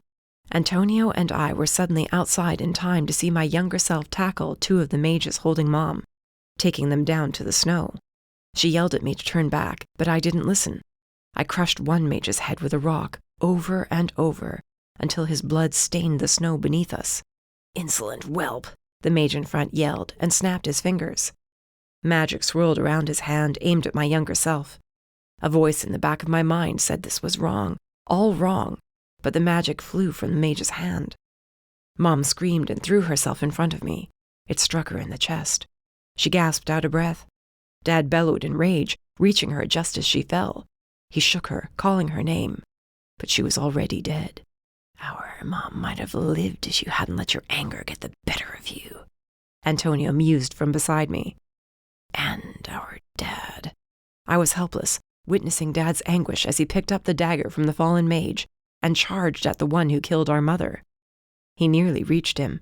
Then the mage snapped his fingers again, and Dad's body slammed to a stop, as if he'd run right into a wall. The younger me watched, horrified. Dad was lifted into the air, and a tendril of white and gold wrapped around his neck, killing him. A loud crack echoed down the street as his neck was snapped. Dad's dead body joined Mom's on the ground. The mage turned to me and sneered. "Take that as a punishment for your crimes, boy. But be warned. If you react thus again, I will take all you have in this world." He swirled his robes around and led the way down the street, leaving our dead parents in the snow, along with their fallen comrade. Demons exited their homes, coming to console me, yelling and wailing at the loss of my parents. "Come, brother," Antonio said. "There is still much more to see." I heard him, but made no move to turn. My gaze latched onto the dead bodies of my parents. They died that day when they didn't have to at all. They died because of my actions. Guilt weighed heavily on my shoulders, and I trudged through the snow to reach them. The other demons from the neighborhood grabbed my younger self and dragged him away. I took his place, falling to my knees in the snow. Gently I reached out. My fingers brushed against Mom's hand, and a sharp pain exploded in my chest. "I'm sorry," I whispered to her dead body. "So sorry." I squeezed her hand, then scooted through the snow to reach Dad. "How touching," Antonio muttered. "They can't hear you now. They're dead, remember? You killed them that day. You and those damned mages you suddenly care so much about." I held Dad's hand for a minute, then forced myself to stand and face my brother. The surroundings shimmered again, and there was a furious snarl in my ears that said this wasn't right. Antonio was already walking away to a door in the center of the street. "What was the point of this memory?" I asked sharply. "What?" "You tell me. We're inside your head, remember? This memory seems to haunt you almost as much as the one where I die." How was I supposed to face my parents' deaths? I accepted they were dead a long time ago, and used my agony of their loss to move me onward. I expected clear-cut answers once I was inside my head, after taking the witch's potion. But clearly that was not going to happen. I'd grown up so much that day and learned so much more about where we truly ranked in the world as a race. I'd believed then no one would ever come to save us, that no one would ever see me as anything but a demon, no better than trash. "Rafael." Mercy. The past few months had opened my eyes to see how wrong that notion was. Mercy saw me for who I really was. She cared for me in a way no one else ever had. There was another touch at my hand, and when a warmth pressed to my lips, I held my breath. She was with me. I brushed my fingers over my lips, frowning. Had she kissed me? Was she that worried about me? "The longer it takes for you to get through this, the more time you lose in the real world." Antonio picked at his fingernails, looking bored. "What's through this one?" I asked when I reached it. "The next stop on our journey. Don't worry, it only gets worse from here." I looked one more time down the road. I frowned. The younger version of Antonio was nowhere to be found. Had he stayed in the house that day? "Are we going or what?" Antonio snapped impatiently. "Yeah, we're going," I uttered, and pressed my hand against the iron door. It groaned as it swung inward, showing me nothing but darkness. I hesitated. Antonio shoved me forward into the nothingness. Chapter 8. Mercy. 3 hours of sleep was maybe what I managed to get before my alarm went off and I threw my feet over the edge of the bed. Rafael was passed out on the couch. I crept past him as quietly as I could to get to the bathroom. After last night, my mind was in turmoil over what to do. The feelings I had for him were stronger than ever. There was no point in ignoring the truth any longer. I liked the damn demon. The attraction between us was too difficult to keep shoving to the side. And I found I no longer wanted to. For too damned long I kept myself at a distance from anyone that might be able to put up with my shit. Now I had someone in my apartment who handled me just fine, stood his ground when I pushed too hard. If only I knew how the real Rafael felt, I muttered to my reflection as I waited for the water to warm up in the shower. The first kiss was impulse. The second was in a dream. This one, he might not even remember. Excellent timing. My reflection was no help at all. I climbed into the shower, hoping it would wake me up, and stayed under the spray until the water grew cold. When I finally got out, I braided my hair back, dragged on my black pants and shirt, and trudged out of the bathroom. Rafael was in my tiny kitchen, rummaging around in the cabinets. The coffee maker was going, and he was grumbling to himself. At least it didn't appear his memory came back overnight. Pretty sure coffee would have been the last thing on his mind. Looking for something? I asked. Coffee mugs. Oh, I'm fresh out of those, actually. I reached around him to another cabinet, acutely aware of how close we stood to each other, and opened the small door. Cereal bowls will have to do, I'm afraid. How'd you run out of coffee mugs? He asked, confused. They all broke, and I didn't exactly have time to go buy more. Ah, well then, perhaps I should gift you some. A tiny token of my thanks for looking after me. Not like I mind you being here. He moved closer, and I wished more than anything we could be like any other normal couple. This could be our morning routine, waking up with each other, having coffee, talking about our days before we both went to our jobs, come back in the evening, have dinner together, talk, laugh, watch some cheesy movie on TV, then fall asleep in each other's arms on the couch. That kind of life had always seemed so far out of my reach until this very moment. I could handle every day if Rafael was here. The thought struck me deep as I realized why that could never happen. I killed Todd and lied to his face about it. I lied to him about Liam hurting me. I lied about so much already that when he finally learned the truth, all those feelings he had for me would vanish. He'd see my lies as a betrayal, and I wouldn't be able to blame him for it at all. Mercy? Rafael asked, resting a hand on my arm. Damn it. Why couldn't I go back to being the cold-hearted bounty hunter I was before that stupid ball? Thinking is all. I have an errand to run this morning, but I need you to stay here so you stay out of trouble. Don't want you out in the open alone until we find out if someone did this to you to hurt you. Can you do that? If that's what you want me to do. I do. It shouldn't take me too long. And you don't remember anything yet? About where you were? Who you saw? He sipped on his coffee slowly. Nothing. Wait. This was it. This was the moment it all came back to him and he lost his shit. I braced myself for it, but then he sighed. All I remember is drinking something. There was pain before I drank whatever it was. And after? After, it's all blurry. I was sitting down, and then I was on the sidewalk talking to you. That didn't help much at all. Hopefully Bowen was able to find something out. Yeah, but maybe it's good I don't remember. What do you mean? My gut's telling me that whatever I did for a reason. To get away from the pain. Not sure I want it all back, you know? I might have agreed with him, except that I'd known him long enough to understand that his past and the pain he endured made him who he was. He was great at his job, and he cared about people, protected them without question. Maybe, but our pasts are what make us who we are. You've had a bad past, he said. He reached out and tenderly held my scarred cheek. But you overcame it. Like I said, working on it. I covered his hand with mine, but this moment couldn't last. If I didn't get my ass over to see Damien this morning, he'd show up here. I was not in the mood to explain what Rafael was doing at my place, or why I was in possession of several very old, very important pages on the blood moon. At least Rufus had held on to Liam's calendar datebook, though I would have liked to go through it from start to finish, in case there was something in there he missed. But then again, we'd be seeing him tonight. I'd get my chance then. I'll keep looking at those pages, Rafael said, then cringed. What exactly am I looking for? My laptop's here. You can start seeing what you can find on the blood moon. I willed myself to pull away and again found myself unable to do so. Or Sector 1462. I'll do that then. He leaned down and kissed my scarred cheek, something no one else had ever done. I melted into his arms. He held me close like we'd been doing this for months. His arms were warm and his chest solid against my cheek. I have to go. You said that already, he mused, his rumbling laughter echoing. I know, you're just really warm. Then stay a bit longer. I sighed and pushed back from him. Can't, but I'll be back as soon as I can. You sure you'll be all right here? I'll be fine. Go do what you have to do. I'll see what I can dig up. He took his bowl of coffee and returned to the couch, leaving me to get my boots on and my gear up. My chat with Damien was not going to be easy, and the whole ride to the office, I went over the story I made up to explain where I went the past week. With any luck, he'd buy it and leave me alone. I parked the bike and went inside. Honey, I'm home, I called out, then hopped up on the front desk. Damien emerged a few seconds later, marched around and looked at me, arms crossed. Well?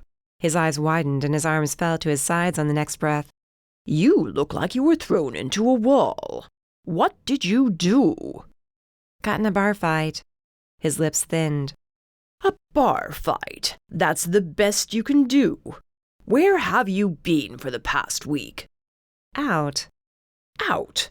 That's all you're going to tell me? That you've been out and you come back looking like that? I shrugged. Not much else to tell, really, so yeah, I was out. Picked a few fights, got my ass kicked, did some ass kicking. Are we done here? Do you have a new bounty for me? If not, I'm going home. You didn't answer your phone for a week, and you weren't at your place. I got your messages. And you replied back with a single word. Fine. Suddenly everything is just fine with you. He stormed toward me, making it impossible for me to get away from him. You're up to something, and you're going to tell me before you get your ass into more trouble again. For the record, I muttered, the werewolf issue was not my fault. Mercy, just talk to me, damn it. I promised your mother I'd protect you, and I can't do that if you're off God knows where, doing I don't know what. You never had a rebellious phase. Is that happening now? Are you regressing? Deciding recklessness is better than keeping yourself alive? His face turned a darker shade of red with every question. I shoved him hard enough to send him staggering backward. I went home, all right? Home? You weren't home. Not my apartment, I snapped, hoping my anger would help me sell the lie. I went back to what was left of my home, where my parents were killed. His face softened immediately, and he stepped farther away. Why didn't you just tell me? Would you have let me go? No, he said, and ran a hand down his face. No, because I wouldn't want you back there ever again. It was a dark night for you. Yeah, it was, but after learning the truth, I felt pulled to it. And now? Now I know all that's left is a burnt-out shell of where a house used to be. Honestly, I never felt the urge to return home. I'd lost so much that night. All going there would do was bring up bad memories. I'd endured enough without seeing the place where it all started. I waited for Damien to call me out on my bullshit. Instead, he nodded and went back around the counter. We good then? Yeah. Do me a favor, though. Don't shut yourself off from me or Bowen. We lied to you, and I get you're ticked off about it, but shoving us all away isn't the solution. I know. I already made up with Bowen. I guess you and I just did the same. Good. If I get a new bounty for you, I'll let you know. Until then, rest for a bit for once. That's an order from your boss. I saluted him. He rolled his eyes. Whatever you say, boss man. Once outside, I let out a huge sigh of relief that I'd been able to successfully lie to him. Damien was getting soft on me. Now that I knew the truth, it would come back to bite him in the ass eventually. But for now, his being soft and not questioning me was exactly what I needed. He would not want me going after this mage, or finding out what Cheval was doing with the blood moon. And then there was the whole Sector 1462 crap. If anyone in the city knew about sectors that shouldn't exist, it was probably Damien. But as soon as he got involved, I'd be benched. Bad enough I broke Rufus out of his cell. Word would spread eventually, and Damien would come to me asking questions. I was surprised it hadn't made the evening news yet. Then again, the goblins probably wanted to keep it hush-hush that a known cannibal was on the loose. When they did decide to let the world know, they'd be coming to me with the bounty again, wanting me to bring Rufus in. Wouldn't that be fun, pretending I had no idea where Rufus was? At least while he was with me, he wasn't eating kids. He knew I'd kill him for returning to that behavior. Hunting the mage be damned, I'd kill Rufus if he went back to his old ways. For now, all I had to do was keep Damien away from my apartment, and in the dark about Rufus and I working together. Wouldn't be that hard to do, right? By the time I got back to my apartment, takeout in hand, a meal, so Rafael and I had something to eat, I found him sitting on the floor in front of the coffee table, brow furiously furrowed, and the pages scattered around him on the floor. "Don't strain yourself over there," I teased as I set the food on the kitchen table. He grunted in reply, getting up off the floor. "I hope your morning went better than mine." "Guess it did. No luck?" "None. There's no mention anywhere on the web about the blood moon. At least nothing legit. Bunch of crap from humans pretending to be witches and whatnot." He sniffed as he joined me at the table. "That smells delicious." "Figured you could use a pick-me-up by now. I don't exactly have food here." "Coffee is all that matters sometimes." I smiled. That was something I told myself every time either Damien or Gigi got on to me for not having any food in my place. Half the time I wasn't here, so what was the point in keeping it around? I unpacked the small cartons, food from the local diner, run by fairies who knew how to make the best milkshakes in the city. I had 2 of those in a carry-out tray and offered one to Rafael. Figured a burger and fries would suffice. "That'll do," he agreed. We sat down at the table and dug in. He told me he couldn't find any mention of that incomplete ritual circle on the back of one of the pages. Honestly, didn't expect you to find anything. Those pages came from a very old tome from the house of a mage. A dead mage now. There is a language on them I can't make out, though. Not sure if you would know or not. "Can always give it a look and find out. Didn't see any words on those pages, though." "There's a trick to it. I'll show you when we're done eating." I nibbled at my fries and drank some of my milkshake, but my appetite wasn't there. Guilt over having told more lies to yet another person who cared about me tore me up, until I gave up on eating anything at all and pushed my food aside. "Want to talk about it?" "Nothing to talk about." "Liar," he replied, sounding so sure of himself I wondered for a second how much Rafael could see through my bullshit. Was this the real him showing through, or the unburdened side of him? "I can see it in your eyes something's bothering you. Talk to me." Why shouldn't I talk to him? He wasn't going to remember any of this anyway. I've gotten myself into a mess, and every time I tell myself I'm going to find my way out of it, I only get myself in deeper. "You're talking about the mage we're going after?" "Amongst other things." I got up and walked to the windows, looking out over the city. "Can I ask you something?" "Sure. Not sure I'll know the answer, but I'll do my best." He'd gotten up and stood a few feet away, that easy smile on his face, his hands shoved in his pockets. That beard of his was really growing on me, too. "Mercy?" "Why did you come with me yesterday?" "You know who I am," he replied slowly. "No one else seemed to. And I had no phone, no way to contact anyone else." "I realize that, but if you have no memory, how could you trust me?" "Should I not trust you?" "No, I mean you can, and there's no reason for you not to. But you technically don't know me." His smile grew, and those damn dark brown eyes glimmered as he joined me at the windows, took my hand easily, and exhaled. "Whatever I do know is telling me that whatever we've been through since meeting is why I can trust you." His cheeks reddened a bit as he seemed to have a hard time getting the next sentence out. "I'm pretty sure before I lost my memory, I liked you." God, he was straightforward like this. That was new, too. "That's good, because I like you, too." He gave me a crooked grin as he said with a light laugh. "That's good to hear." "It is? I've got so much I want to tell you, but I'm worried if I do, then all of this would have been a dream about a life I can't have." "Says who?" "Says logic. I could lie to Damien, Bowen, or Gigi, but lying to Rafael was tearing me up. Rafael, I have to tell you," a knock came at the door. "Damn it," I frowned. The sun was still up, so it shouldn't be Bowen, but storm clouds had moved in, so maybe? Vampires didn't sleep during the day, at least not the entire day. He must have been tired of waiting around, and once the storm rolled in, he headed out. I told Rafael to stay out of sight. Until we knew for certain he took that potion willingly, I was going to be protective of him. Any number of supes could take issue with a Fed who put away one's friend or relative.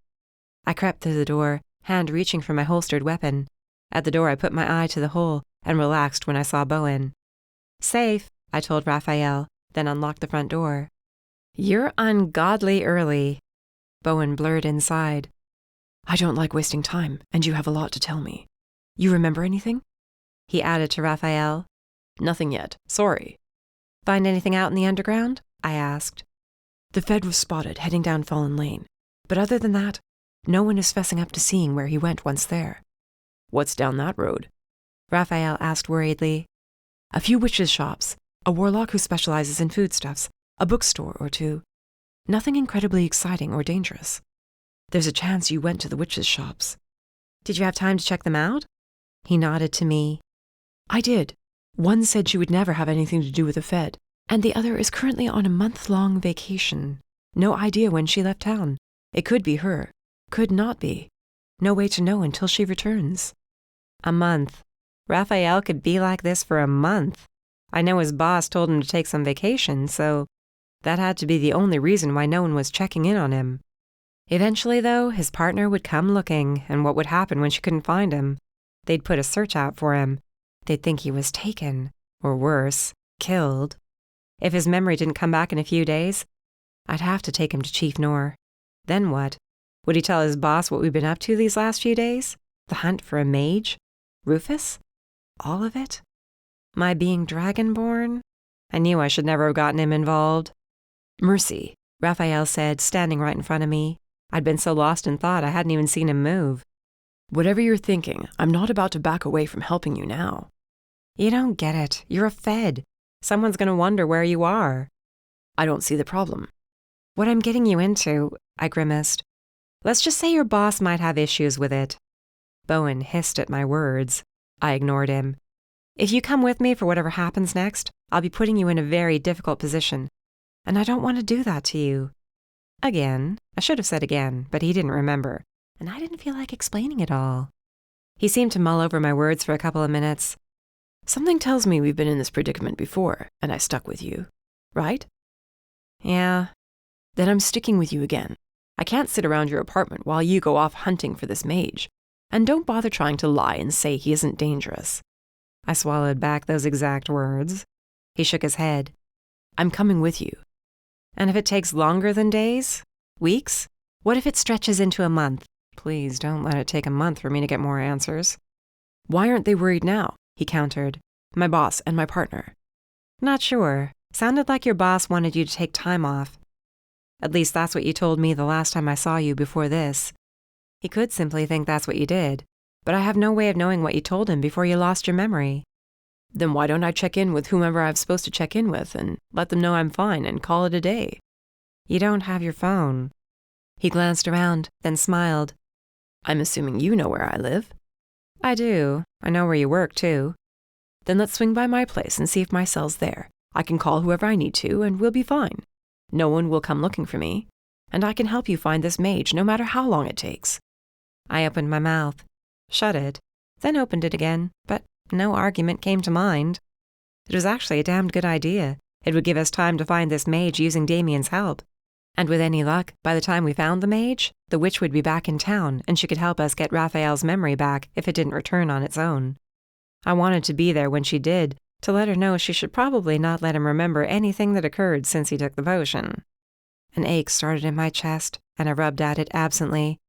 He wouldn't remember those few moments we'd shared so far. It would hurt, but I'd store them away with the dream I had of us, and let them all just be that. Dreams. Deal. Let's get going to your place, then. We're not leaving here until you tell me what you're up to, Bowen argued. About that, I can't do it here. Do you want the whole truth? Tag along.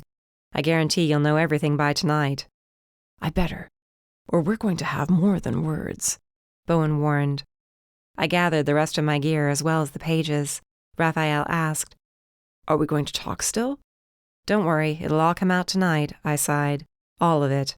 Whether I want it to or not. If you're worried about me, don't be. I can handle myself. I know, I've seen it, but Raphael, you and I are still figuring out who we are and what that means for us to be together, I said quietly, not wanting Bowen to overhear. And you're different than you were before. I'm worried that the second you get your memory back, I didn't want to say it, only because I didn't want it to be true. He smiled and tucked a stray strand of hair behind my ear. Nothing will change. Yeah, somehow I doubt that. You think I could hate you? I shook my head, Told him we should get going and left it at that. He wouldn't just hate me, he would never trust me again. I'd lied to him about Liam, about Todd, about who I really was, about everything since he met me. I wouldn't even trust me again. Until his memory came back, I'd enjoy my time with Rafael. Afterward, I might be moving my ass to another city to get away from the hate he'd be sending my way. Chapter 9. Mercy. Mercy, where are we going? Bowen asked as we wandered down the darkest road in the underground. Just shut up and keep walking, we're almost there. We'd already swung by Raphael's place and found his cell. There were a few missed calls, but I only had him return one to Noor. He did a damn good job of sounding like he hadn't lost his memory. He told him he was taking him up on his offer and dropping off the grid for a week or two, and he'd touch base with him soon enough. His boss had seemed happy with his decision, and that was that. He turned his cell off afterward, shoved it in his pocket, and we set out for the underground. This is not a nice place, Bowen hissed. Not like we're going to see a very nice person, but you already knew that. I threw over my shoulder. Bowen gave me a confused look. He'd get his answers soon enough. Rufus's hideaway was in the underground, which should have been too obvious. But getting to his place took us through the most crime-ridden streets where most weren't stupid enough to venture. All except us, of course. His tiny home was on the top floor of a ramshackle building that looked like it could be shoved over by a single person. The floor and walls had holes in them. There was no heat except for a wood-burning stove. I wondered how the place hadn't gone up in flames yet. The steps leading up to his front door were shaky, and a few were missing. Watch your step. I led the way up and banged on the front door. I texted Rufus to let him know I was bringing company, an old friend and a new one. He hadn't replied, but he usually didn't. The bolts on the inside slid back, and the door opened, the gob himself keeping out of sight. I walked right inside, Rafael behind me, followed by Bowen. Not until we were all inside did the door slam shut, and the other two jumped, whipping around to see who was there. Well now, long time no see, blood breath, Rufus grunted to Bowen. How did you get out of your cell? Bowen asked, then turned to me. You broke him out? I had to turn to someone after you stopped talking to me and Damien refused to help me track down those responsible. So yeah, I broke him out. Thought you'd be happy to see your old friend. Friend is pushing it, Bowen hissed. Acquaintance at best. Oh now, what's got your panties in a twist? Rufus said with a wink. You changed. We all changed so you can piss off about that, Rufus snapped. None of us started eating children. He eats kids? Rafael asked, alarmed. Not anymore, part of our deal for busting him out. How about we all take a deep breath, promise not to kill each other, and sit down? We have a lot to go through today, I said, not in a mood to break up a fight. What with my bruises and aches from my latest round with a shit ton of gobs. Bowen glowered at me, not moving an inch. I will not work with him. You don't have to. I am. You can't. Why the hell not? I yelled. You won't talk to me about what happened. Damien acts like I'm a child that needs protecting. Rufus is the only one willing to even talk to me about it. He's the only one who agrees we can't keep sitting on the sidelines. You wanted to know the truth? Well, here it is. You are insane. Do you have any idea what you're getting yourself into? Blood moon. That's where it starts. And you have no idea what that entails. You! He snarled, rounding on Rufus, pointing in his face viciously. You have no right to get her involved. You're going to get her killed.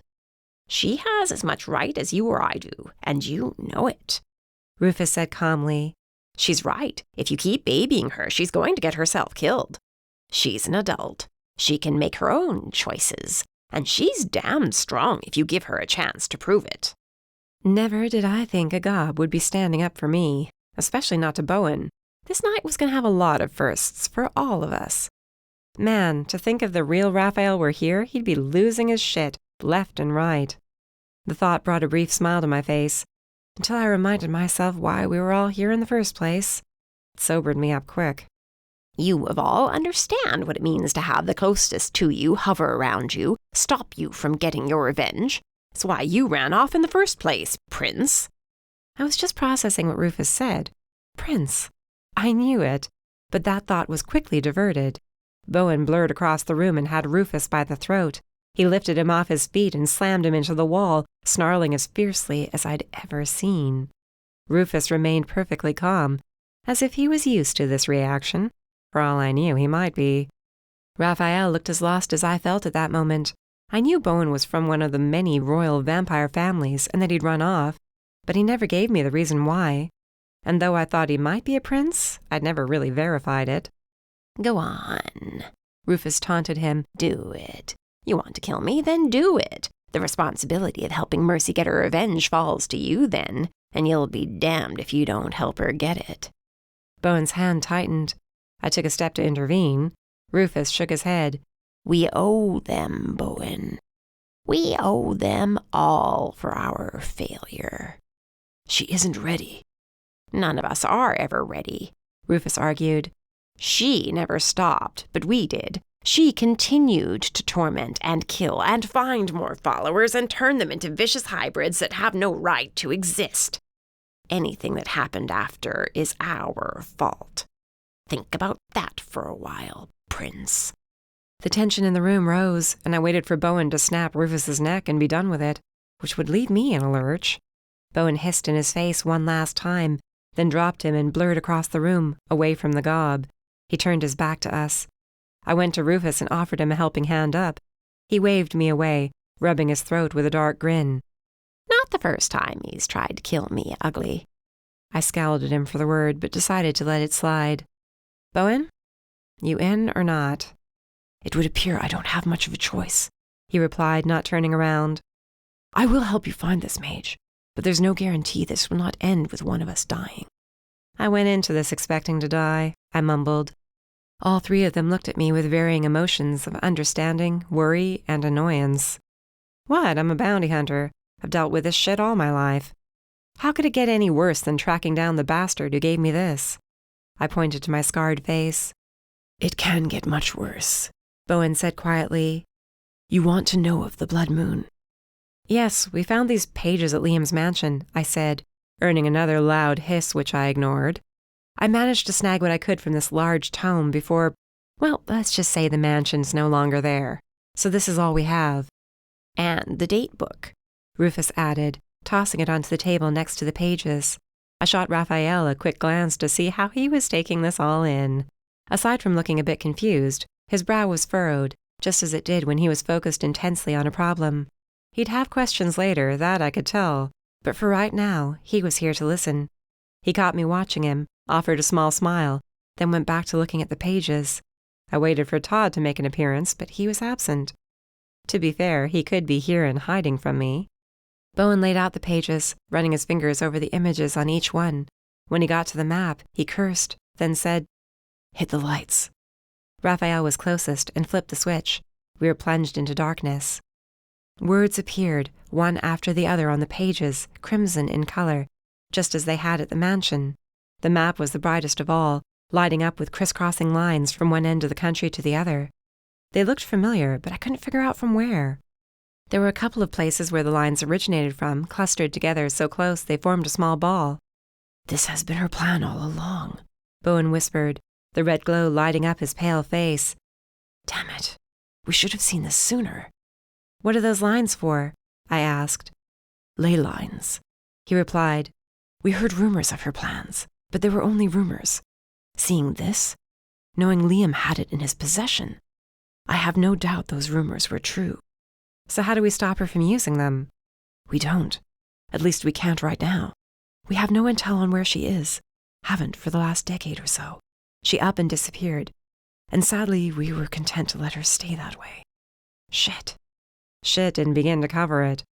What is she going to do with the ley lines? "On the night of a blood moon, magic can be manipulated if you have the right tools. Powerful artifacts that enhance one's magic." He ran his fingers over the pages with the images of the blood moon rising and chaos succeeding. "During the last one, all hell broke loose when a warlock held only one artifact and tapped into the ley lines." "What happened?" Rafael asked. "Chaos.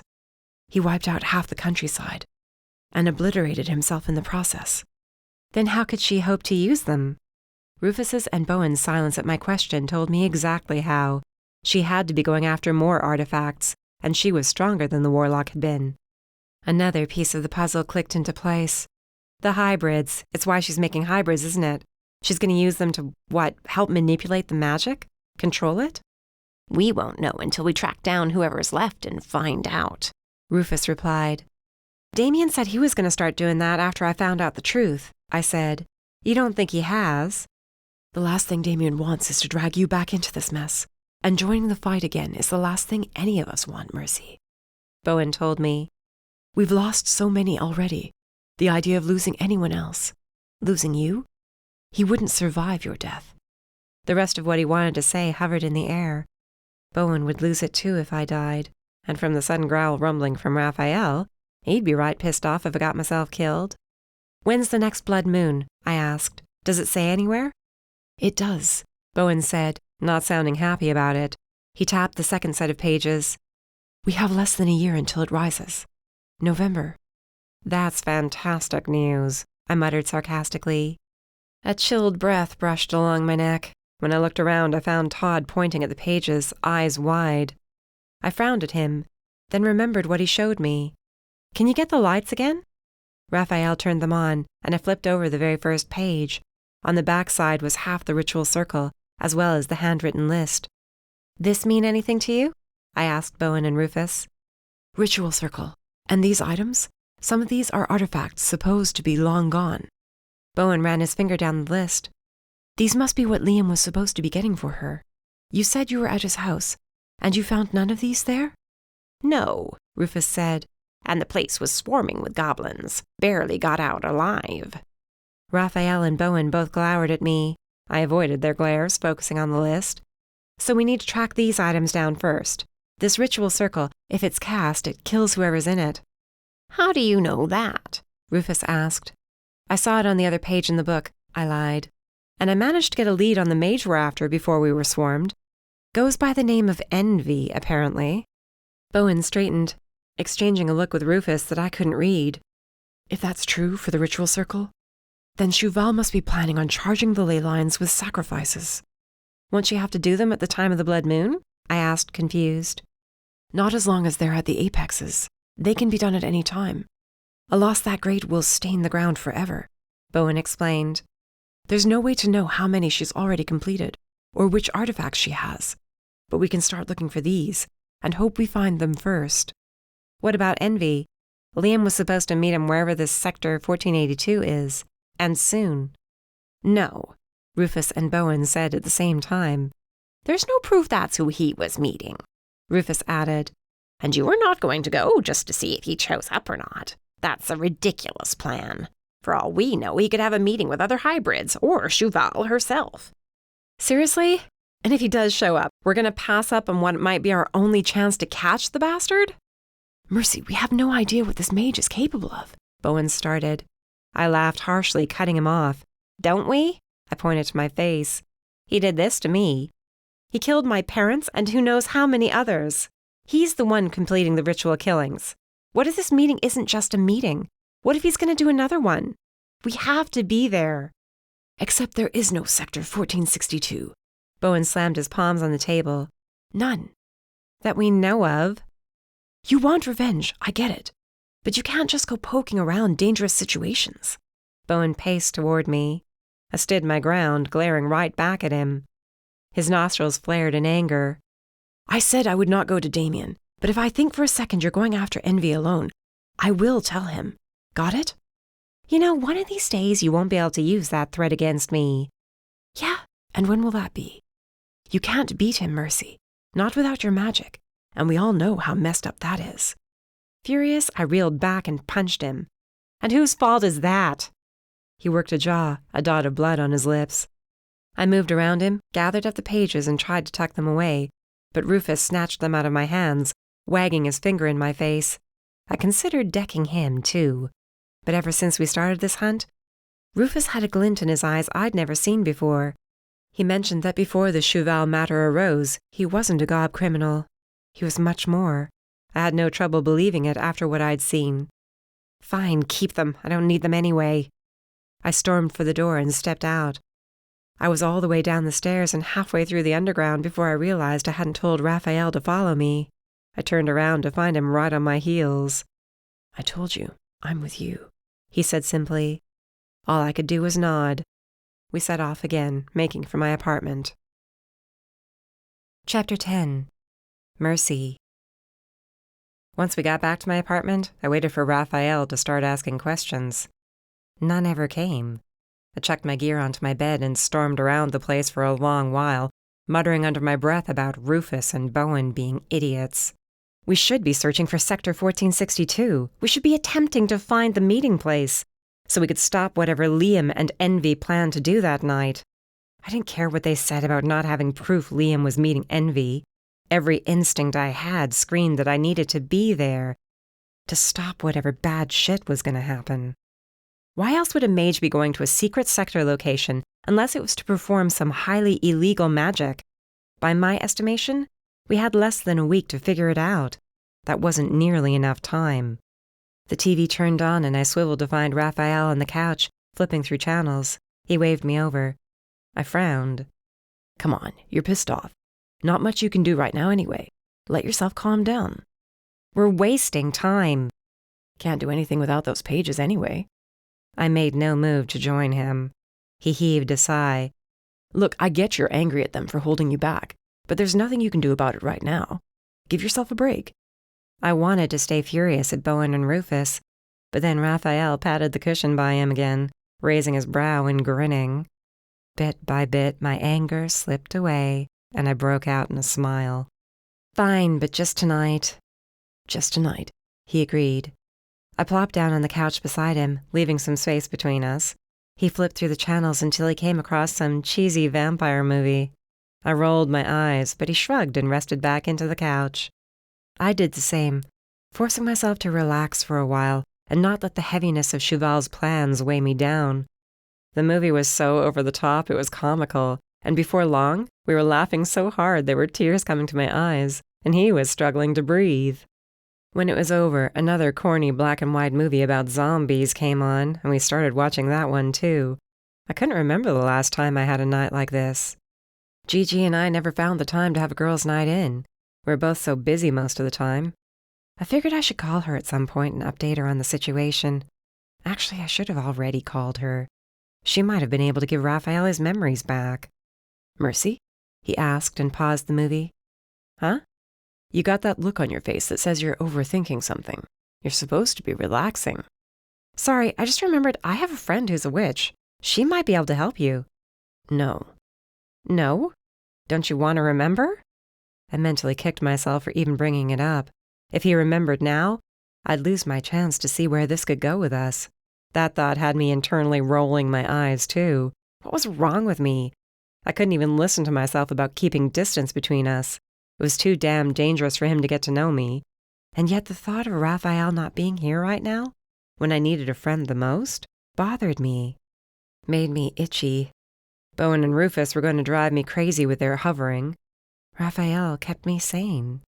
"I do, but as I've said before, I think there's a reason I did what I did. If my memories are meant to come back, they will. Until then, my only concern is helping you." He reached over and squeezed my hand. "Unless, of course, you don't want me to help." "I do. I've just been waiting for the barrage of questions," I said with a laugh. "I'll admit I have a few." "Just a few?" He rested his head on the back of the couch with a crooked grin. "All right, more than a few, but you're relaxing, and I'm not about to mess that up." "You might as well get them out of the way." "The goblin and the vampire, who are they to you?" I puffed out my cheeks, unsure of how to answer that question. "They used to be just supes I knew, ones who gave me info when I needed it. Rufus had a bounty on him a couple of months ago, and I took him in. Bowen's a friend, most of the time," I muttered. "But you broke Rufus out." "And now we were into the territory that could get me into trouble." "Yeah," I replied after hesitating for a second. "I needed his help. As it turns out, he, Bowen, and a few others in my life were all friends with my parents before they were killed. They were working to find the mage we're after now." "Is this Cheval a mage?" "No, at least I don't think so," I shrugged. "Truly, I'm playing catch-up almost as much as you are. The only one I care about right now is Envy." "He's the one who did this to you," he murmured, running a finger down his cheek. "And he was there the night my parents were killed. Not sure if he was directly involved or not, but from the sound of it, my life wasn't the only one he ruined. I won't sit around while he's out there hurting innocents. It had been so long since the night I was cursed. How many had he already killed? How many had we not been able to save because no one was looking for him? Because Damien and the others had been too devastated to keep up the fight? There's every chance he's going to be in Sector 1462 the night of Liam's meeting.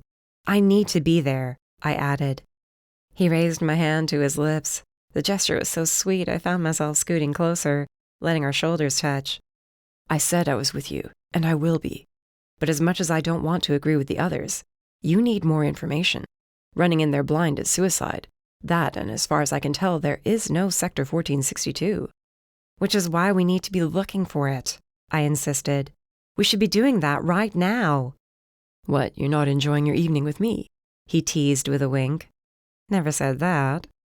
Tomorrow morning, first thing, we'll check into finding the sector. I only ask that if we do find it, we don't go rushing in. Not until we have more information. Deal?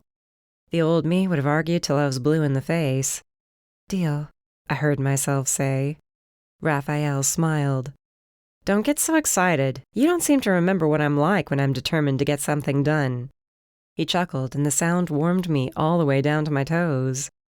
Right then, back to the movie. He grabbed the remote. Rafael held my hand throughout the rest of the film, and I leaned against his shoulder. After a while, his cheek found the top of my head. We fit so easily together. At some point, I must have fallen asleep, because the next thing I remembered was Rafael picking me up in his arms. He carried me to my bed, lay me down, and tucked me in.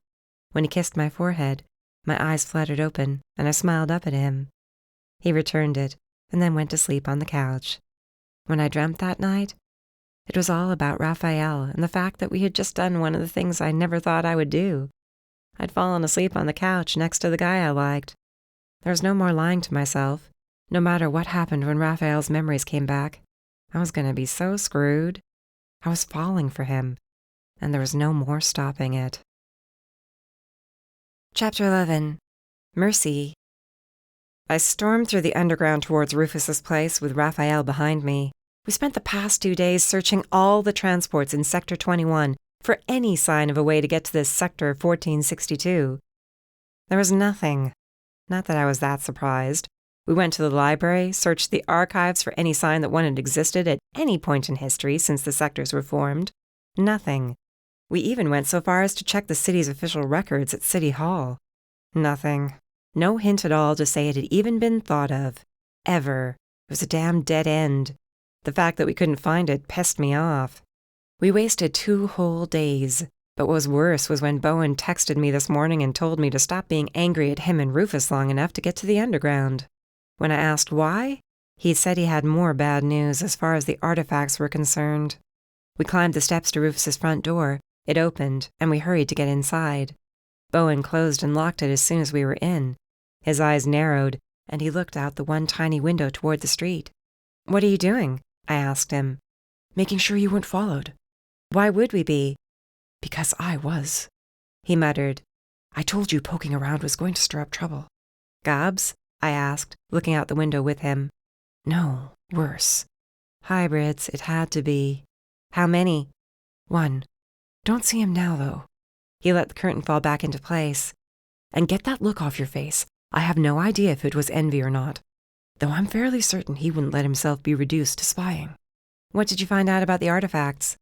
Half of this list is missing. Several were stolen from museums, others from personal collections. 1 or 2 were purchased at auctions recently. "And the rest, can we get to them?" Rafael picked up the list, looking over the ones that had not gone missing yet. If you want to start breaking laws. "I'm a Fed, though, right?" "Yes, and?"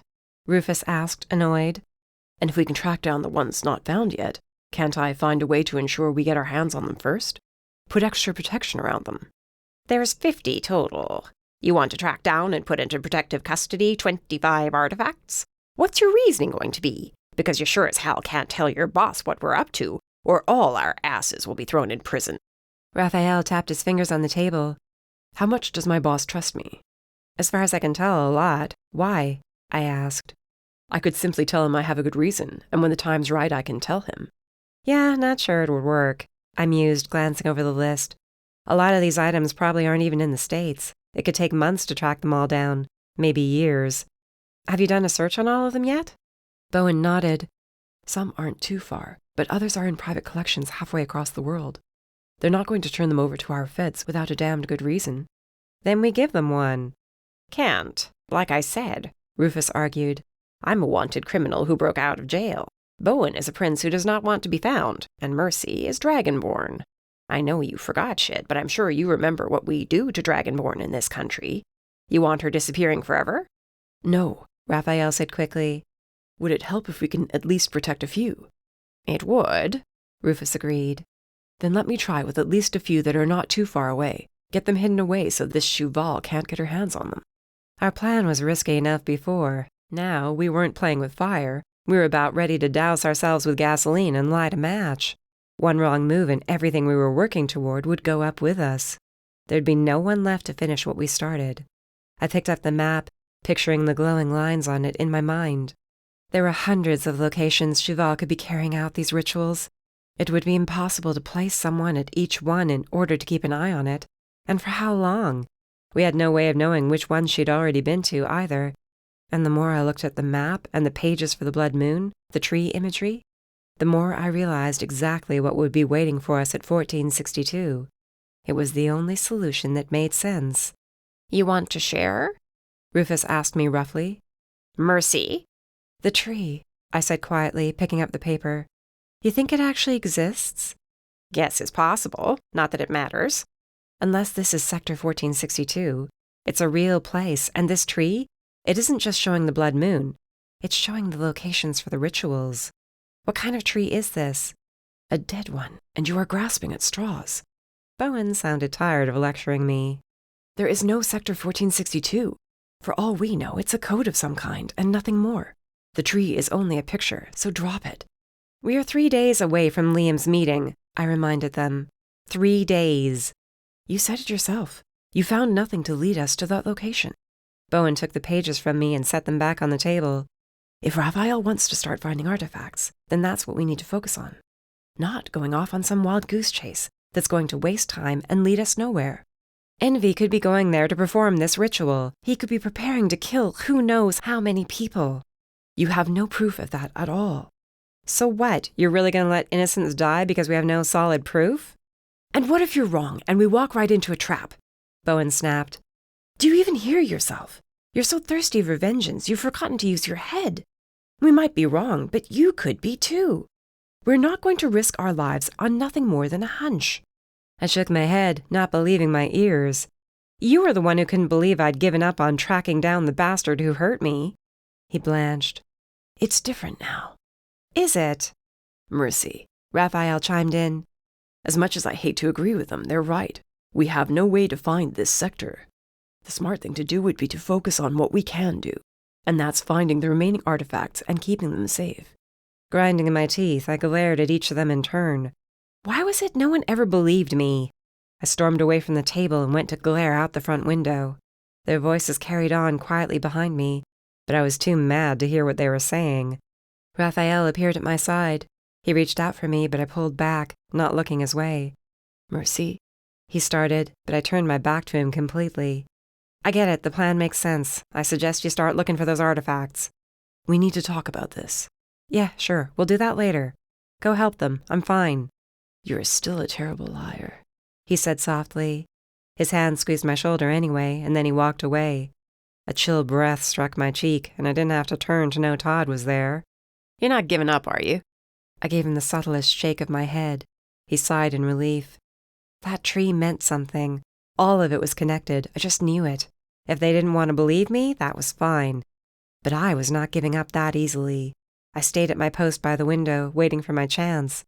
It took a good hour, but the three of them eventually moved away from the table, discussing where the artifacts would be, and helping Rafael come up with a plausible reason why they would need to be removed from their current locations and placed in federal custody.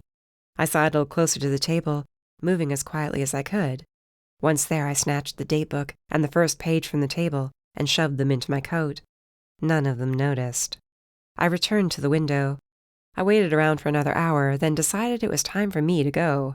I'm heading out. I said and made for the door. Keep me posted on what you find. Want me to come with you? Rafael asked.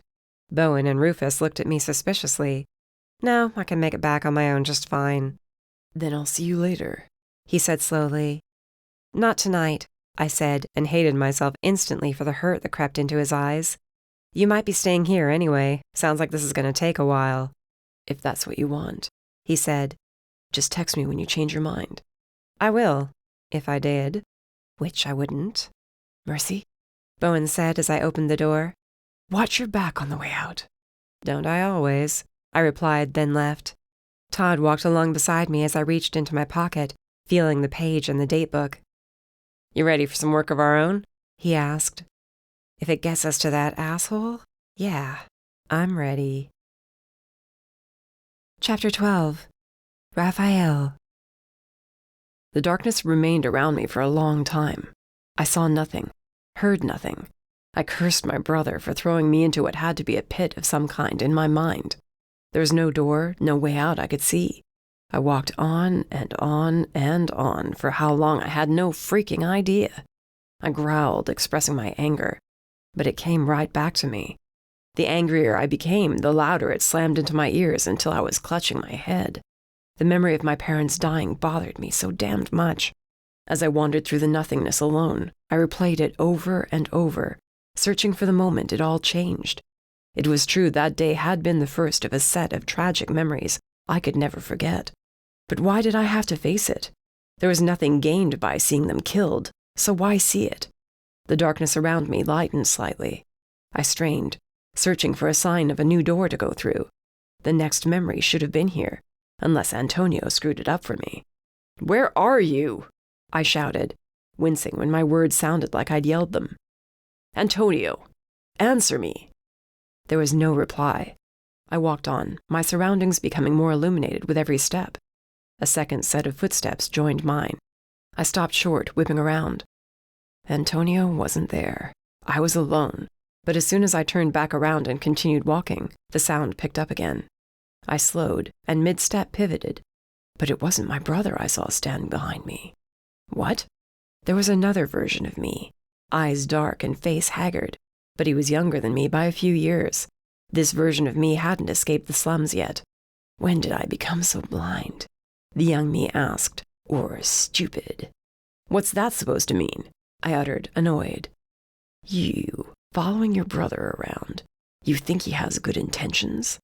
He raised his hands as he spoke, motioning around us. We're inside your head, remember? Don't let him take control. I'm doing this to save him, I argued. You should be doing it to save yourself. That part of him doesn't care about you. Our brother is dead. Everything we loved about him is dead. Pay attention to your surroundings, or this is not going to turn out the way you imagined. He nodded past me, and I spun around. The door. I already walked through that one. You did, and I snagged you to warn you. Antonio is tricking you. You came here to face the guilt, so face it. The other me urged, grabbing hold of my shoulders hard enough to hurt. Remember. I am remembering. No, you're witnessing. There's a difference. The pressure lifted from my shoulders, and then he was gone. The iron door Antonio shoved me through was a few yards away, waiting for me to pass through it. Remember it. Don't witness it. What did that even mean? Every emotion I felt that day of my parents' death, I'd remembered all over again. Every pang of sadness and guilt struck me as if I was reliving the moment. And yet there was an inkling that what I saw did not match what transpired that day. All right, brother, I muttered as I reached the door and rested my hands on it. Time to get this journey back on track. Saving myself, not you. It went against every instinct I had as a big brother, but the other me was right. The caring Antonio everyone loved was dead. All that remained in this one was hatred and anger. I pushed on the door and walked through it as it opened. Bright sunlight blinded me, and I cursed, throwing my hand up to shield my eyes. About time, Antonio snapped, appearing at my side. Where did you go? Nowhere, I said, since it wasn't technically a lie. Where are we now? We are at the next stop in this lovely journey of painful memories, he commented, acting like some damned tour bus driver, If you look to your right, you'll see the home of your once friend, Matthew. Ah, and who is this I see coming down the road? Why, that'd be you." "Matthew," I whispered, watching Memory Me knock on the front door. I was older now, 17 at this point.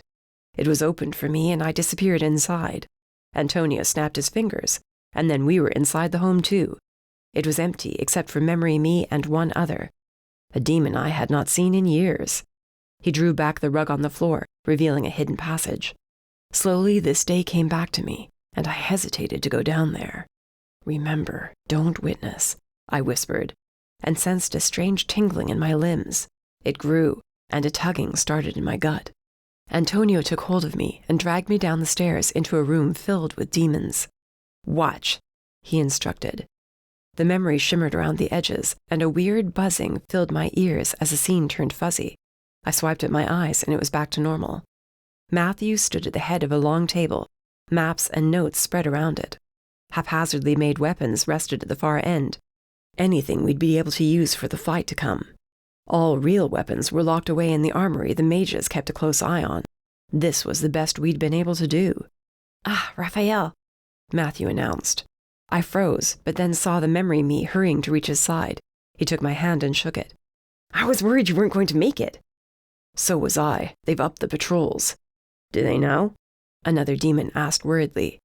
"They can't," said one closer to us. "No one outside this room knows what we're up to, and none of us are traitors." I glanced behind me to the stairs leading to the main floor, like I expected someone to come running down it, but that never occurred. Instead, Memory Me stiffened and whispered something to Matthew about forgetting to grab the new weapons I'd made for the fight. Why did this feel so wrong? "You were weak," Antonio muttered as we watched Memory Me ascend the stairs and disappear through the trap door. "So weak.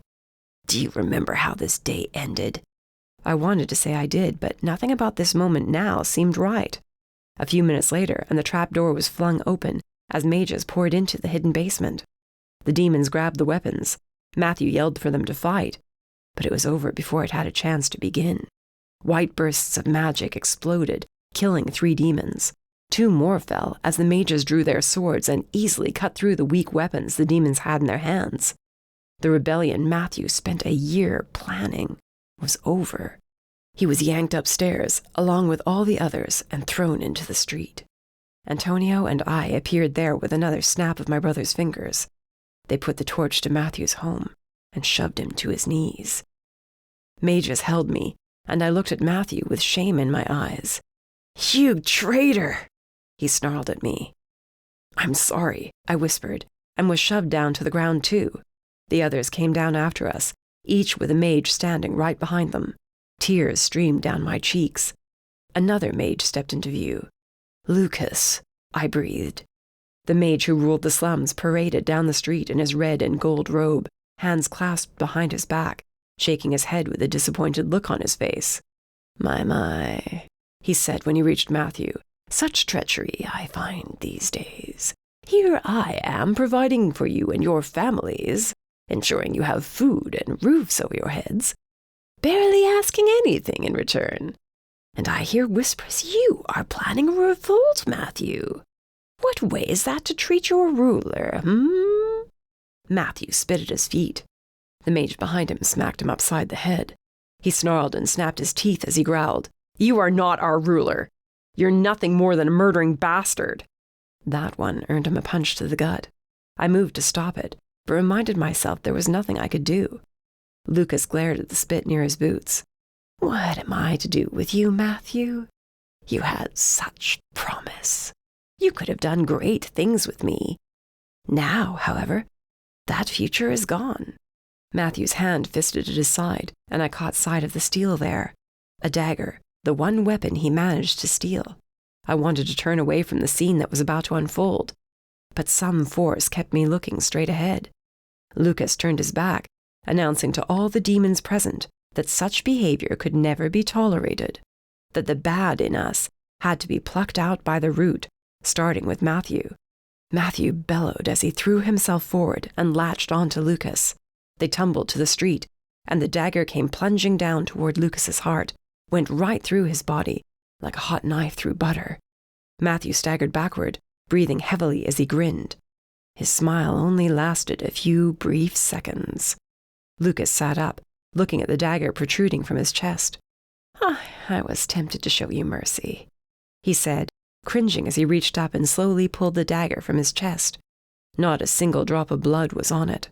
Not one. Gasps of shock were heard up and down the street as the mage climbed to his feet as if he hadn't been stabbed in the heart. You think I would come down here in this filth without any form of protection? Matthew staggered back another step, disbelief and failure all over his face. I only spared a second for him, knowing what my past self saw at this moment. A ring on Lucas's hand glowed with power. That ring was his protection. This was the moment my life truly changed forever. Hold him! Two mages rushed Matthew, grabbed him by the arms, and held him steady.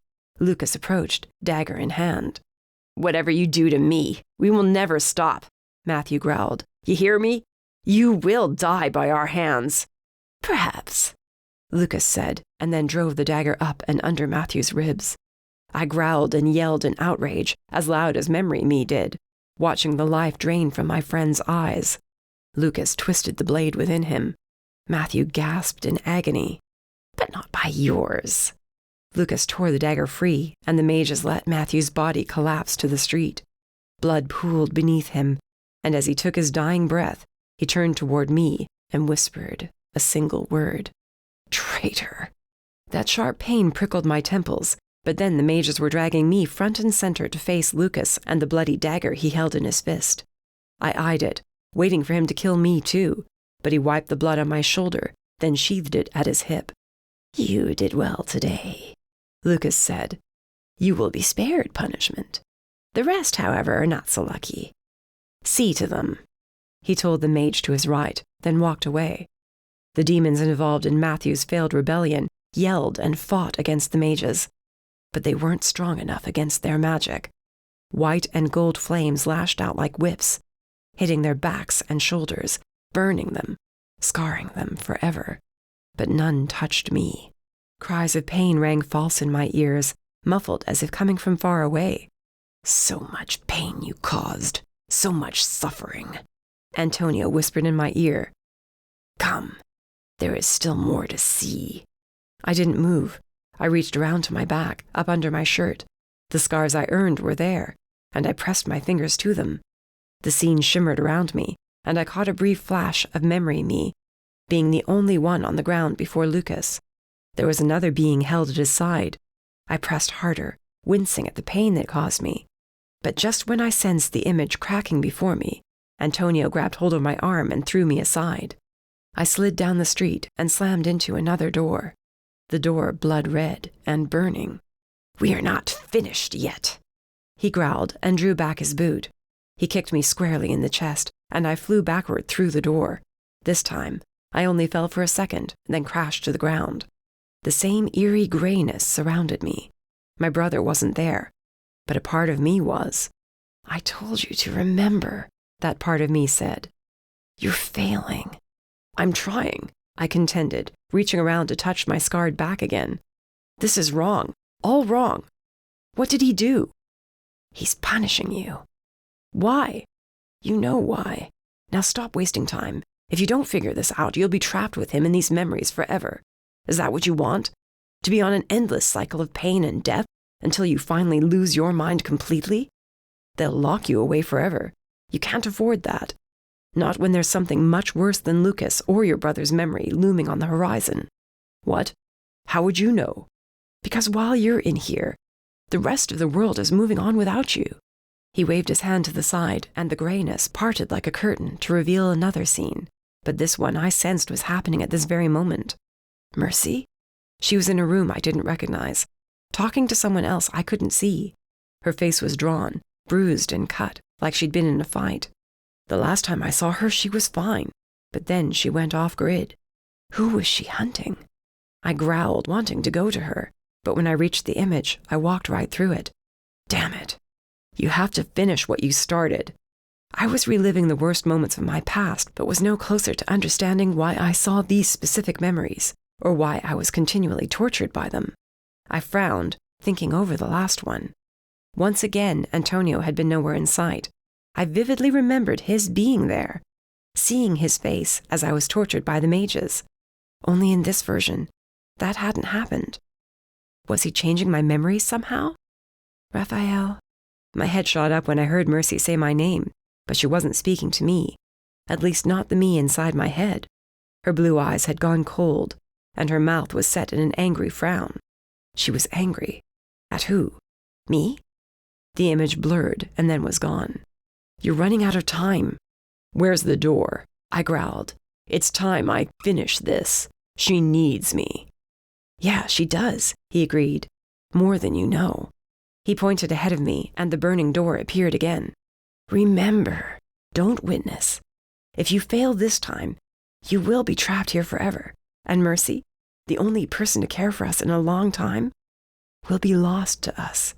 She was the only person I'd cared for in a long time, too. Whatever shit she'd gotten herself into, I was going to be there to help her get out of it. I stormed toward the door, ready to end this and get out of my own head. I pushed it open and strode through, right into the nightmare that had plagued me for weeks.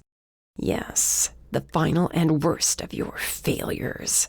Antonio mused, standing beside me, not seeming to notice I was late arriving next to him again. The night your brother was killed. This will be a good one. Don't you agree? Chapter 13. Rafael. Remember, don't witness. I repeated the words in my head as I moved forward into the room. We were in another hidden basement, but this time there were 3 times the number of demons ready to lay their lives down for the cause. I stood at the head of the table, running through the plan one final time. It would work. This plan had to work. That was what I'd told myself back then. And it would have worked if we'd had enough demons. Not that I blamed those who refused to fight that night.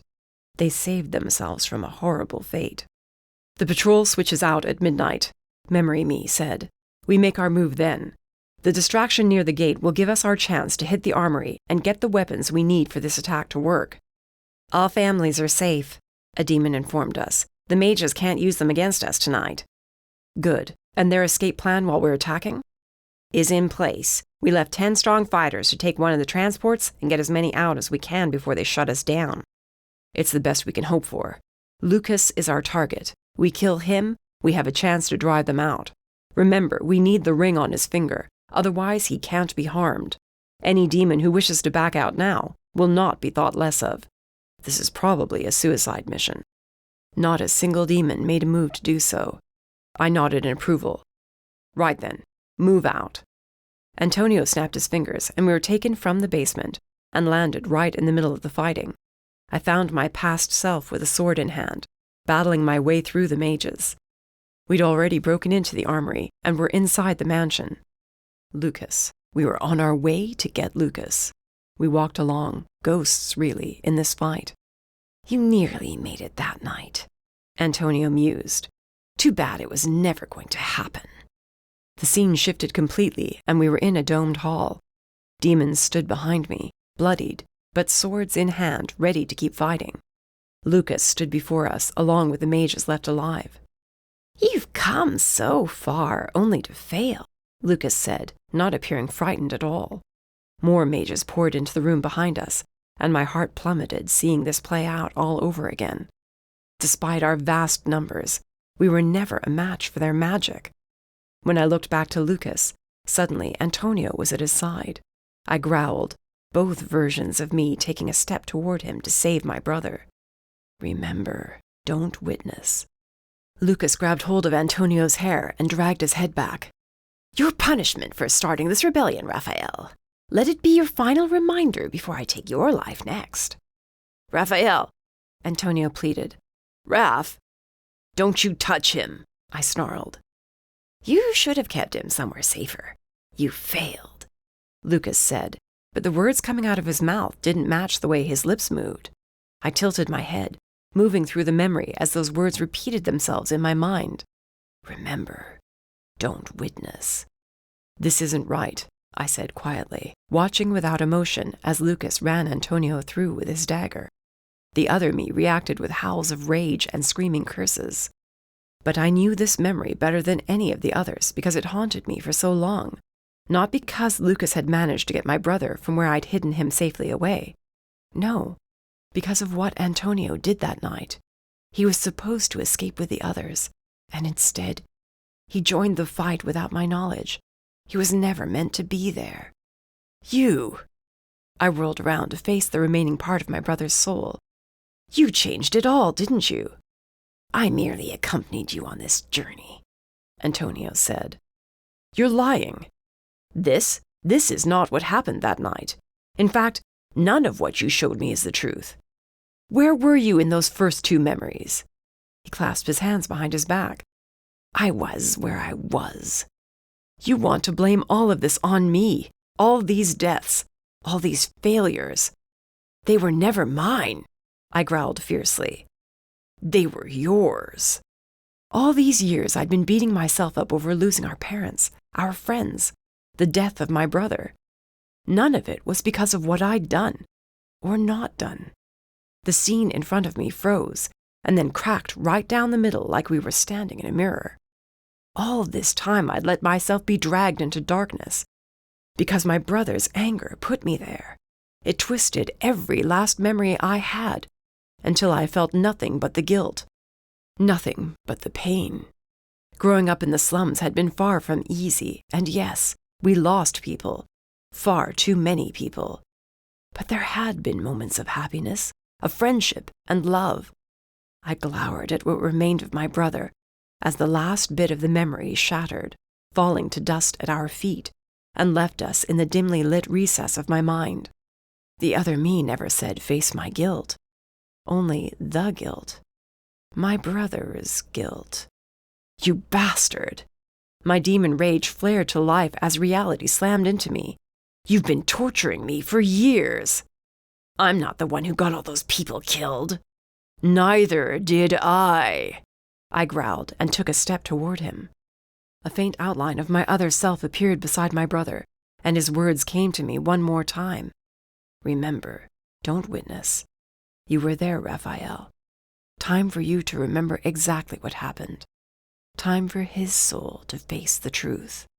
I closed my eyes, tuning out Antonio's rant, and focused on remembering, truly remembering. The ground shifted beneath my feet, and I was moving back through my memories, back to the beginning where this all started. When I opened my eyes, I was no longer a witness in my house the day my parents were killed. I was back in my body, seeing through my own eyes as the day replayed. Antonio's soul fragment stood in the corner, his eyes black, and his mouth set in a furious snarl. This changes nothing, he snapped at me. I didn't respond, stuck in my younger self. The truth. I was here to see and remember the truth, not Antonio's twisted version of it to make him seem like the victim. The mage knocked on the door, and Mom went to answer it. She was thrown back as it was bashed open, and the mages stormed in. The exchange happened just as it had before.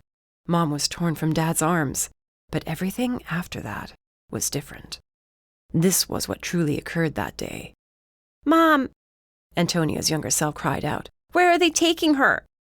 You have to be strong now, Dad told him, crouching down so they were eye level. We all have to be. If we pray hard enough, we might see her again. But she would not want you to be sad over her leaving, Antonio. He wiped at my brother's cheeks, mopping up his tears. Be strong. Antonio glared past Dad to the front door.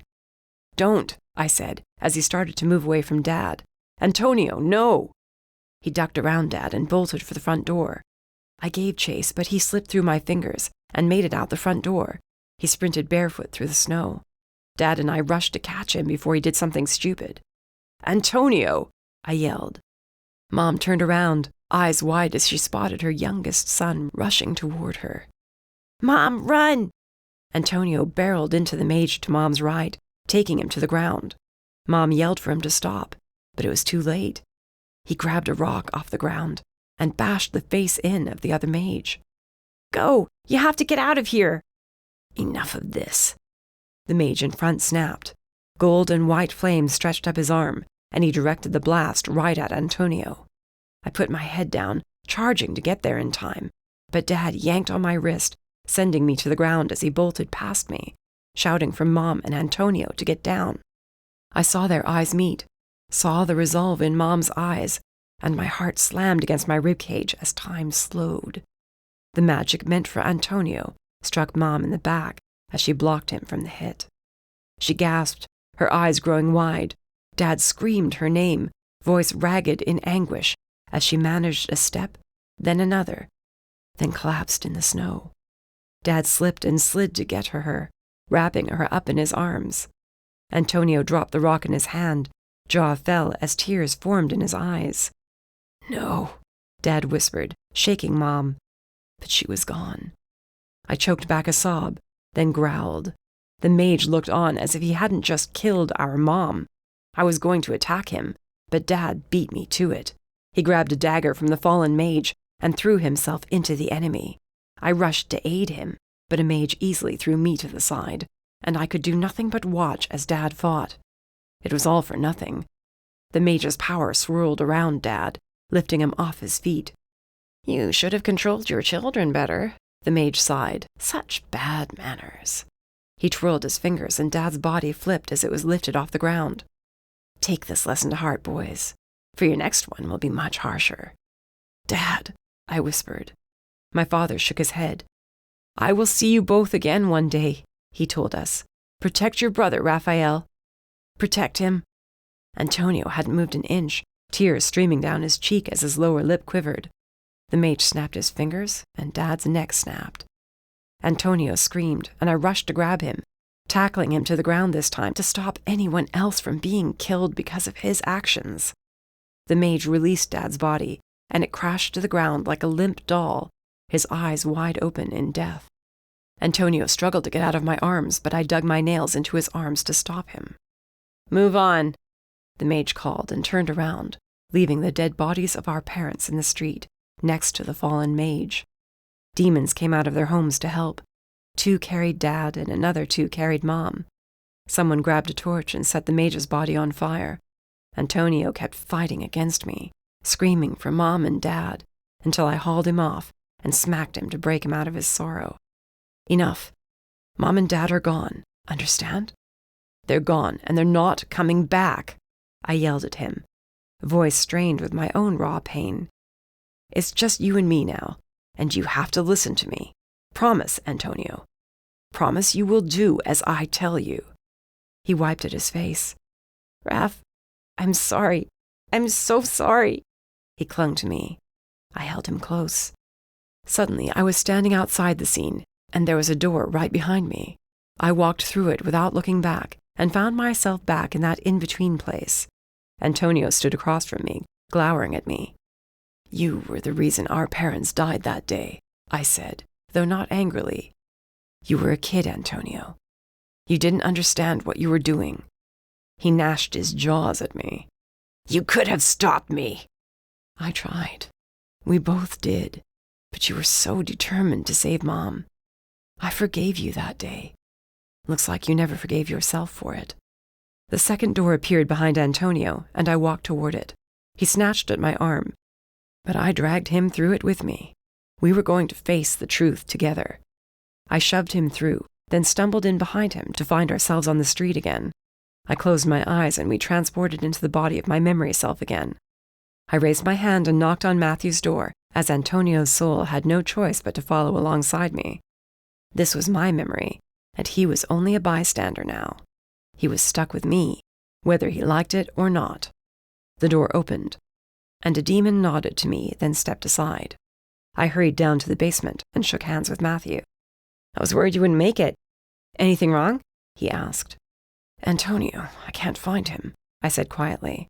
"I told him to go with the other kids, but he wasn't there when I went to check on them." "We'll find him, but right now we're running out of time to act." "I know. Where are we with the plan?" "Ready to go," Matthew told me. "We have to time it perfectly in order to get to the armory. Without real weapons, we don't stand a chance in this fight." "The patrols have switched their pattern the last 2 days," another demon chimed in. "And you're just now telling me this?" Matthew asked sharply. "Why would they change? They never have before." "Lucas must know something," another demon said, sounding frightened. "We shouldn't do this. He knows we're coming. He has to. If we keep putting this off, he'll continue to win, Matthew said, slamming his fist on the table. Our time to act is now while we have a plan. We have to make a stand. I stand with Matthew, I said. And what of our families? The same demon asked. We can't hide them away forever. If anyone here does not wish to take the risk, leave now, Matthew said. But if you aren't brave enough to attack now, when will you ever be? Our people are dying, and we're quickly running out of time. A couple of demons exchanged worried glances. The door slammed open upstairs, and we stilled. Matthew reached for the hunk of wood we'd hammered a bunch of nails into for a weapon. He placed his finger to his lips and moved slowly toward the stairs. There were no voices overhead, no sound at all. My pulse rocketed. I held my breath, waiting. The door was blown open, and a bright flash filled the basement, momentarily blinding us all. Matthew commanded us to attack, and we moved to do so, grabbing what weapons we could and throwing ourselves at the mages. The fight was short-lived. 3 of our number fell instantly. Another 2 were run through, their bodies tossed aside like trash. One by one, we were grabbed and dragged out of the basement, out of the house, and shoved to our knees in the street. Well, it appears your information was correct after all. I turned toward the voice and froze. Antonio stood in Lucas's grasp. His face paled when he saw me. Matthew spat at him, cursing him for what he'd done. Antonio. I was at a loss. My brother betrayed us all. Why? Don't take all your anger out on him, Lucas said, and Antonio hung his head in shame. He thought he was saving you. Not every demon is as strong as they claim. Antonio didn't look hurt, but if they threatened to torture him, he would have given in. Ever since our parents' death, he'd lost the hardness in him, the inner strength that made a demon what he was. He whispered my name, but Lucas grabbed hold of his shoulder, and he clamped his mouth shut. Flames crackled as Matthew's house was set on fire. The conversation between Lucas and Matthew ensued, much as it had before. I chanced to glance at Matthew's hand and saw the dagger there. He shifted, readying to make his move. He caught my eye. I nodded that I was with him. As Lucas spoke, Matthew yelled and threw himself toward the mage, while I jumped to my feet and attacked the mages behind us. They tackled me to the ground, as Matthew plunged the dagger in Lucas's chest. For a second time in so few moments, I watched as Lucas withdrew the blade from his chest, then stabbed Matthew, killing him. His dying words were directed at Antonio, though, not me. Traitor! Antonio's eyes went wide as he shook his head. No, I didn't have a choice. There's always a choice, I snarled, as I was hauled back to my knees. How could you do this to us? Silence him, Lucas ordered. One of the mages placed his hand over my mouth. When he pulled it back, no sound came out of my mouth. Nothing. I glared at Antonio, not understanding why my brother would have betrayed us. Now, what to do with you, Rafael? Lucas asked. I growled, but even that had no sound. I hoped watching your parents be killed was enough to drive home this message, but it appears a more direct approach is needed. Remove his shirt. A mage ripped it off my body and threw it aside. Lucas moved out of my view and behind me. I tugged on my arms to get free, but the mages held me fast. Let this be a warning to all. Silence hovered over the street, and I wondered what he was doing when pain exploded at my back. I ground my teeth, back throbbing. A second hit struck. Each one was worse than the last. Warmth spilled over my back, but he didn't stop.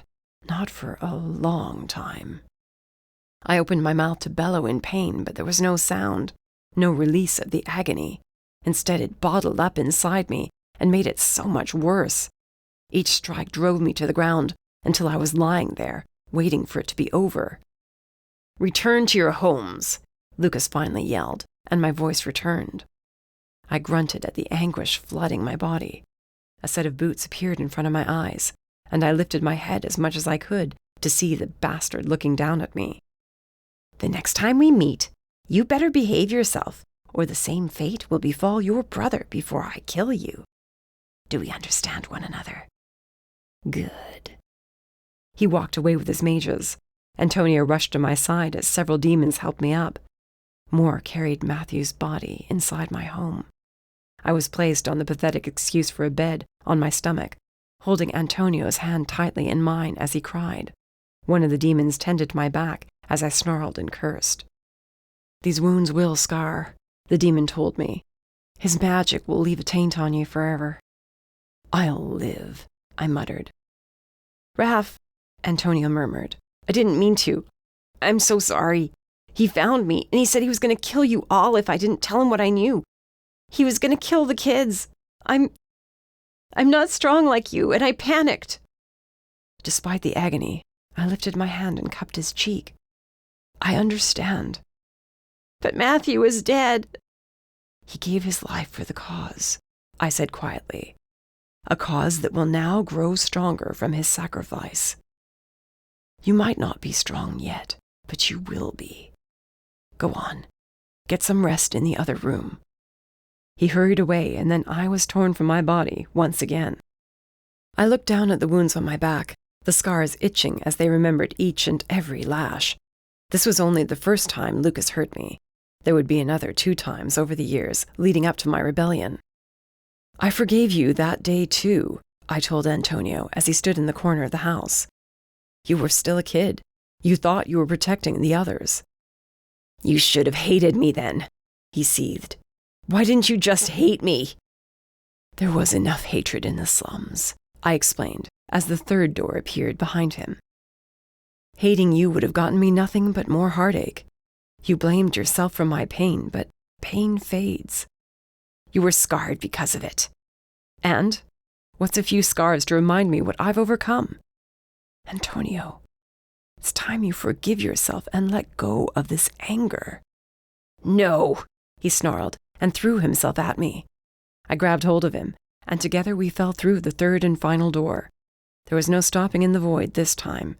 We landed right in the last memory. Immediately I found myself in my body, directing the other demons on our plan to take down Lucas for good. We went through the entire plan from start to finish, then set out into the night. The distraction at the gate worked, and we broke into the armory. Along the way, I watched Antonio out of the corner of my eye, his eyes darkening impossibly more as he shook with fury.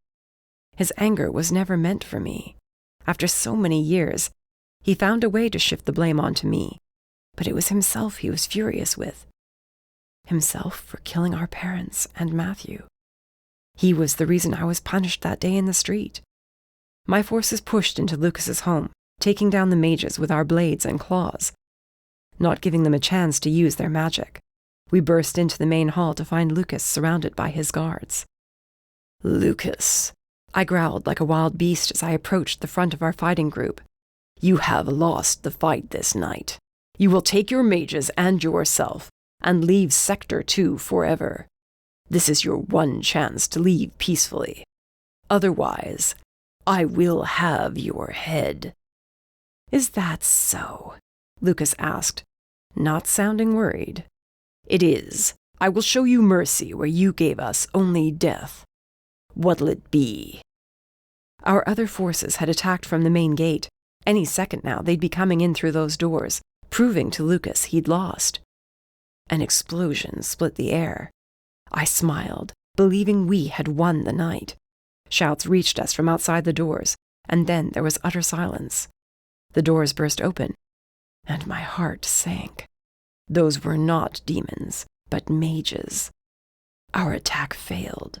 We were outnumbered now, and Lucas lived. The demons behind me growled furiously with the knowledge that so many of our number had fallen. With any luck, our friends and families were able to escape through the transports, while our attack served as a distraction and drew most of the mages here. Of course, now I knew they had, and it was the reason Governor Rickshaw arrived in Sector 2 to begin with. All because of this night. "It would appear you are wrong about winning this night," Lucas commented as he stepped closer. "I'm sorry to say you have failed, Rafael." I gripped the sword tightly. If I could get that ring off his finger, I could kill him. I could end this. "It's not over. Not yet." "If you want your brother to live, I believe it is. Rafael! No! I gasped as a mage dragged my brother, bruised and bloodied, into the room. It would appear he did not stay behind you as you hoped. He was spared, if only so you could watch his death. Don't worry, he added as he reached to his hip for a dagger. You'll join him soon enough. Antonio! I yelled. My brother's eyes glimmered with determination. He yelled and twisted out of the mage's grip. He grabbed for the dagger in Lucas's hands, and the fight was on again. Get away from him! I charged forward, killing 2 mages who got in my way as my brother and Lucas fought over the dagger. I reached them and dropped my sword to deck Lucas in the face. He staggered away from Antonio, who held the dagger in his hand. You will not touch him! I hit him again and again, driving him backward into the wall with my fists. Blood dripped from his face, and when his magic began to manifest, I punched him as hard as I could. His eyes rolled back, and he collapsed to the floor. You're nothing without your bloody magic. I grabbed my brother, checking him over, but there was no time to stay here. We had to get our people and make for the transports. It was our only shot. We turned toward the door when the air crackled with magic. Knowing what came next, I willed myself not to be blinded by my rage and to finish the job, to take Lucas's ring before it was too late, and to kill him. But there was no changing the past, and my mistake was laid out before me once more. You are not leaving. Lucas's voice vibrated with power. His white and gold flames lifted him off the floor. You demons, you will never be anything more than slaves. He clapped his hands together, and a shock reverberated through the air. Antonio and I were thrown back into the other demons. You believe I am cruel. Perhaps you should see what the true meaning of cruelty is. I pushed to my feet, eyes wide as Lucas's power intensified, growing into a large swirling orb between his hands.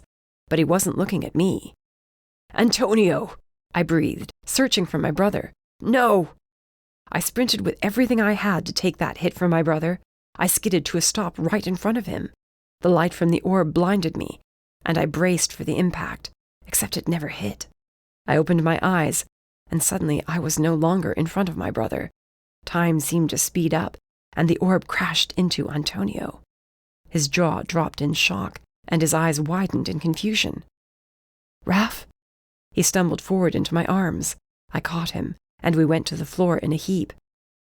I feel cold.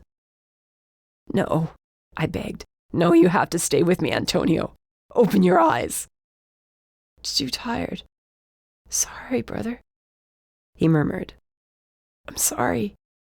You can't leave me too. You can't. I shook him. His body shuddered, and then there was nothing. His final breath puffed out. His eyes remained closed. I tapped his cheeks, doing anything I could to wake him, but my brother was dead. I will avenge you, brother, I promised, the words adding a physical weight to my soul. I will kill every mage I ever find, and I won't stop until these wrongs are righted. Take them all to the cells, Lucas ordered. They can await their deaths there. I closed my eyes and found myself standing over the other version of me, holding my dead brother. The mages yanked my brother's dead body away and took the rest of us to the cells. Our deaths would have come in a week, but Governor Rickshaw arrived in time to save us all from that fate. As the room disappeared around us, and we ended up back in the in-between, I let out a heavy breath, releasing more of the guilt I'd carried for so long that wasn't mine. I did fail to save you, I whispered to Antonio's anger. And that is something I have not forgiven myself for.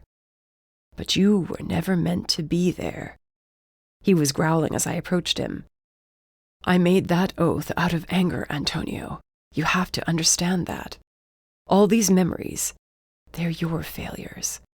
No one blamed you for them. No one held them against you except yourself. You should have. He stalked toward me, hands fisted at his sides. You were too perfect. Do you have any idea what it is to live up to a brother like you? Not so perfect after all, though, when you can't uphold your oaths. I won't do it. I stood to my full height and squared my shoulders as I spoke. I can't go around killing innocent mages. It's time to let go. Let go? You want me to just let it all go? He sucked in a deep breath, and the gray in-between burst to life with fire. His body became encased in it as his demon rage took over, contorting his face and making his muscles bulge. His black eyes promised this was not going to be an easy fight. You are weak after all, brother. There was no more talking to him. In confronting my past, I showed him his own fear and pain. He hated himself for the pain he caused, clung to it like the lifeline it could never be. Antonio, please. I tried, one final time. He said nothing, merely bellowed loudly and charged me. I held up my arms to block his attack and ducked under a punch as fire surrounded us. As the fight intensified, the other me appeared to the side and tapped his wrist, mouthing Mercy's name. A door appeared near him, and after blocking another hit from Antonio, I sprinted toward it. Oh no, he snarled, grabbing my leg and swinging me back around. You're not going anywhere. Not yet. The door shimmered in and out of view. I shut my eyes, tapping into my demon rage. If my brother wanted a fight, then a fight he would get. Chapter 14. Mercy. I rubbed my temples hard, glaring at the page in front of me. Todd paced around my apartment, whispering to himself under his breath. My laptop was to my right. My coffee went cold about 2 hours ago. Liam's datebook was open to today's date, the appointment he'd scribbled in right there, in black and white, taunting me. The tree I was sure was real was starting to drive me to crazy town. Since I took the page and datebook from Rufus's place, I'd been trying every search imaginable to figure out what kind it was.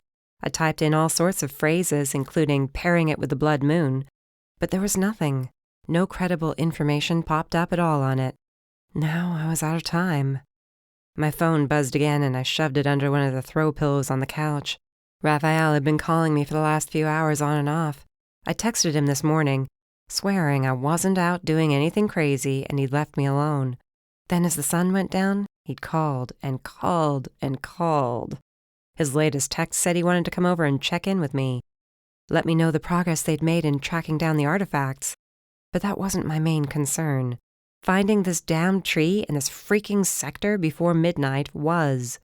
He's gonna show up here at some point, Todd said. You might as well answer. No, not until we figure this out. That tree means something. Pretty sure typing in dead tree isn't the right way to go about figuring what it is. I slid the laptop toward his transparent form. All yours, sunshine. That's slow, even for you. I'm cranky. Shit happens. I rubbed my temples harder. Of all the days not to be able to come up with some brilliant idea, it had to be today. I checked the page repeatedly with the lights on and off. The red text meant nothing to me. A search online showed up absolute crap. I tried every word on there but came up empty-handed. Liam was dead and he was beating me. I hated this game, hated every single person involved in it. All I wanted was the mage responsible, to make him hurt. And I couldn't even do that right. Anger slammed into me as my failures stacked up. We lost Liam. We technically lost the gobs, too, because we got too close. We almost didn't stop the turf war. I went so far as to shoot Todd in the head because I let my anger get the better of me. And now I was going to lose to Liam all over again. Furious, I picked up the datebook and chucked it across the room, barely missing Todd. His brow shot up. I shrugged, plopping back down on the couch. What? I snapped when he kept looking at me. Feel better? Not even close.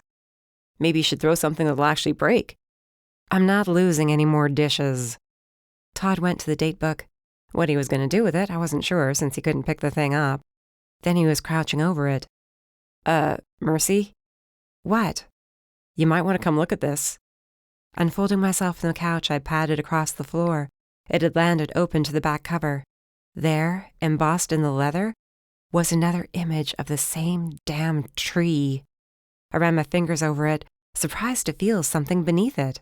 Sitting on the floor, I searched around the edges, but there was no seam to peel it from. I hurried to my boots and unsheathed one of my daggers attached inside, then worked it between the layers of leather. As I drew it back, a key fell out with a heavy thunk, hitting the floorboard.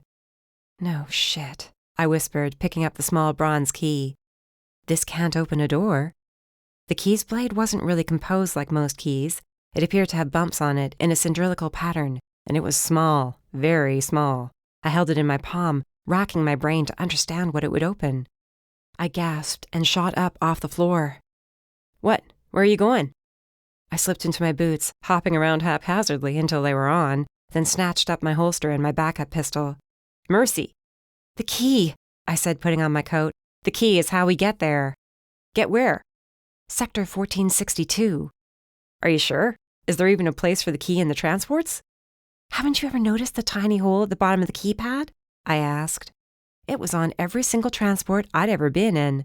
I merely assumed it was for maintenance purposes. For all I knew it was, and this could lead me absolutely nowhere. Until I gave it a shot, I wasn't going to assume anything. I was out the door and down the block by the time I'd realized I'd left my cell phone behind. The sun had set, and there was no time to go back for it. I told myself if the key worked, I'd come right back and get Rafael and the others.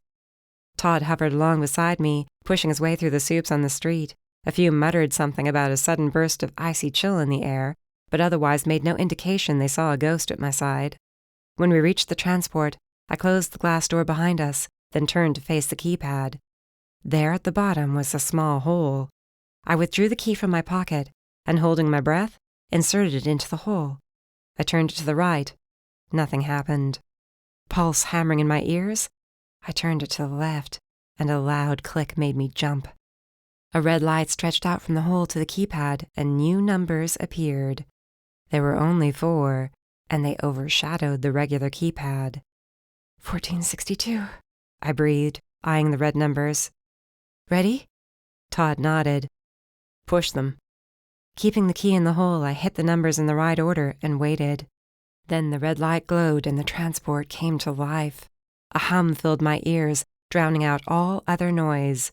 Power crackled through the air, and just when that strange tugging was about to hit my gut, the door was yanked open behind me. It took 1 second to realize it was Rafael. Then we were torn from Sector 21 and deposited somewhere very different than Nashville. What the hell are you doing? I shoved Rafael out of the transport. Are you insane? I knew you were up to something. He shot back furiously. He blinked a few times, then looked past me and the transport. Shit. What? I whirled and froze. The tree. Where the hell are we? Sector 1462, I murmured. It's real. We're actually here.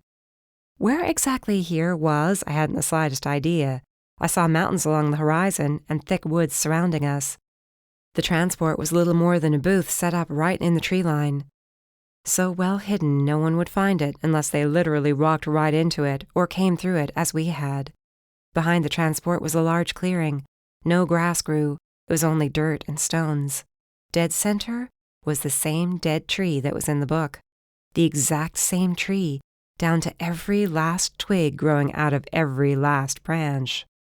I was about to tell Rafael I told him so when he grabbed my arm and yanked me away from the transport. It was glowing, indicating someone else was coming through. Tucking the key in my back pocket to ensure it didn't get lost, I hunkered down low with Rafael. Todd hovered over our shoulders. You should have waited, Rafael breathed in my ear. I was going to see what the key did and then come back for you guys, I insisted. You expect me to believe that? I do, because it's the truth. The transport glowed a brilliant gold, and when the light dimmed, a single figure emerged, robed in black, head covered with a hood. He started to walk away, then paused. I held my breath, worried he would know we were here. He threw back his hood and breathed in deeply, but turned his back to us and threw his head back. Too bad, he said. I bit my cheek, waiting for him to call us out. Oh, Liam, if only you had done what you were told, you would be here to take part in this glorious night. The man moved on toward the tree. We shifted so we could see him better. As he held his hands up to the tree, they glowed a sickly green. I clamped my mouth shut to stop an angry curse word from slipping out. That light. I'd have known that damned light anywhere.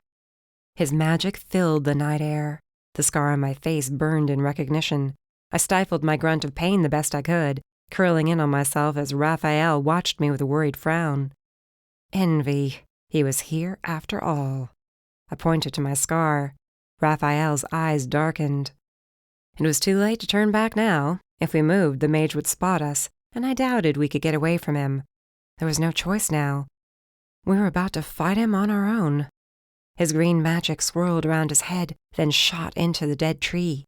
The ground shook beneath us, and the stones I thought were randomly scattered about the clearing took on the same sickly glow, lighting up in a circular pattern. Ritual. I breathed to Rafael through the pain still coursing from my scar. He's doing the ritual. Where are the people? I shrugged, unsure exactly what was going to happen next. What did happen made my jaw drop, and the instinctive part of my brain screamed at me to run. The power turned a darker green. The tree groaned as its trunk spread, opening wide. An arched doorway formed, and from it walked people. Supes, humans. I stopped counting after 10. They came out, their eyes glowing that same sick shade of green. Each one took up a different place in the ritual space. Envy was gonna kill them all. Todd spewed curses left and right, and then he was gone. I worried the power had driven him away, until he reappeared next to Envy. He yelled in his ear, shouting and screaming, but if he was trying to be seen, it wasn't working too well. Envy carried on as if there wasn't a vengeful spirit, shouting obscenities at him. Todd disappeared again, and then was back at my side in a blink. Kill him, Mercy. He seethed at me. Kill him now, or all those people are going to die. I had my pistol and one dagger. I'd been in such a rush to get out of there, I hadn't thought to take the time to truly arm myself. My magic would be a joke against his, if it even decided to manifest. Todd was right, though. If I let all those people die, I would never be able to live with myself. We have to stop him, I whispered to Rafael. We need help, he argued, but his tone said he agreed. This is going to get messy. It'll be even worse if we let him go through with it. There's no time.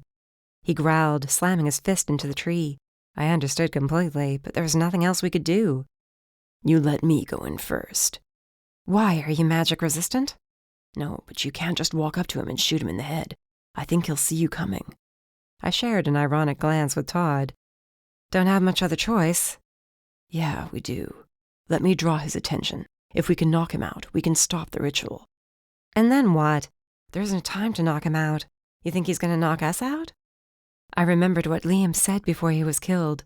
Cheval wanted me alive because I was dragonborn. Envy might not kill me, but there's nothing to stop him from killing Rafael. The air crackled as Envy's power spread, encompassing the entire clearing. I wasn't sure what he was doing until a solid beam shot up from the tree into the sky and began to fall all around. If we didn't move now, we were going to be stuck on the outside of that barrier, unable to get to Envy. Those people inside it would be killed. Our chance to form a plan was gone. It was now or never. Rafael followed my look, cursing when he saw the barrier coming down. I reached for his hand, squeezed it, and together we sprinted forward toward the clearing. We slid into the stone circle as the green wall crashed to the ground behind us, sealing us in. Envy lowered his arms, sighing as if content with his work. He spun around and his green eyes landed on us. Well, the two of us, since he couldn't see Todd. I'm sure he realized we were obviously not meant to be here as his sacrifices, as I'd drawn my pistol and aimed it at his head. Rafael was armed with a sword which appeared goblin-made. I'd have to thank Rufus for giving it to him if we made it out of this alive. I wondered what else the goblin might have given him. Isn't this an interesting turn of events? Envy said, his voice higher-pitched than I expected. He let out a laugh that sent chills down my back. That laugh. I'd heard it before. The scar on my face gave a twinge, and I winced. His gaze zeroed in on my cheek, then widened. My, I would know my handiwork anywhere. You are not the one I expected to see so soon. Not at all. He grinned wider, flashing fangs. Damned hybrid, just like I remembered. Just like Liam. Stop this ritual right now, I ordered, or I will put a bullet between your eyes. Is that so? He clasped his hands together, shifting his gaze to Rafael. And who might you be? A demon who doesn't know his place? Perhaps I should send you back to that slum that spawned you. I waited for Rafael's growl of fury, or for him to overreact and attack without thinking. Instead, a slow smile spread across his face. Yeah, not much you can insult me with at the moment. You should do as she asks, and this might not end badly for you. That wasn't exactly true. Envy was not leaving this place alive if I had anything to do about it. The hybrid mage sighed dramatically, then snapped his fingers. The people in the circle under his control suddenly focused on us. This was bad, very bad. If they attacked us, we'd have no choice but to defend ourselves, but we couldn't hurt them. Hoping Rafael would forgive me, I pulled the trigger. The gunshot resounded off the magical barrier, and I waited to hear the thud of Envy's body hitting the ground. Should have known it wouldn't be that easy. The bullet had stopped an inch from Envy's face. 1 more inch, and this would have all been over. He waved his hand. The bullet shot past him, striking the tree instead. His smile turned creepy, and he snapped his fingers again. The people all moved as one toward us, hands outstretched. Mercy, Rafael muttered, placing his back to mine. Ideas would be great right now. What do you want me to do? They were getting closer, and beyond them, Envy's evil cackle seemed louder and louder. How did we let this happen? I holstered my gun. Rafael collapsed the sword. We were here to save these people, not kill them. Todd was back to screaming in Envy's ear, but the mage made no indication he heard the ghost at all. Todd was useless, and this night just went from bad to worse. A man lunged at me, and I kicked him in the stomach, driving him back. He staggered into 2 others, but they moved around him, and then I was fending off punches, landing a few of my own, apologizing all the while. Rafael's growling grew further away. I glanced over my shoulder. He was swarmed by 6 supes, all werewolves from the look of them. They surrounded him, and he defended himself, but didn't fight back. "You have to attack!" I yelled to him as I clocked a fairy in the face. She sailed backward, hitting the ground hard. "Rafael!" I'll hurt them. "Yeah, and they're gonna kill you. Just do it." Between the bodies of supes and humans fighting to get to me, I caught a glimpse of Envy pulling something from his robes. Todd stopped his shouting long enough to see whatever it was, and then he was gone. "Mercy!"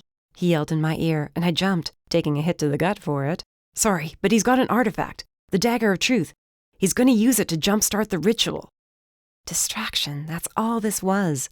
The sacrifices were in the circle still, so they would be killed. "Todd, get it from him!" I yelled. He shook his head. "I can't." "Mercy!" Another hit to my side had me gasping for air, and then I was on the ground. Supes and humans beat down on me as I covered my head. It was like the damned gobs all over again. A surge ripped through the air, and for a solid 5 seconds, the attack stopped, as if all the sacrifices held a collective breath. Then it was over, and they were attacking harder. If I didn't do something, they were going to kill me. The only thing I could do now was kill them first. I closed my eyes, taking the blows as the scar on my face throbbed in time with my pounding heartbeat. I was stronger than this. I was a damned mage, just like my dad. I had the power within me, and though I hadn't felt it since returning from Sector 18, it was there all the same. A flash of light made me open my eyes. My hands glowed bright white and gold. Flames flickered in my palms. I reminded myself not to hurt the innocents. I threw back my head with a yell. My power shot outward in all directions, and the attack halted. The wind whipped my hair loose from my braid as I easily found my feet and glared Envy down. "Rafael!" I yelled, not letting my eyes leave Envy's. "Here, I'm here," he replied in awe. "Mercy, your eyes." There was no time to wonder what he saw. Envy had the dagger in hand and marched toward me. "You cannot defeat me," he bellowed. "Watch me." I shot back and thrust my right hand outward. His body lifted off the ground and slammed into the tree, the air escaping his lungs in a vicious gasp. I turned around and with my left, aimed my magic right at the barrier. It resisted at first, but then a crack formed. and it shattered. "Get them out!" Rafael immediately moved the innocents toward the crack. As soon as they were clear, their bodies sagged, and they held their heads as if awakening from a dream. One by one he shoved them through, and hope grew within me. Envy was strong, but I was stronger. When the last person exited the circle, Envy screamed his rage. He pushed himself off the tree, and the force of his momentum crashed into me. My boots dug into the dirt, and I threw both hands up to ward him off. "You are nothing compared to me, little girl." He raised his hands high, and a crackling green orb grew between his hands. "Nothing. You will pay for this." He threw the orb at me, and it crashed against my crossed arms, driving me back again. "Mercy!" Rafael charged forward. He was thrown off his feet and right through the crack. He just got back up when the barrier sealed itself, cutting him off from me. He smashed his fist against it, sending ripples across the wall, but it held strong. "No, Mercy, get out of there!" "Oh no, she's not escaping. Not this time." Envy snarled. "You escaped your fate once. It will not happen again." Another orb hit me, and the power that burned so brightly within me sputtered. Another orb and another struck me. My knees shook as badly as my arms. My feet slid more until I was only a foot away from the barrier. Envy's power lashed out, striking me in the back, each hit drawing a cry from me. Rafael threw his body into the barrier. "No, damn it!" He cursed and yelled as an orb struck me once more, and my power went out completely. "Mercy, fight! You have to fight!" I reached toward my pistol, but my hand stilled, caught within Envy's grasp. With his other hand, he grabbed me by the throat, squeezing until black spots filled my vision. He lifted me off my feet as if I weighed nothing at all. I kicked out toward him, but my blows were too weak to hurt him. "You will watch her die," Envy said with an evil sneer. "Then it will be your turn."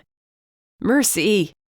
Unable to speak, I glared at Envy, wishing it was enough to scare him. All he did was cackle, then throw me across the clearing. I rolled, teeth clattering as I hit the ground. When I came to a stop, I propped myself up in time to have a boot hit me square in the face. I rolled over again, cringing as blood covered my face, warm and sticky. Green tendrils of magic surrounded me and lifted me off my feet, suspending me in mid-air above Envy. "You are just like your father," he sighed. "Always thinking you're better than everyone, thinking you're stronger than everyone. But you will always be nothing. She wants you alive, though I can't for the life of me understand it." "Dragonborn, asshole!" I spat at him. Blood and spit covered his face, and I smiled when he flinched. "You'll never be that." "No, perhaps not. But what's so great about being Dragonborn? You're persecuted all your life, have to hide away, not tell a soul who you are, can't even shift properly. You can keep your dragon blood. Cheval will punish me for this, but in the end, she will come to understand that you will never follow her. You will forever be a hindrance." The tendrils squeezed me hard. If they didn't stop, my ribs would break. I strained to get free, but then he let up, and I sighed in relief until I saw him grinning like the madman he was. Great. He wasn't just going to off me and be done with it. He was going to torture me first. My gaze shot to Rafael, ready to yell at him to get out of here and leave, that he didn't need to see this. But then Envy launched me through the air again. His power lashed out, hitting me in the legs and back as I scrambled to get away. My hand found my gun, and as I flipped it over, I fired until the magazine was empty, aiming for his face. Every bullet missed. He wrenched the gun from me, tossing it aside. A furious bellow of rage that struck me right down to my core made Envy freeze. I turned my head just enough to see Rafael. He was hunched over, outside the barrier. He held his head like he was in pain, eyes flaring red as he roared again, every muscle straining. "Leave him alone!" I found my feet and managed to catch Envy off guard. I popped him in the jaw and landed a second hit to the side of his head. He staggered away from me, sputtering words as his hands lashed out, and more magic struck me like blades, slicing through my clothes. Blood spread along my arms, weakening me. That is not me, Envy said, sounding curious. It appears he's facing his own demons. Too bad. He won't get to see you die. Another tendril grabbed hold of my ankle and dragged me right back to Envy. I dug my nails into the dirt, but there was nothing to grab hold of. I had one dagger. Just one. I reached for it as I neared him. Blade in hand, I flipped myself over and threw myself at him.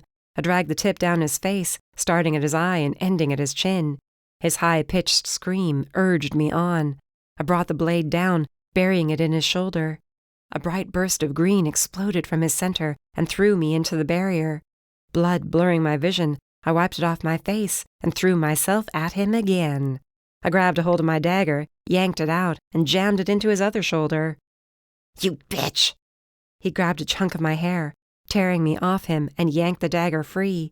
He held it over me as I was unable to get free of his hand, his blood dripping onto my face. Now you die! The dagger rose higher, but I refused to shut my eyes. Rafael's bellow of rage split the air again, but this time there was a fury behind it I'd only ever heard one time from one demon, and he was only a half-demon. This yell was much more lethal, far more dangerous. Envy and I turned at the same time. Rafael was outside the barrier, eyes crimson, muscles bulging, and face contorted. His gaze shifted to me. He snarled, but that wasn't the Rafael I'd gotten to know over this past week. Oh no, that was the true Rafael. Whatever journey his mind had gone on was over and left him unburdened from his past. It also left him dangerous as hell. He was more focused than I'd ever seen him before. His anger was palpable and took my breath away. He growled as he reached for the barrier. Envy smirked and started to chortle, but then his eyes glistened with uncertainty and fear as Rafael's extended black claws pierced the magic and shredded through it. No, Envy whispered. That's not possible. Rafael stalked closer, eyes flickering from me to Envy. He bared his fangs. Apparently it is, I mused. That's my demon. Where those words came from, I didn't care. All I cared was this enraged demon was coming to save my ass. Again. God, I was going to owe him big time for this one. Chapter 15. Rafael. Antonio grabbed me around the middle and lifted me off my feet. He threw me across the open space, but I managed to stay on my feet and meet his next attack with a hit of my own. He easily matched me in size, and I was barely able to defend myself as his rage pounded down around me. My own rage barely scratched the surface, but a part of me held back. Though this was only a small part of my brother, he was still my brother.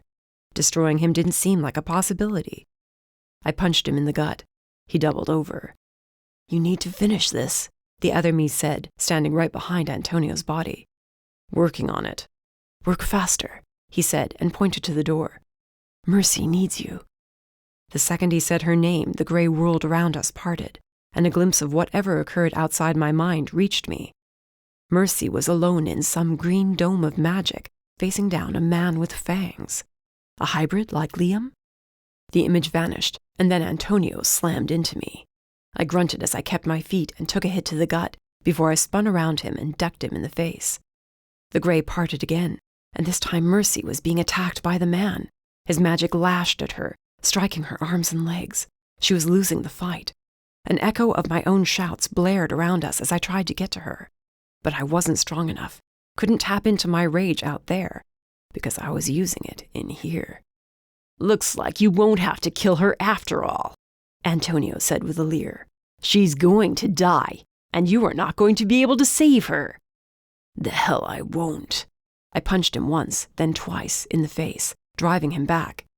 The door shimmered into view. I sprinted toward it. Antonio bellowed and tackled me to the floor. We rolled, and he ended up on top of me. He got 3 solid hits to my face. Then I snatched his wrists and lifted myself up, headbutting him. I flipped us over and nailed him in the ribs with my knee. "No!" My own voice yelling startled me. I glanced up in time to see Mercy being dragged back toward the man. She had a dagger in her hand. She threw herself at him. Antonio's fists hit me, and I staggered away from him, shaking my head to clear the blurred vision. She's going to die, and you are going to watch. Do you hear me? She deserves to die. They all do. She did not kill you. My anger reached its peak. She is innocent, just like we were. She's a mage. She's so much more than a mage. Mercy screamed, and the man's yell joined hers. She plunged the dagger into his shoulder, and his power blasted her back. She slammed into the barrier, bloodied and gasping for air. She wasn't going to last much longer. I had to get to her before it was too late. You will like her, Antonio snarled, outraged. How can you like her? She saved my life more than once, I told him, and I am going to save hers tonight. Move on, Antonio. I will not ask you again. Let go of your hatred and move on from this place. His eyes flared red, and he roared, You will not save her. Time had run out. I shut my eyes, taking a deep breath. When I let it out, the rage I had been too scared to let loose on my brother, on anyone, these past few years, burst forth. The roar that exploded out of my mouth stopped Antonio in his tracks.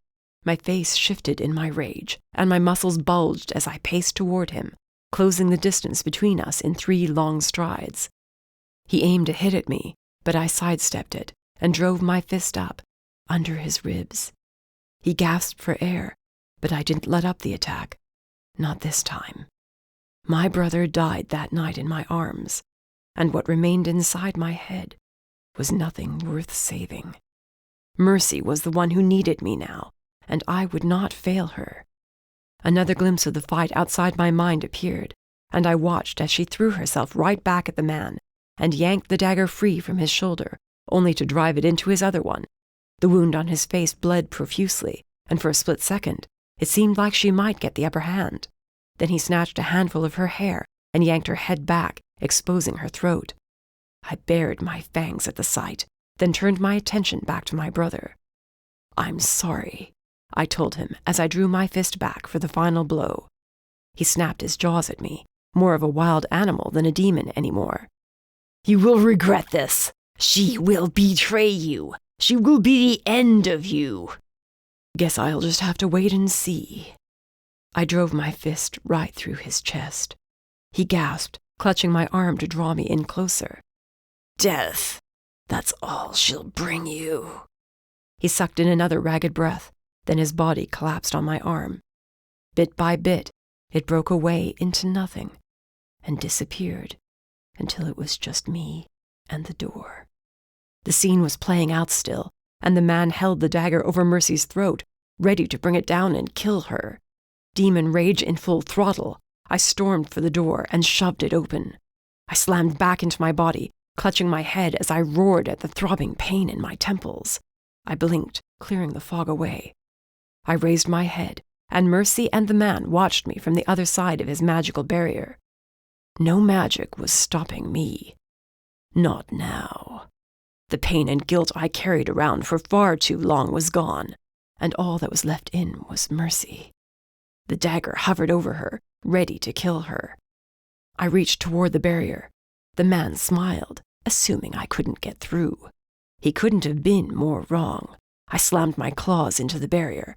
At first it resisted and tried to throw me back, but I dug my feet into the ground, snarling as I pushed forward even harder. A crack formed in the barrier, then another, and another, as my claws pierced the magic and I stretched the opening wider and wider. The man stared at me in disbelief.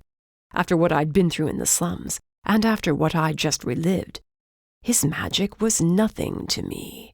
I stepped through the opening and bared my fangs, moving closer. Briefly, I worried my full demon rage would scare Mercy, but when my eyes locked with hers, there was no look of fear. There was only awe, followed by relief that she was not going to die today. Back away from her now and drop the dagger. My words came out in a ragged growl. Who are you? The man asked. Drop it, I repeated, ready to dive forward. The man smiled wide, revealing fangs. Another hybrid like Liam. I was right. Blood dripped down the right side of his face from a cut in the same fashion as Mercy's scar. There was a reason for that. That's what instinct told me. But now wasn't the time to ask who this man was. Mercy was in danger. The man's eyes glowed a disgusting green as power expanded from his hands and up his arms. I waited for the discomfort to start, to feel my scars itching and twinging. I waited to become irritated by the stench of magic in the air. There was none of that anymore. He opened his mouth, most likely to say something. I was done listening. I threw myself forward without a sound and took him down, shoving Mercy to the side and out of harm's way. The man raised the dagger high and brought it down. I caught his wrist before he could touch me with the blade and tossed him away from me. The dagger fell from his hand as he scrambled to get back up. An orb of green light grew between his hands. He threw it at me. I dodged it, then wrapped one hand around his throat. In my rage, I lifted him off his feet. "You'll regret this, demon," he sputtered, beating at my arms to release him. Doubt it. I dragged him closer, roaring in his face, then threw him into the dead tree behind us. Giving him no time to recover, I charged in and slashed my claws down his chest, ripping through his robe. Something fell to the ground between us. Uncaring what it was, I kicked it aside and kept up the attack, not giving him a chance to use his magic. Mercy may have started the fight, but I was going to finish it. He was weakening, the power in his eyes sputtering in and out as he struggled to summon his magic. I raised my hand to strike him again. He slammed his palm into the trunk of the tree. A force blasted me backward to the edge of the barrier. It did the same to Mercy, sending her flying, landing right next to me. By the time we were getting up, an arched doorway had formed in the tree, and the man sneered as he backed into it. "I'll see you again soon, Mercy," he said, then with a wink, disappeared completely. "No!" Mercy screamed, running to the tree, but the archway closed. "Damn it!" She banged her fist on it, tearing at the bark with her bare hands until they were bloodied. I ran to her side and caught her hands. She yelled in fury, attempting to break away, until I barked her name and she stilled, glaring at me. "You should have killed him. Why didn't you just kill him?" "I don't know who he is. Mercy, where are we? What the hell is going on?" She sighed heavily, hanging her head. "Right, you're back. "Back?" From whatever crap you were doing inside your head," she muttered. "Good timing, though. Thanks for saving my ass." "Why did your ass even need saving?" I asked, as my rage slipped back under the surface, now that the immediate threat was gone. "Mercy, talk to me. I'm a bit lost. What did you get yourself into this time? Who was he?"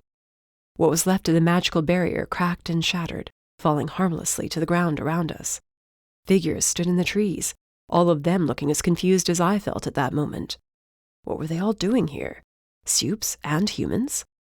I was extremely lost, not understanding why they would all be here with us, or where here even was. The dead tree in the center of the clearing was odd. At our feet was a strange circle made of rocks, connected with lines burned into the ground. Nothing about this place was good. There was a hint of evil lingering in the air even now. I was about to grab Mercy by the shoulders and demand she answer me, but her eyes fluttered and she staggered into my chest. "Mercy?" "Sorry, lost more blood than I thought in that fight. Damn magic took the rest out of me." She puffed out her cheeks, looking toward the people. "We have to get them out of here." "You need to answer my questions." "Rafael, listen to me, please. Those people need to get to safety. I'm in serious pain and losing blood and would like to get to my place before I collapse. Come with me. I swear I will tell you everything about tonight. Trust me." "I do," I said without thinking. She nodded solemnly, and an understanding passed between us, one that said we did fully trust each other now, and would be there when the other one needed us. As we gathered up these people, I thought back, digging in my mind for what happened while I was locked away in the fight with my brother, but there was only a void of missing memories. I found myself standing very close to Mercy, though, holding her up as she directed people to the transport, telling them to get themselves home, that they were safe. Safe from what was my question. They left in small groups, heading back to whatever sector they'd come from. When there was no one left, I helped Mercy get inside with me and returned us to Sector 21. Just as we were being transported back, I looked at the tree one final time, and what I saw startled me. It had to be a trick of the moonlight, or a residual magic, but I was sure there was a man standing near the tree. His body was transparent, but his face... I wanted to shake my head and rub my eyes. He looked like Todd. Then the transport came to life, and we were back home. Getting Mercy to her place took a while. Her wounds were taking their toll. The going was slow, but once we arrived, she unlocked the door and stepped inside. I waited on the threshold, a strange sense of déjà vu hitting me. "You've been staying here the last few days. You can come in," Mercy called out. I have? "Yeah, you have." She flinched as she worked to get her coat off. I helped her ease her arms out one at a time, rumbling at the sight of the slashes running up and down her limbs. She kicked out of her boots next, then sank to the couch. "You need to clean those," I told her, laying her coat over the back of the chair. It was heavy, but I wasn't about to start rifling through her pockets. "I'll get there." "Do you have a kit?" "Bathroom, under the sink." I found it quickly and sat down on the coffee table, scooting aside a piece of parchment with a tree on it. "Is that where we just were?" I looked closely and realized the tree was exactly the same as one we came from. "Yeah." "Blood moon," I said, reading the words at the top of the page. "What did I miss out on?" "Nothing. You've been right here with me the whole time." Here, but not here. Sounds like I have a lot of catching up to do. I reached for her right arm first, then gently started to tug her sleeve up. It got stuck, and she told me just to rip it. "I have other shirts," she mumbled when I didn't do it right away. "If you don't, I will." Gripping the sleeve in my hands, I tore it all the way up to her shoulder, then ripped the sleeve completely off. Her arm was worse than I thought, but none of the slashes needed stitches at least. "That man," I said as I took a sanitized wipe from the kit and began to clean off the blood. "Who was he?" She flinched when I brushed against one of the cuts, but didn't pull away. I held her hand in mine as I tended to her wounds. I was acutely aware of her breathing, of every shift she made on the couch, how her hand squeezed mine, and I automatically squeezed back. I paused in my cleaning to really look into her cold blue eyes, and was shocked to find they weren't so cold, as she held my gaze steady. Something changed between us, and no matter how hard I tried to figure out what it was, no memories came to mind. Nothing to help me out. "Mercy," I said quietly. "Who was he?" Focus. I had to focus and deal with one issue at a time. "How about first you tell me why you were wandering around with no memory?" I put the now bloody wipe down and picked up a small container of healing salve. As I applied a bit to each of the slashes on Mercy's arm, I said, "I was trying to forget my past." "Yeah, I figured that part out. Why?" "The nightmares, seeing my dead brother. It all grew worse," I confessed. "I was desperate, so I went out in search of some miracle cure to get rid of it all." My fingers rested on her arm softly. "I found a witch willing to help. She gave me a potion, and then I was inside my mind. Except it wasn't my past I saw, at least not just my past." "No?" "Turns out a bit of my brother's soul had latched onto my memories, and has been feeding me his guilt and pain ever since. We faced the past together. Then I helped the rest of him move on." "You helped yourself too," she pointed out, and her fingers trailed down my cheek. "Your eyes are so clear now. You don't look as worn out as you did before." She scratched the scruff on my cheeks. "I do ask that you keep the beard." "I'll think about it. Why did I have the sudden urge to kiss her, as if I'd done it recently?" She drew back from me and turned away. "Mercy?" "I'm sorry that I wasn't there for you. I said I would be, and then I disappeared when you needed me most." She wiped at her eyes, laughing bitterly. "Some friend I am." "Sounds like you took care of me. How did you find me?" "You were wandering around in the underground with no memory of who you were or who I was. You had no memory at all. So I brought you here, and you offered to help." "Help with what?" I asked, finishing up her right arm. "Mercy, you said you would tell me. That man was going to kill you, and those people. Why were they there? What did I miss?" This time when she pulled away, she rose to her feet and walked away, running her hands madly through her hair.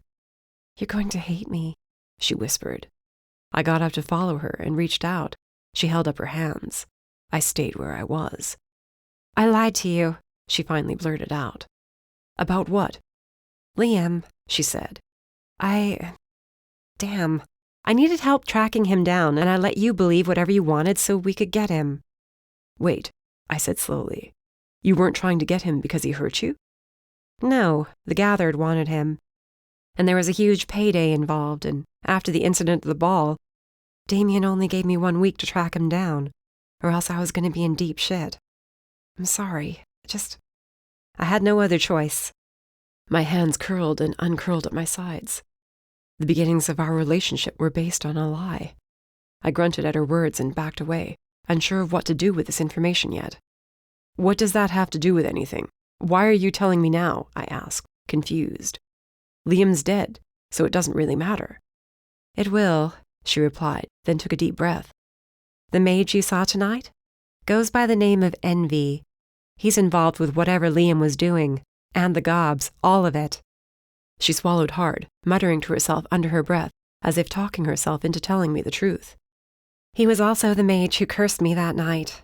I was finally able to find him, thanks to you and Bowen. Her eyes widened. Damn, he's gonna kill me. Why? I asked, unable to get anything else out. I wasn't supposed to go after Envy alone tonight, and I did. I was with you. Yeah, well, you weren't when I started out. You hijacked the transport I took to get him. She fumbled with her cell phone, trying to text, but dropped it. She tried to pick it up and dropped it again. Damn it. She sat down on the floor, holding her face in her hands. When I first met Mercy, all I saw was the strong bounty hunter who never broke down. She was all fight and anger and determination. But this side of her was so different. It caught me off guard. She was vulnerable. Her shoulders shook, and when she lifted her head, she was wiping furiously at her eyes. She stayed right where she was on the floor, shaking her head. I had him in my hands, she whispered, and the bastard got away again. I can't win. I just can't.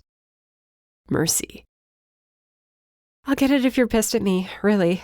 I dragged you into a mess that you can't even remember. Probably better that way, to be honest. You can go if you want. We won't blame you. I turned toward the door, then stopped. My gut screamed at me not to leave her like this. She'd taken me in when I had no idea who I was. She did not have to do that. Granted, we ended up in a fight for our lives, but I knew myself. Even with no memory, I'd offered to help her out, which showed how much I instinctively trusted her. And even if she rejected my help, I didn't even have to ask her to know that I insisted I would help anyway. There was no hiding how I felt. Not anymore. Not from myself. Not from her. Without saying another word, I went back to her side, sat down, and rested my shoulder against hers. I get why you lied, I said after a while, when neither of us moved away from one another. I won't say I'm not annoyed, but I get it. She rested her head on my shoulder. A strange sensation hit my gut, one that I kind of liked. And I get why you weren't there when I called. You had a chance to get the man responsible for ruining your life. If the mage who killed my brother, who hurt me, was still alive, I would have done the same. I was stupid to think we could get him on our own, she mumbled. He's too damn strong. We'll find him again, I promised. Whatever help you need from me, you have it. You have to go back to your job at some point. Shit, I hadn't even thought of Nor. Don't worry, you took care of it. I did? I asked her. How? You called your boss and told him you were taking him up on that vacation time. Pretty sure you have a whole week off still before he expects you back. A week? That's good to know. I would need it to get myself back to, well, myself. With Antonio gone from my head, a drastic change had come over me. There was no lingering darkness in my mind, no guilt, no doubt over any of the actions I took while trying to escape the slums. I had peace, and now I was determined that Mercy should have the same. We'll need that week to track Envy. He's not a bounty, she said quietly. There's no reason for me to go after him, except revenge. Those people there, what was he going to do to them? A ritual of some kind, from what I could tell, she explained. I have no idea what he's into, but I found him through Liam. They're connected somehow, the gobs, the hybrids, Wesley being taken, that damned tree. It's all connected. Maybe I need more than a week. You can't just stop your life to help me out, she argued. I'm not worth the trouble. Says who? Says me. She got up from the floor, leaving me with a sudden pang of emptiness. Every time you're with me, we end up getting hurt and nearly killed. One of these times it might actually stick. I can't have your death hovering over me. I can handle myself, I said as I got up too. She blinked at me, then grinned, then started to laugh. Yeah, I know. You told me so just this week. Mercy, let me help you. This mage hurt you, and I would very much like to hurt him back. Think you already did. I want him gone from this world. She frowned at my words. You're a Fed. You can't go around killing people. Maybe not, but I can bring him in and ensure he's sentenced to death for his crimes. I'm doing this with you, whether you like it or not. I went to her and reached for her hands like I'd been doing it all along. I rubbed her knuckles with my thumbs. She sighed. Mercy? What? While I was out of it this week, did anything happen between us? She shifted on her feet, and her gaze flickered away from mine. Aside from us almost getting killed? No, nothing. You certain? Pretty damn certain. She removed her hands from mine and walked back to the couch. It's late, and I'm sure you're tired out from the fight and being back in control of your body and whatnot. Why don't you go home and get some sleep? I'll talk to you tomorrow. She was lying. Before I'd been too wrapped up in my own bitterness and regret to take note. But her eyes crinkled slightly when she did it. If I pressed her for answers, I'd just tick her off, so I gave in. Right, I'll call you tomorrow. Night, Rafael, and I'm glad you're better. Really? Same. I waited a couple of beats, then nodded again and left Mercy's apartment. Outside her door, I told myself I was an idiot for leaving. What did we do? When I touched her hand, a strange sensation of belonging struck me, one of being close to her. I shouldn't have left, but exhaustion finally caught up to me as the adrenaline wore off. There was a lot of information to sift through as far as what she told me. That, and I was determined to remember what else I did this week, in addition to traipsing down memory lane. Chapter 16. Mercy. Once Rafael left, I cleaned up the rest of my wounds and texted Bowen and Rufus. I said nothing about facing down envy, only that I'd be swinging by shortly. You should have told him everything, Todd said, peering out the window. No, I muttered. What's the point? If he doesn't remember, that means I'm safe, and so is he. From what? The truth. If he remembers what I am, that in itself is an issue. But if he recalls what we talked about regarding Cheval, the hybrids, the Blood Moon, you think his boss will stop to listen to us? I know what they do to Dragonborn. Anything I have to tell them will be deemed as lies. Besides, I want more evidence of whatever Cheval's been up to with these hybrids. Solid proof. We'll keep handling it on our own till then. I picked up my coat and carefully reached into my pockets to remove the dagger of truth. I'd snatched it up off the ground when it fell from Envy's robes during the fight. The less Rafael knows, the safer he'll be, I added. You're an idiot if you think he'll stay away. He disappeared then, right in front of me. Cares for you, and he's a demon. So? So he went into a full rage to save you. Do you have any idea how hard it is for a demon to get into that state and control it? They're only able to do so if they're truly focused, or if they care for someone. A lot. He emphasized the last two words. Mercy, you won't be able to keep him away from this fight. Watch me. I changed out of my dirty clothes, fixed my hair the best I could, and carefully tucked the dagger of truth back in my coat pocket. I peered out the eye-hole to ensure Rafael was gone, then left my apartment and headed for the underground. When I reached Rufus's door, it opened without my having to knock. Bowen and Rufus stood with their arms crossed, looking pissed off as ever. What did you do? Bowen demanded. Seriously, can't even give me 2 seconds to get settled in before you're harping on me? Mercy, he hissed. Rafael ran out of here earlier because he was concerned you were doing something stupid. From the way you're holding yourself, you did. He sniffed the air and hissed louder. I smell blood.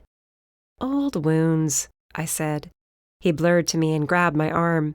I gasped and yanked it away from him. All right, damn. Might have run into a little trouble, but it's not what you think. Then explain it to us, because from the guilty look on your face, you went after Envy. Alone. I bit my lip, debating exactly what to say. Rufus threw his arms up in the air and stomped away. You're suicidal, that's it. That's what I've decided. No, I'm not, I argued and pulled the key from my pocket. I found Sector 1462. Found the tree, the ritual circle. I found it all. Bowen picked up the key and asked how. I gave him the rundown on how the key worked and where it was. I told them Rafael caught me at the last second, and how we were going to go back, but then Envy showed up. Neither said a word as I went on and on. Only Bowen hissed when I got to the part about Envy kicking my ass after my power failed. And then, well, Rafael saved me, I said quietly as I reached the end of my story. Where is he, by the way? Bowen asked. I expected him to return with you. Yeah, about that. It was Rafael who saved me. You said that, Rufus told me. I shook my head. Wait, you mean shit? Yeah, shit about covers it. He remembered? Bowen asked. Just who he is, but everything he was a part of this last week doesn't seem to be there. He has no memory of helping me or you guys. He has no memory of any of it. I shook my head. I should be thrilled, but that meant he had no recollection of the kisses we shared, or that night we watched stupid movies. None of it. It was better this way, that's what I told myself. Make it less hard to push him away when we made progress with finding Cheval or Envy again. There goes our plans for the artifacts, Rufus sighed, tugging on his pierced ear. Speaking of that, I said and reached into my coat. Envy had this on him. Looked like he was going to use it for the ritual, but Rafael stopped him. I placed the dagger of truth on the table. Check one off the list for us, at least. Without the Fed's help, we have no way to keep that safe, Rufus said, pointing at it. And if you keep it with you, it'll be a beacon for Envy to come right to you. I can take it, Bowen told us. I have a vault that is highly protected. No one can get in it but me. You sure? I asked. Trust me, the dagger will be safe there. Great. 1 down, 20 plus more to go, I grimaced. And no Rafael to help us find them. He could help me find Envy. That would lead us to more artifacts and hybrids, maybe even Cheval herself. The rest of the plan he couldn't know about. If he found out Rufus was out of his cell and I was the one who did it, his leniency at my first lie would disappear. This was a complicated mess before. Now with him being thrown in the middle of it, the entire situation just got a lot worse. What about the sacrifices? Was there anything linking them together? Bowen asked. Nothing I could see. Supes and humans, all from different sectors. He could have gotten them from anywhere. I'd say they might be donors, but I think someone would notice if that many went missing. Bowen's brow arched. You sure about that? What are you getting at? Not sure yet, but I'll let you know if I find anything. He walked toward the door, but stopped short. And I'm telling Damien about all of this. The hell you are? You were out of line tonight, he snapped. I rushed a step between him and the door. You took on Envy alone. I had a Rafael. And yet you still nearly died. And Envy, he got away. You are beyond reckless. If we'd left, those people would have died, I shouted. All those people, dead. Is that what you want? Is it? If Cheval is powering the ley lines, then we have to stop her every chance we get. I was going to come back for you both, I swear I was. But I could not let him hurt anyone else. Bowen seemed torn between strangling me and yelling at me, possibly doing both at the same time. You have to be more careful, he urged. Not like I want to get myself killed. I can't tell anymore. And you were lucky tonight. Damned lucky it was only Envy there. Trust me, I know. If we're going to let you continue, you have to start telling us the truth and listening to us, he demanded. No more going off on your own or stealing information. Found the key, didn't I? Mercy. All right, fine. Fair point. Bowen exchanged a look with Rufus, who shrugged. This is your second chance. Don't mess it up, the gob said. Fair warning, at some point we will have to tell Damien. I know. When that day comes, I'll do it myself. All I could hope was that day was way in the future. Very, very far in the future. I told them I was exhausted and was going to head back home now that they were caught up on the night's events and had the artifact safe in hand. One more thing, Bowen said, and be truthful with me. Okay, I said slowly, wondering why he was looking not at me but to my right. Care to explain why Todd's ghost has been following you around this past week? No way, Todd replied. I groaned. You can see me? I'm undead, Bowen informed me and Todd. We can always see ghosts. The question is, why the hell is he following you around? I had not seen that coming at all. I should have remembered vampires could see ghosts. Silly me believed Todd when he said no one could see him unless he wanted them to. Sorry, Todd told me. Rufus's eyes widened. I realized Todd made it so the gob could see him too. Looks like the jig is up. Yeah, fantastic. Mercy? Bowen asked. Explain. You might want to sit down for this one, I said. I told them all about what happened to dear old Todd, the hitman. Chapter 17. Rafael. It had been a few days since I came back to myself. I hadn't seen Mercy yet, but we'd been texting every day. I hadn't stopped thinking about her, or dreaming about her. But that was an issue for another time. There was something else I needed to take care of. I asked her what witch I'd gone to for the potion, and she told me she was supposedly going to be gone on vacation for another few weeks and wouldn't be there. I figured the chance of seeing this witch again were slim, but I found myself walking through the underground anyway, in search of her shop. The first one I came to had a sign in the window stating the witch would indeed be gone. Figures, I mumbled to myself, turning to walk away. A creak sounded behind me, followed by the tinkling of a bell. The door had opened all on its own. The street was empty, and there was no draft to push a locked door open like that. "Hello?"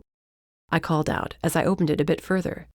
At first there was no answer, and I started to back out when the curtain parted and the witch who had given me the potion appeared. Well now, don't you look 100 times better? "I do. I believe I have you to thank for it. Thought you would be gone still." Nah, she said, waving her hand at the window. Every now and then I put that old thing up so people leave me alone. I'm an old woman, and sometimes I don't feel like dealing with the world. I have those days too. Had them, I guess. She held the curtain open and motioned for me to follow her. How about a cup of tea and you can tell me all about what happened inside your head? I joined her in the back room. She poured us mugs of steaming tea. I sat on the same couch, the black cat perched nearby, meowing at me for attention. The tea was strong, but good. I drank half the mug as the witch watched me closely. The cat walked over to lay on my lap. Petting the feline, I started recounting what occurred after I drank the potion. She said nothing the entire time I talked. All she did was refill my tea and nod here and there. When I told her how I heard Mercy's voice while on this journey, felt her hand on my arm, even managed to catch glimpses of what was going on outside me, the witch tilted her head, eyes glimmering with curiosity. "What?" I asked. I wondered how much you cared for her. Now I no longer wonder, since your connection to her is strong enough for her to reach you while under such a powerful spell. And vice versa. Meaning what exactly? Usually when one drinks that potion, they remain immobile until they complete their journey. You, however, told me barely an hour in that there was someone who needed you. I did? Yes, you stood up and said you had to go to her. I bumped into Mercy that night, I told the witch. Apparently I didn't remember who I was, but I went with her, and I did help her. Right at the end, though, that's when I saw what was happening to her. I came out of the journey in full demon rage. The witch's smile grew. Did you now? My, that is interesting. Yeah. Will I remember what I did here? Eventually the memories will return to you, she explained. It could take days or weeks, even months, but they will come back. That was good to hear. Mercy might have said nothing transpired between us, but she lied. I was dying to know, and the last few nights there'd been no nightmares, only dreams of Mercy. In these dreams we were kissing, laughing, and talking. Part of me believed they were simply dreams, but another part believed they were memories from what I'd missed out on. "I guess I still need to pay you," I told the witch as I finished my second cup of tea. No need. Are you sure? Quite so. I might not be the seer my mother was, but I looked into your future while you were under, before you wandered out of my shop. There are a great many things that will be expected of you in due time. I am only happy I was able to get you clear-headed enough to face them. Like what? I asked, frowning. What did you see? I'm afraid if I tell you, all will change. It's better if you simply find out for yourself. I left the witch's shop with more questions than answers, but at least I knew my memories would return. I went back home and crawled into bed, intending to get some sleep. I rolled over and grunted, glaring at the ceiling. When my eyes finally drifted shut, it was Mercy's face I saw again. The witch's words replayed in my head, repeating back to me what I'd told her. Mercy had needed me, and I'd gone to her. How had I known? And even during the journey, there should have been no way for me to know Mercy was nearby, or even talking to me. But I'd sensed her. Unable to get to sleep, I got up and found myself outside on the sidewalk, hurrying through the cold night air to get to Mercy's place. I knocked on the door, anxiously waiting for her to answer. By the time she did, I realized how late it was. Rafael? She looked puzzled. What's wrong? I have to talk to you. Can I come in? Sure. What's going on? She asked, rubbing her eyes. She wore her tank and sleep shorts. An image of her walking around her apartment in those flashed through my mind, but I shook my head. Rafael? If I confess something to you, will you tell me the truth to a question I have? She crossed her arms, nodding slowly. I guess so. Does this have to do with what you saw in your head? No, not exactly. Remember that dream you said you had, about us? The one from the Dreamweavers? Yeah, that one, I said, my voice hoarse as all the emotion I'd pent up for Mercy since first meeting her threatened to spill over. I do. What about it? It was just a dream. No, it wasn't. I was there in your dream with you. Gigi sent me in to bring you out. That kiss we shared? That was real. Her cheeks flushed and she blinked quickly, shoving her hair behind her ears. Oh. Yeah. Oh. That's good to know. What exactly does that have to do with your question? I closed the distance between us, and her breath caught as I took her hands in mine. While my mind was otherwise occupied, what happened between us? You and me. Just be honest. Are you sure you want to know? She asked, sounding worried. I think I already do know, I admitted. While I was inside my head, I heard your voice, felt your hand on mine. You were the reason I was able to get through my memories and face down my brother. We grew closer. I can feel it. We opened up to each other, and I'm not sure if I told you or not, but I like you, Mercy. Quite a bit. I keep having these dreams of us, but they feel too real to be made up. She said nothing. Her hands remained on mine. I waited, the seconds ticking by.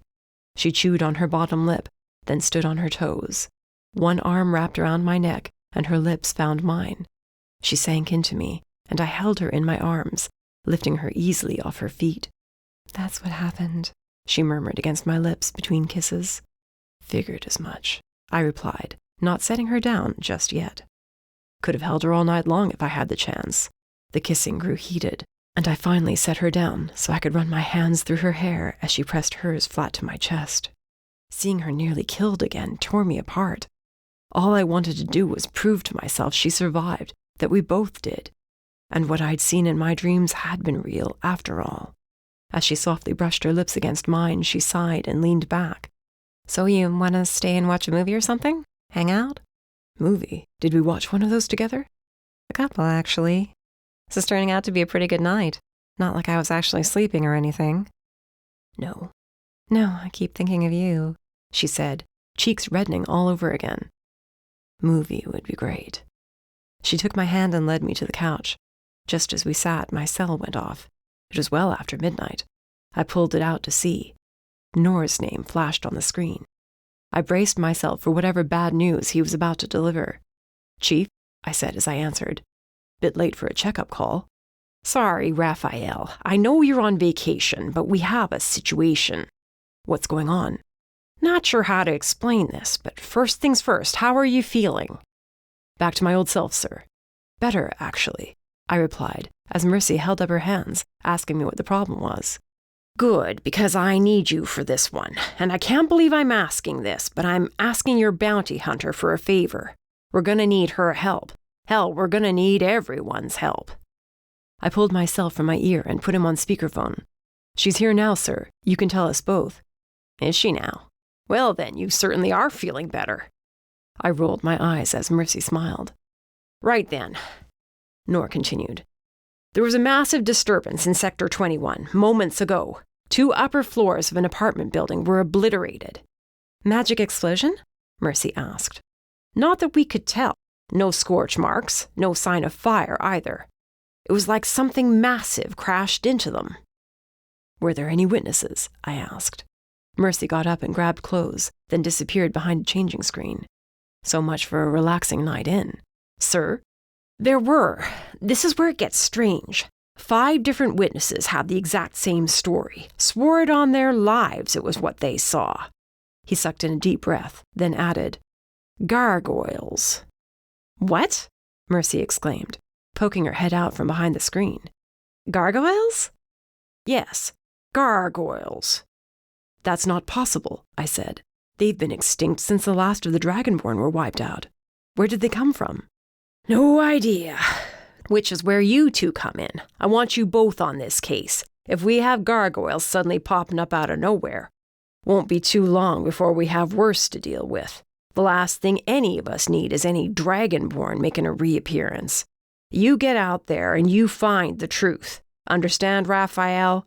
If it's some asshole playing a prank, I want him brought in. If not, I want you to capture the damn things and bring them in. We're on it, sir, I said. He told me he'd text me the coordinates of the disturbance, then hung up. I turned toward the screen. Sorry about this. Might get in the way of us finding Envy. It's fine. It's not like I have anything to go on right now. Up for an adventure tonight? I asked Mercy when she stepped out from behind her changing area. The news seemed to worry her, but she sheathed her daggers and her sword, and then slipped into her shoulder holsters and grabbed a bow and quiver. Yeah, who doesn't want to hunt extinct creatures that could rip off our faces with one swipe? Should be fun, right? Should be, I agreed and stood. Let's go find us some gargoyles. End of Book 3. This has been Sins of Mercy, Mercy Temple Chronicles, Book 3. Written by Sierra Graves. Narrated by Jack Ainsworth. Copyright 2018 to 2021 by Sierra Graves. Production copyright by Sierra Graves.